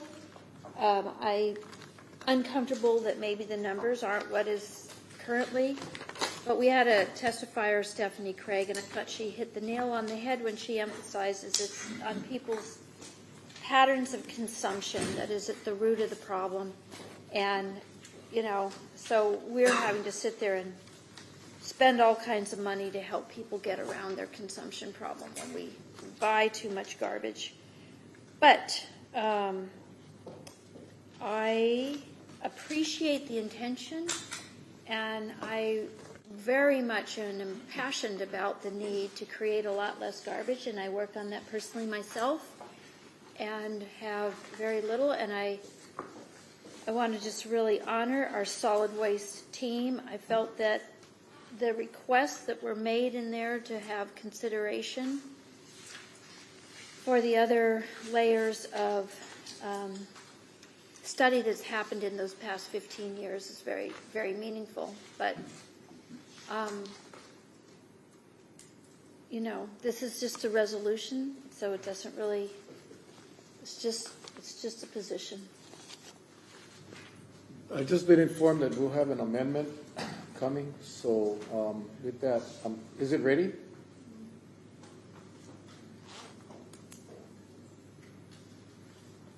Does anyone who's here have an amendment? No. Do you have an amendment? Yeah. Would you like to do your amendment right now? Yeah, now would be the time. Okay.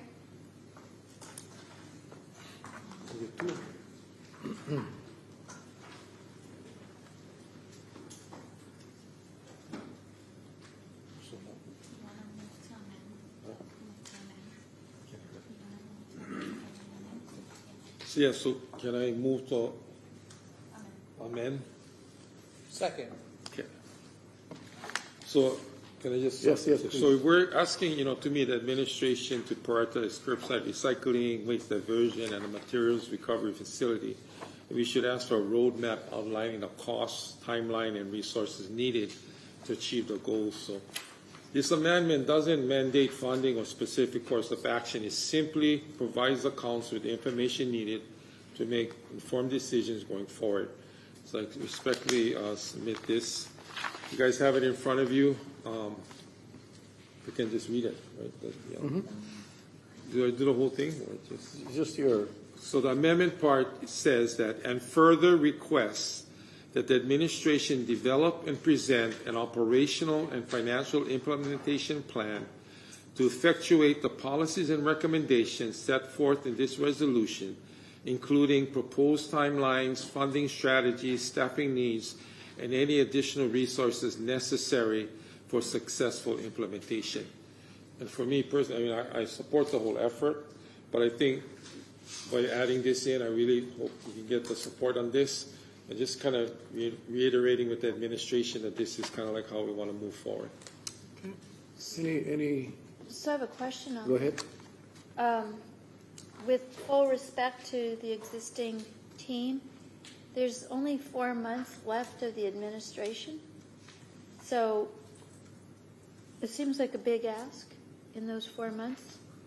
We'll start. I mean, from my understanding, this is something that That they could do in they're this. willing to, yeah. And it could also be taken on by the next administration. Yeah. Okay. Okay, is there anyone in the audience wishing to testify on the amendment? I mean, I kind of have some questions on this. Is this coming, like, can we ask the administration how they feel about this? Yeah. Where did this come from? Yeah. Is this like out of an interest of just trying to better understand the financial stuff? Because that's great. Like, just to understand the breakdown of the costs, to provide additional clarity. So in talking, because it sounds like another huge ask. So I would just like to know if this is talking something with that solid them, waste You is did comfortable talk with. them? and it's on the table right now. So we have a good opportunity. All right. Yeah. Okay, any other discussion? I mean, I don't have a problem with that, adding on. I mean, I think it's something that they would have to do anyway, as they move forward. So it's not, I mean, I would expect them to do this. It sounds like they have most of this, based on what they testified to today, it sounds like they should have most of this information available. So any other discussion? Seeing none, the motion to approve as amended, roll call. Aye. Oh, hang on, you gotta call your name first. Excited, huh? We're not doing a vote on the amendment as amended. Yeah. Councilmember Bolasan? Aye. Councilmember Carvalho? Aye. Councilmember Cowden? Aye. Councilmember Holland? Aye. Councilmember Kaneshiro? Aye. Councilmember Kuli'i? Aye. Council Chair Opozo? Aye. 7 ayes. Thank you. We're back to the main resolution. Is there any other discussion before we take the vote? Mr. Conashiro? Yeah, I'll try to make this organized, I guess. I was thinking of doing an amendment, but I realized I don't want to drag this thing out any longer than it has to. It's already it's a resolution, and I would have wanted to see like the more recent documents incorporated, like the 2021 Integrated Solid Waste Plan and the 2025 Integrated Plan for Single Stream Recycling Curbside Collecting Program. That's on the website for solid waste, but I don't want to stretch this thing out any longer than it has to be. I support waste diversion and recycling, and I don't think anyone disagrees that we should divert anyone disagrees that we should divert more materials from the landfill and I don't think anyone disagrees that we should divert more materials from the landfill and reduce waste. The question is not whether recycling is important, it's how we accomplish it responsibly and economically. My biggest fear was that, we're going to push something through and it's going to cost the taxpayers and residents money. We're all going through campaign. We're answering a lot of questions through civil beat and all this. And one of the biggest questions that comes up is, what are you going to do about cost of living? And we all want to try and reduce it, but these type of policies here that we're going to touch, curbside recycling, it's gonna increase our cost of living. It's gonna create a cost on residents, and so we got to be careful on what we do. The pay-as-you-throw program, I believe we subsidized it when we first passed it. If we start increasing it, it's gonna cost more on taxpayers. Do I think we shouldn't do any increases? Not necessarily.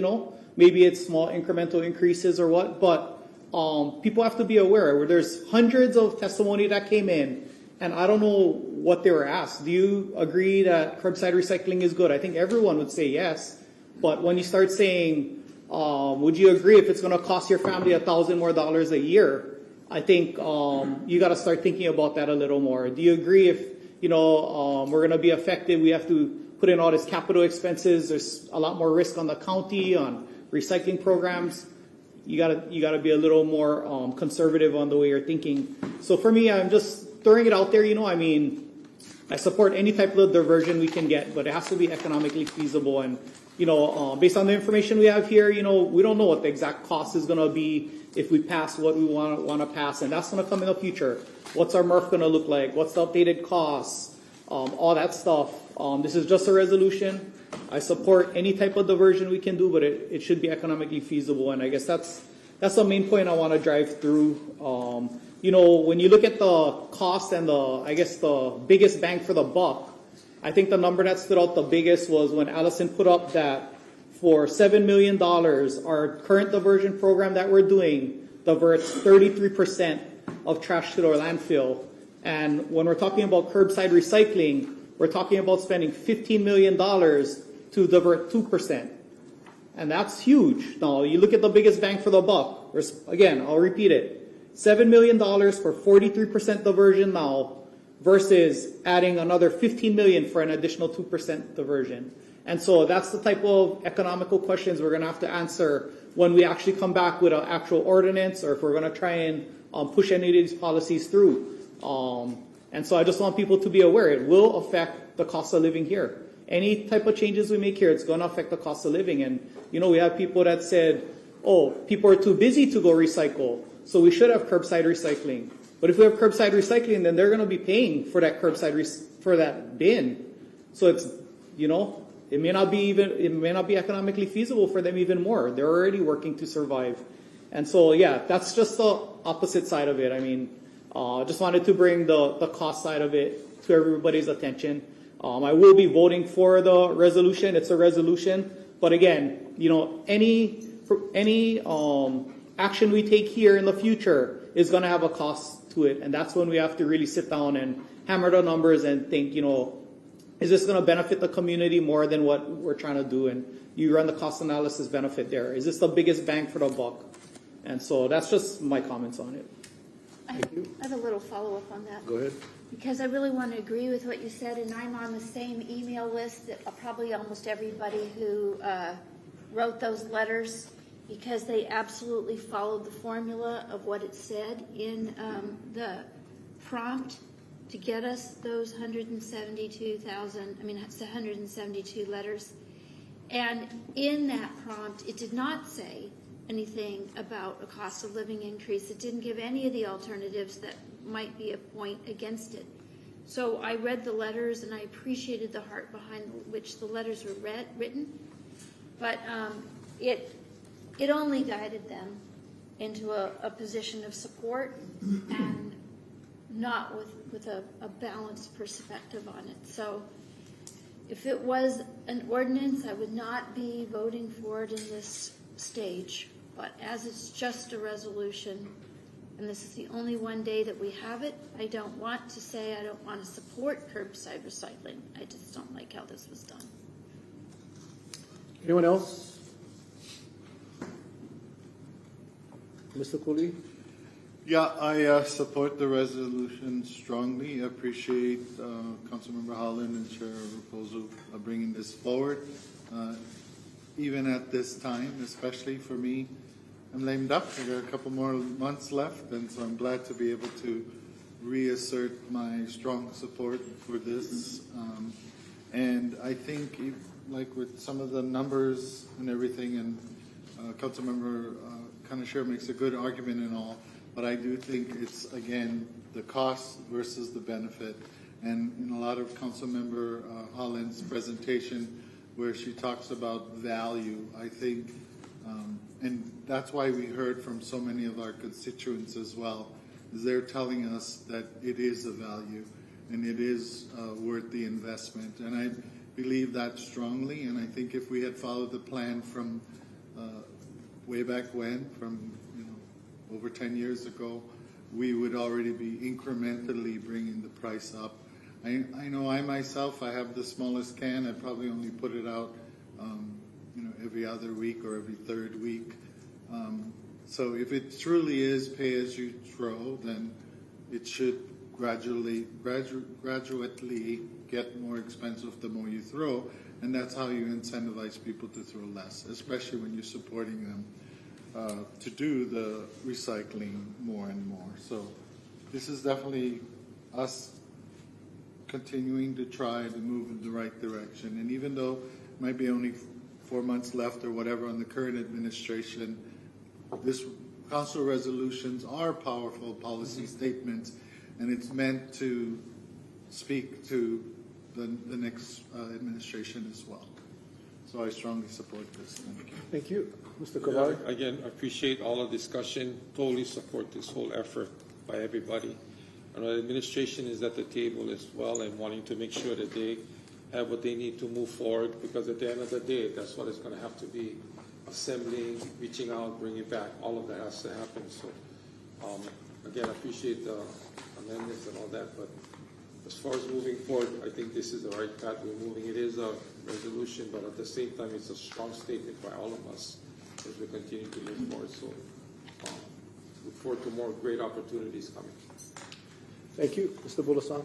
Yeah, I want to mahalo the introducers for putting this on the floor and the council for seeing this on here. Mahalo to all the testifiers and all the information that was provided and the presentations. I'll be voting in support as well. This is my second term, and I was elected in 2022. We did our briefing back then, and with that information, we were at worst case scenario in 4 years ago. To look at this resolution and think 4 years later, with all the efforts that we've done, specifically our administration and this council, it still does feel, and it's sad to say, that it feels like I'm failing as an elected official, as a representative of our community. And it's tough to swallow that, where we're at, even with all the progress that we've tried to make so far. In that short 4 years, my push has been always to look at this holistically, looking at every part of the waste stream or the stream of trash, and trying to understand what levers we can push and what we cannot push, what is in our control and what is not in our control. The most I've put my energy into is actually in the producer's responsibility. I want to end the cycle from starting. And that's, I feel like it's still my biggest effort if I'm able to keep working on this. But I feel with this resolution, it's just a recommitment to our community, and to make sure that we understand as a community that this is worst case scenario, and every single piece that we can put on the floor and work with the community to solve this problem has to be put on the floor without delay, because we have nowhere else to go. We're at the end of the line. And so at every point of this process, especially this resolution, and the many more efforts that need to become, we need to address every part of it, from the beginning of that trash to the end of the trash, regardless of the challenge, because the one picture that comes up in my mind, the video that comes up on my mind, having a 2-year-old son, is the movie WALL-E. If you ever watched the movie WALL-E, it is the saddest love story of all time. That a machine is cleaning up Earth, and we no longer live there. And I know I paint a very sad picture, but it feels like that when we're working on this problem. That this little machine is happy to see a plant because it's never seen one before. And I just don't want that to be my son's future. So I will happily do everything possible to put forth the solutions and see it through. So thank you for this resolution. Thank you. Anyone else? If not, let me just say again, I'll reiterate that this is a strong policy statement from this body about the intention to change the direction of this county, is to change the mindset of this county. So, I mean, there was a lot of talk about numbers and figures, and at the end of the day, the whole idea of this is, do you support reduction in waste to the landfill or not? There's many ways to get there. What we heard today, the presentation was really a cost analysis. It was simply a cost analysis, and every reason why we're not able to do it, because it's too expensive. And I mean, if you've been on here for any length of time, how much do you think we've spent on our landfill?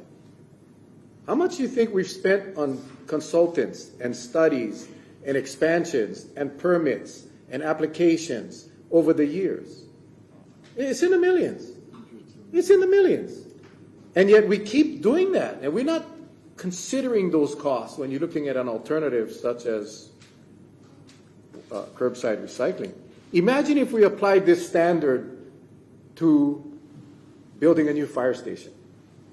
Imagine if we had a cost report like we did today about how much it would cost to build a new fire station, and let's use Kaua, right? Because you have a Kaua station right there, and we're putting a station that's relatively close, and the cost was significant. We get absolutely no return on that, but it is because of the need for the community. That's why we vote yes, with no anticipation. That comes up. How about our helicopter? We just approved the twin-engine helicopter, which is significantly expensive. We have a helicopter, but we as a county did not tear it apart like, hey, how much is it going to cost for maintenance? How much is it going to cost for fuel? What about the fuel cost when jet fuel goes up? What about the hangar? What about the maintenance to the hangar? What about, we're not even thinking about that. We're looking at the value. Fern, you did an excellent job with your presentation to show that it's not just about the cost, it's about the value. So, well, the Wailuo sewer plant, another good plan, right? We okay with spending $75 million? If we did a cost report like we had today on that, I mean, we would not go down that road. So it's, you know, there was a lot of talk about the numbers, the 2011, we're using old data. We don't even have a current waste characterization study. We cannot even tell we cannot tell ourselves what is even going into the landfill right now. It's 10 years old. And we've had a pandemic in between. We've had a flood. We've had major events in between that impacted what goes to the landfill. So again, this isn't about who's right and who's wrong. It's about, is this county ready to go down a different path of solid waste diversion? And I honestly cannot believe that curbside recycling would only increase diversion 2%. I'm not sure how that study is done. And if you're using the total weight of diversion, including the green waste, of course it's going to reduce the size of your municipal waste. But if you take that out and you just look at what will the household, how much impact will we have on household recycling if we added curbside recycling? That's the number I want to see. Because I think that'll be significantly higher than 2%. So, and as far as the testimonies, you know, all the letters we received, I mean, I would hope that I think a lot of people would assume that, you know, curbside recycling could possibly increase the cost. And, you know, I respect everyone that took the time to testify. We did have one letter come in saying that they did not support it because they didn't want to pay any more because it's only a 15-minute drive to the recycle center. That's fine. But I think for the most part, most of the people would definitely participate. And then education is going to be a key component. But at this point, again, this resolution is simply to state this body's direction of moving towards a much more aggressive diversion program. So with that, the motion is to approve as amended. Roll call. Councilmember Bolasan? Aye. Councilmember Carvalho? Aye. Councilmember Cowden? Aye. Councilmember Holland? Aye. Councilmember Kaneshiro? Aye. Councilmember Kauaʻi? Aye. Council Chair Pozo? Aye. 7 ayes. Thank you. Next item, please. Chair, the next item is on page 5, Bill for First Reading. Proposed Draft Bill Number 3000, a bill for an ordinance approving a collective bargaining agreement for Bargaining Unit 15 between July 1st, 2025 and June 30th, 2029. Move to approve on first reading, scheduled for public hearing on August 26th, and refer to the Finance and Economic Committee. Second. Thank you. Any discussion or public testimony? Seeing none, roll call. Councilmember Bolasan? Aye. Councilmember Carvalho? Aye. Councilmember Cowden? Aye. Councilmember Holland? Aye. Councilmember Kaneshiro? Aye. Councilmember Kauaʻi? Aye. Council Chair Pozo? Aye. 7 ayes. Thank you. Next item, please. The next bill is proposed draft bill number 3001, a bill for an ordinance amending ordinance number B-2026-917 relating to the operating budget of the County of Kauaʻi, State of Hawaii for the fiscal year July 1st, 2026 through June 30th, 2027 by revising the amounts estimated in the general fund This is for temporary voter service center workers. Move to approve on first reading, scheduled for public hearing on August 26th, and refer to the Finance and Economic Development Committee. Second. Moved and seconded. Any discussion or public testimony? Seeing none, roll call. Councilmember Bolosan? Aye. Councilmember Carvalho? Aye. Councilmember Cowden? Aye. Councilmember Holland? Aye. Councilmember Kaneshiro? Aye. Councilmember Kuali'i? Aye. Council Chair Opozo? Aye. 7 ayes. Thank you. With that, can you read us into executive session, please? We have 2 executive session items, ES 1169 pursuant to Hawaii Revised Statute Sections 92-4, 92-5A4, and Kauaʻi County Charter Section 3.07E. On behalf of the Council, the Office of the County Attorney requests an executive session with the Council to provide the Council with a briefing, discussion, and consultation regarding the quarterly report on pending and denied claims.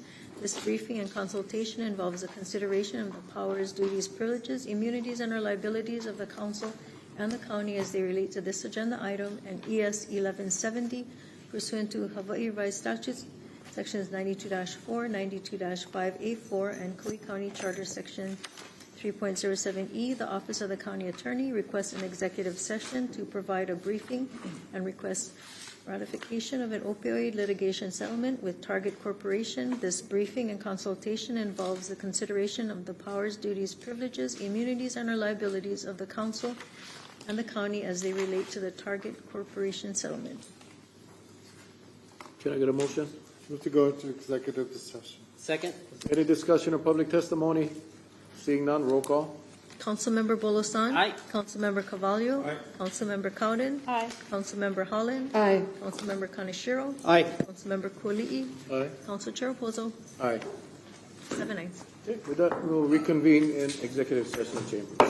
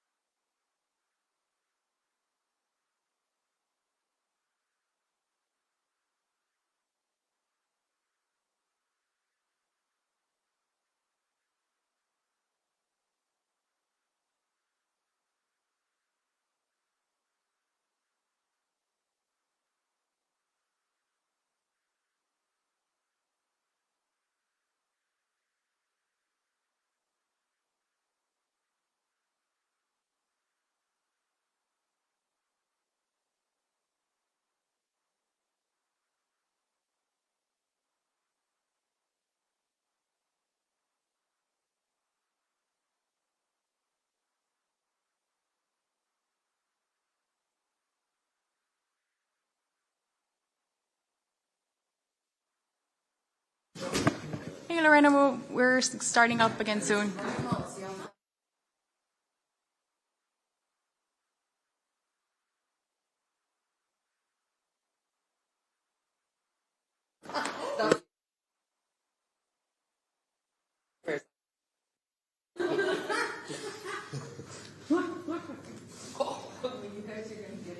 Ready?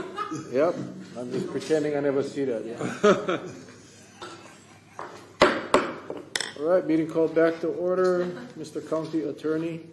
Good afternoon, everyone. Tyler Saito, County Attorney. The council has concluded its executive session in ES 1169 and ES 1170. For the purposes stated on the agenda, there's nothing to disclose at this time, as disclosure would frustrate the purpose of those executive session items. Thank you. Thank you. With that, this meeting is adjourned. Sir.